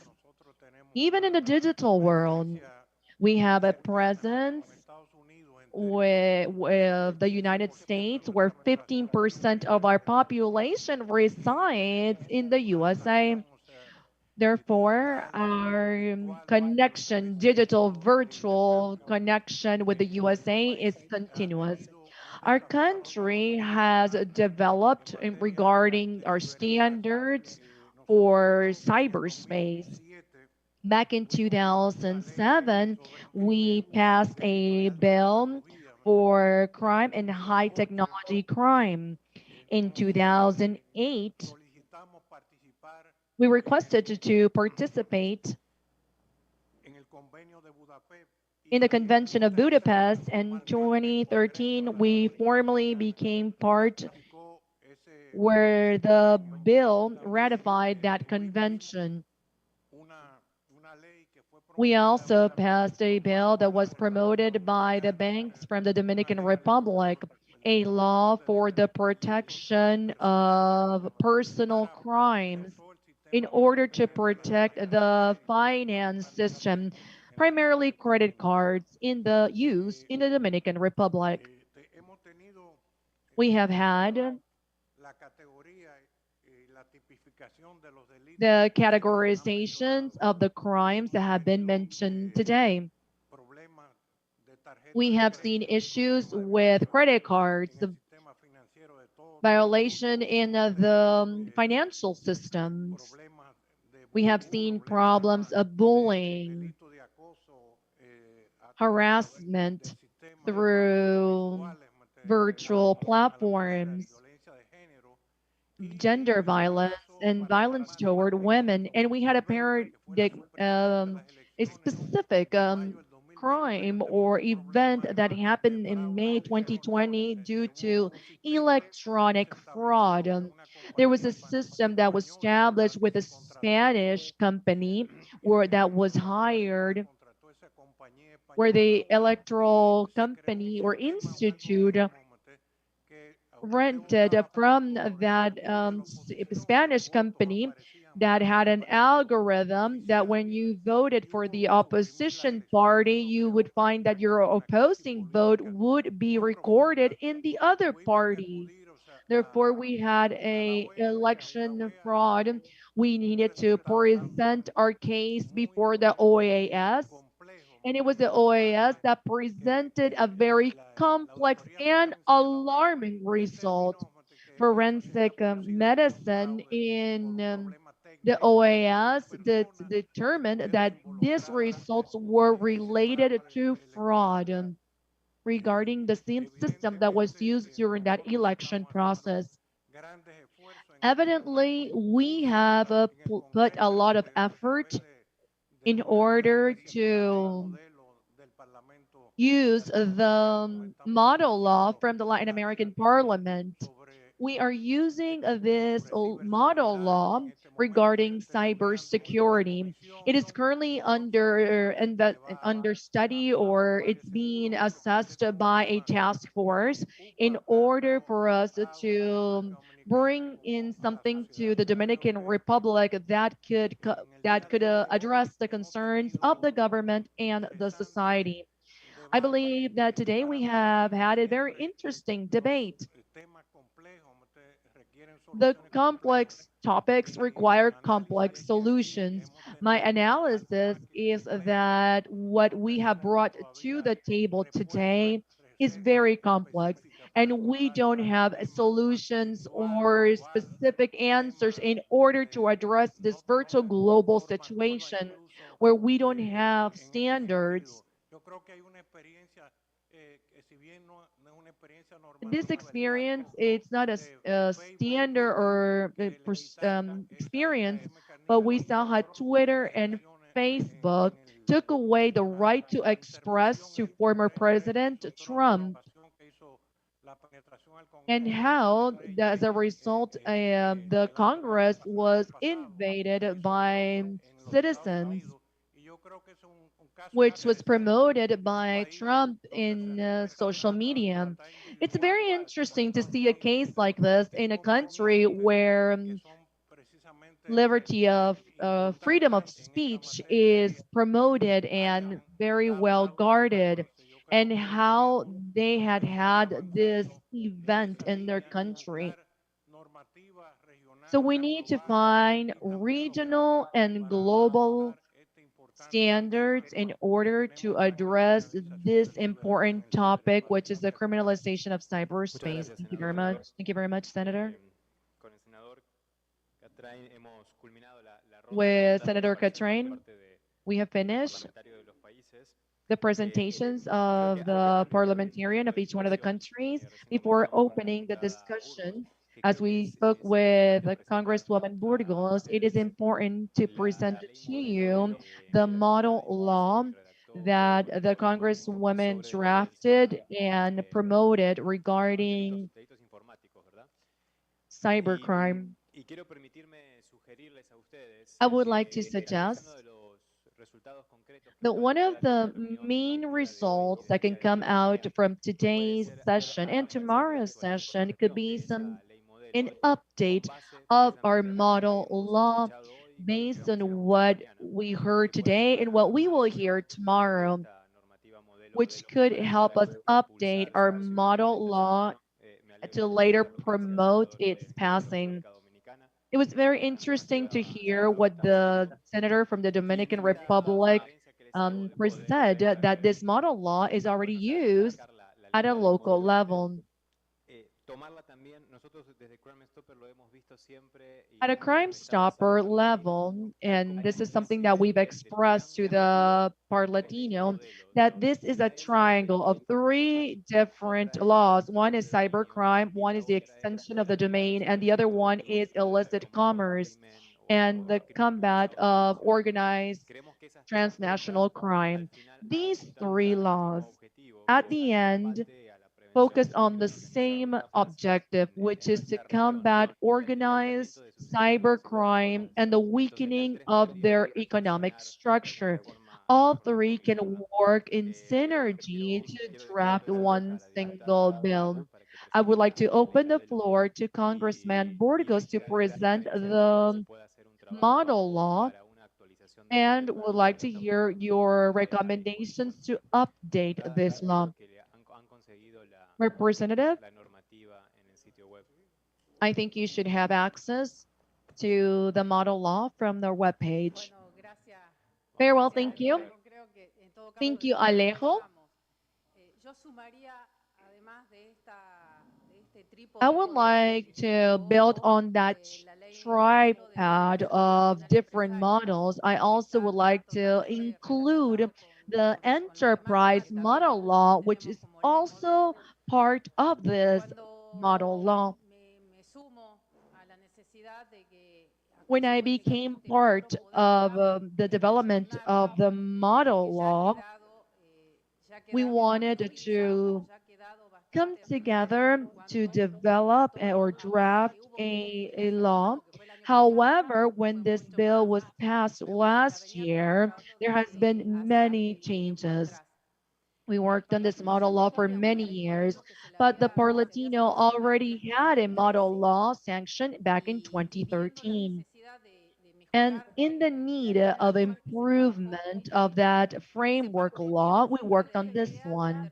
We started by the idea that we need to interpret cybercrime in a very general way as an unlawful activity where we have a digital device as a mean to commit a crime with a specific objective and a specific target. This is important because cultural changes that we have seen in the last years have accelerated, specifically during the pandemic period. The cybernetic devices have also changed. Logically, this will also include all of the activities criminalized by the law and the activity of any of these illicit crime carried out by a digital device require one prevention. And this law specifically address prevention, investigation, and sanction, many of which are not included in the regulatory framework of each one of the states, which we have spoken about today. Reason why is indispensable for us to include this in the judicial framework in order for us to stop running after the crime and attacking the crime immediately. In these instruments or tools, we talk about citizen prevention. Here we have spoken about prevention at a citizen level. There is the need to see progress in the education and training of our states. How can we prevent? We also talked about the need that adults to be aware of the current situation to later educate. I think adolescents are more aware.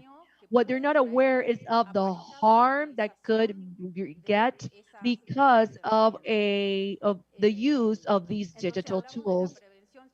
So we talk about citizen prevention, guided to talk to boy, girls, adolescent, and the areas of the population that are mostly vulnerable to cybercrime.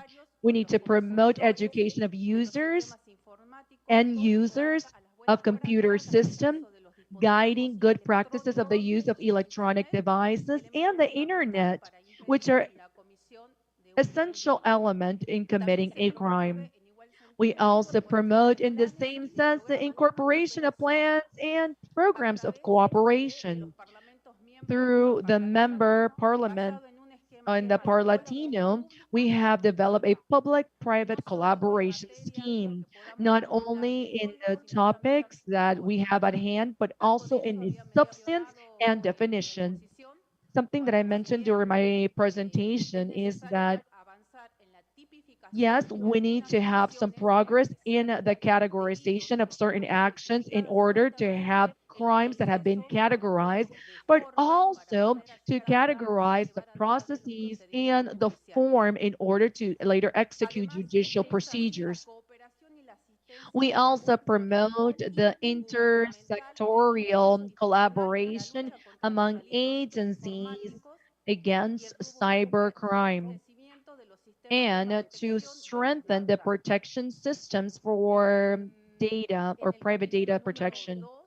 In the chapter number 2, and as of chapter 5, we define the new crimes based on the new criminal activities, as well as the methods and the tool to prove addressing not only cybercrime, but also solving a lot of problems that were already presented in the analog system era. Reason why we have grooming, the diffusion of not consented, identity theft, cyber bullying, phishing, and others. Those are defined and considered in the model law. Among those, we can mention the child pornography. And it should be called child abuse instead, because just like in other places, in my country, it is classified as child pornography. However, it is incorrectly classified because we are in the presence of a child sexual abuse material, establishing that having the pornography represents committing a crime, defining the means considered for human trafficking, drug trafficking, and finally, there is a specific chapter regarding international cooperation. Here we speak on chapter number 5, article 11. This is a fundamental factor for the prevention, investigation, and sanctioning of these crimes, considering the fact that this is an illicit act that can be committed by a country, the victim can be found in a different country, and the source of the means can be in a different place. And we can see the diversity of jurisdictions. Hence, the need to define a series of legislative standards that will allow a rapid institutional response to facilitate the denouncement and guarantee access to justice, the celebration of multinational agreements in order to unify and complement the tools. I'm referring to investigation tools, sanctioning tools, regardless of the place where the facts are committed. Definitely, this is a model law with very few chapters, very short, but we just wanted to be punctual on these aspects, and we go back to the main focus, the need of cooperation and unification as far as the legislative framework, and the imperative need to educate our citizens on these topics.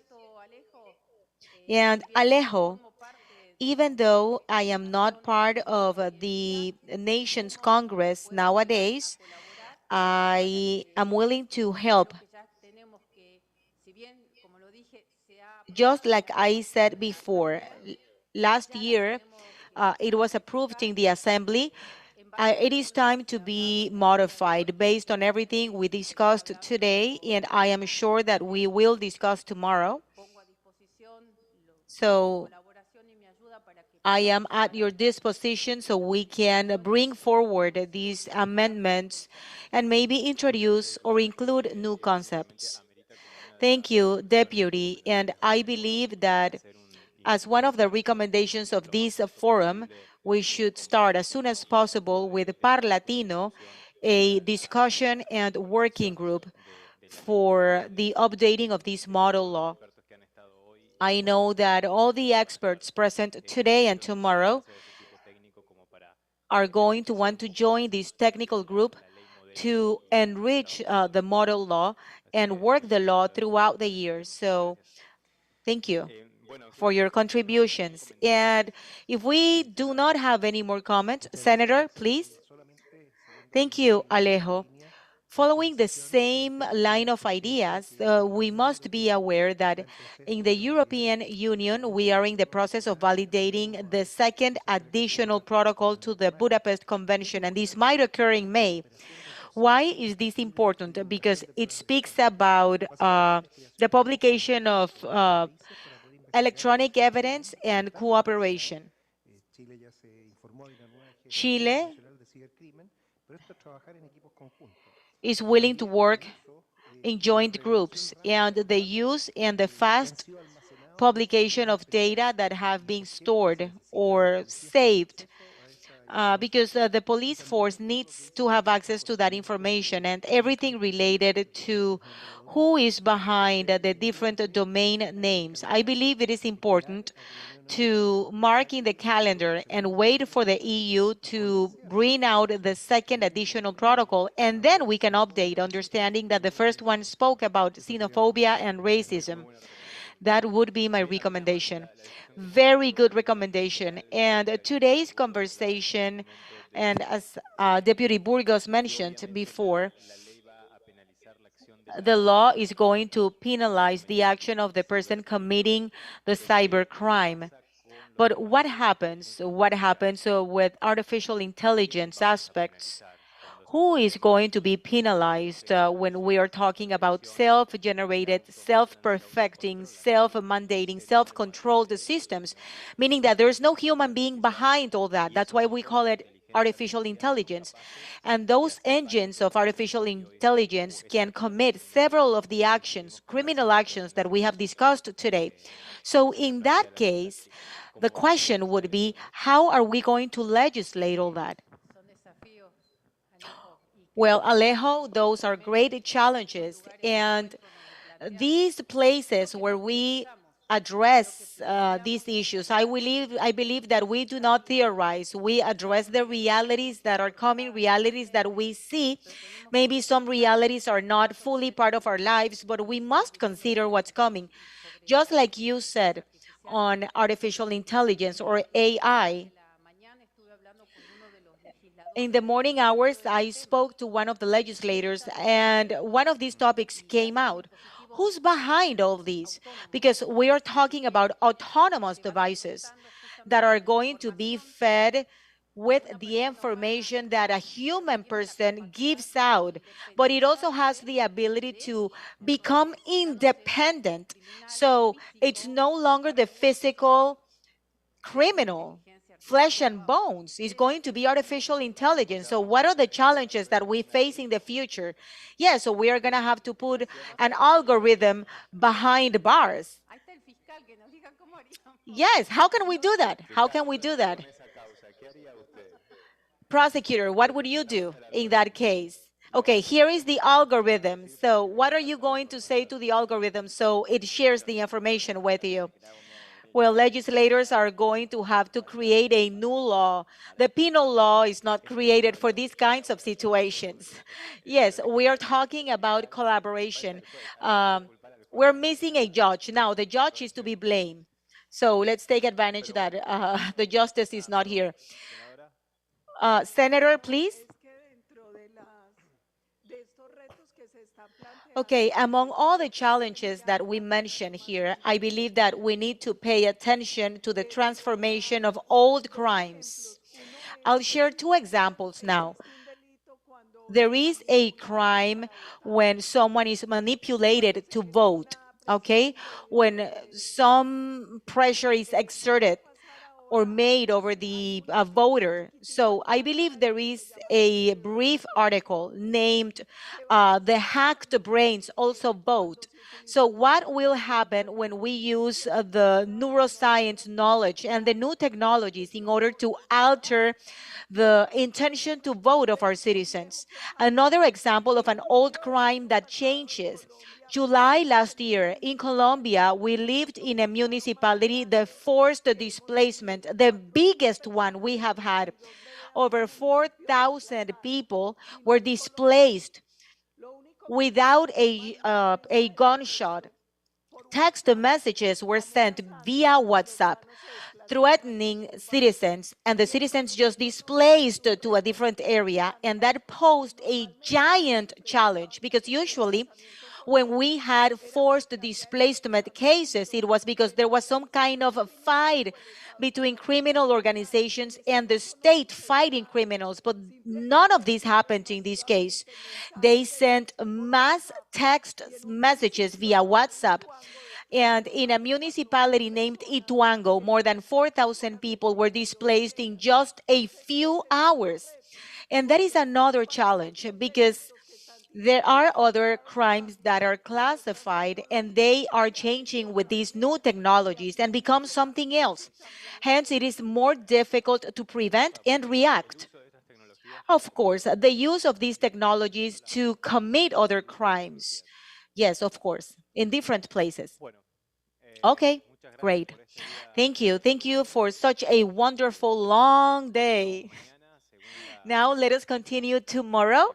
According to the agenda, tomorrow we will have a heavy day today, so we can reach agreements and recommendations at the end of the day. Maybe one of the agreements was created today. We'll start tomorrow at the same time, 9 a.m. So let's meet tomorrow. Thank you.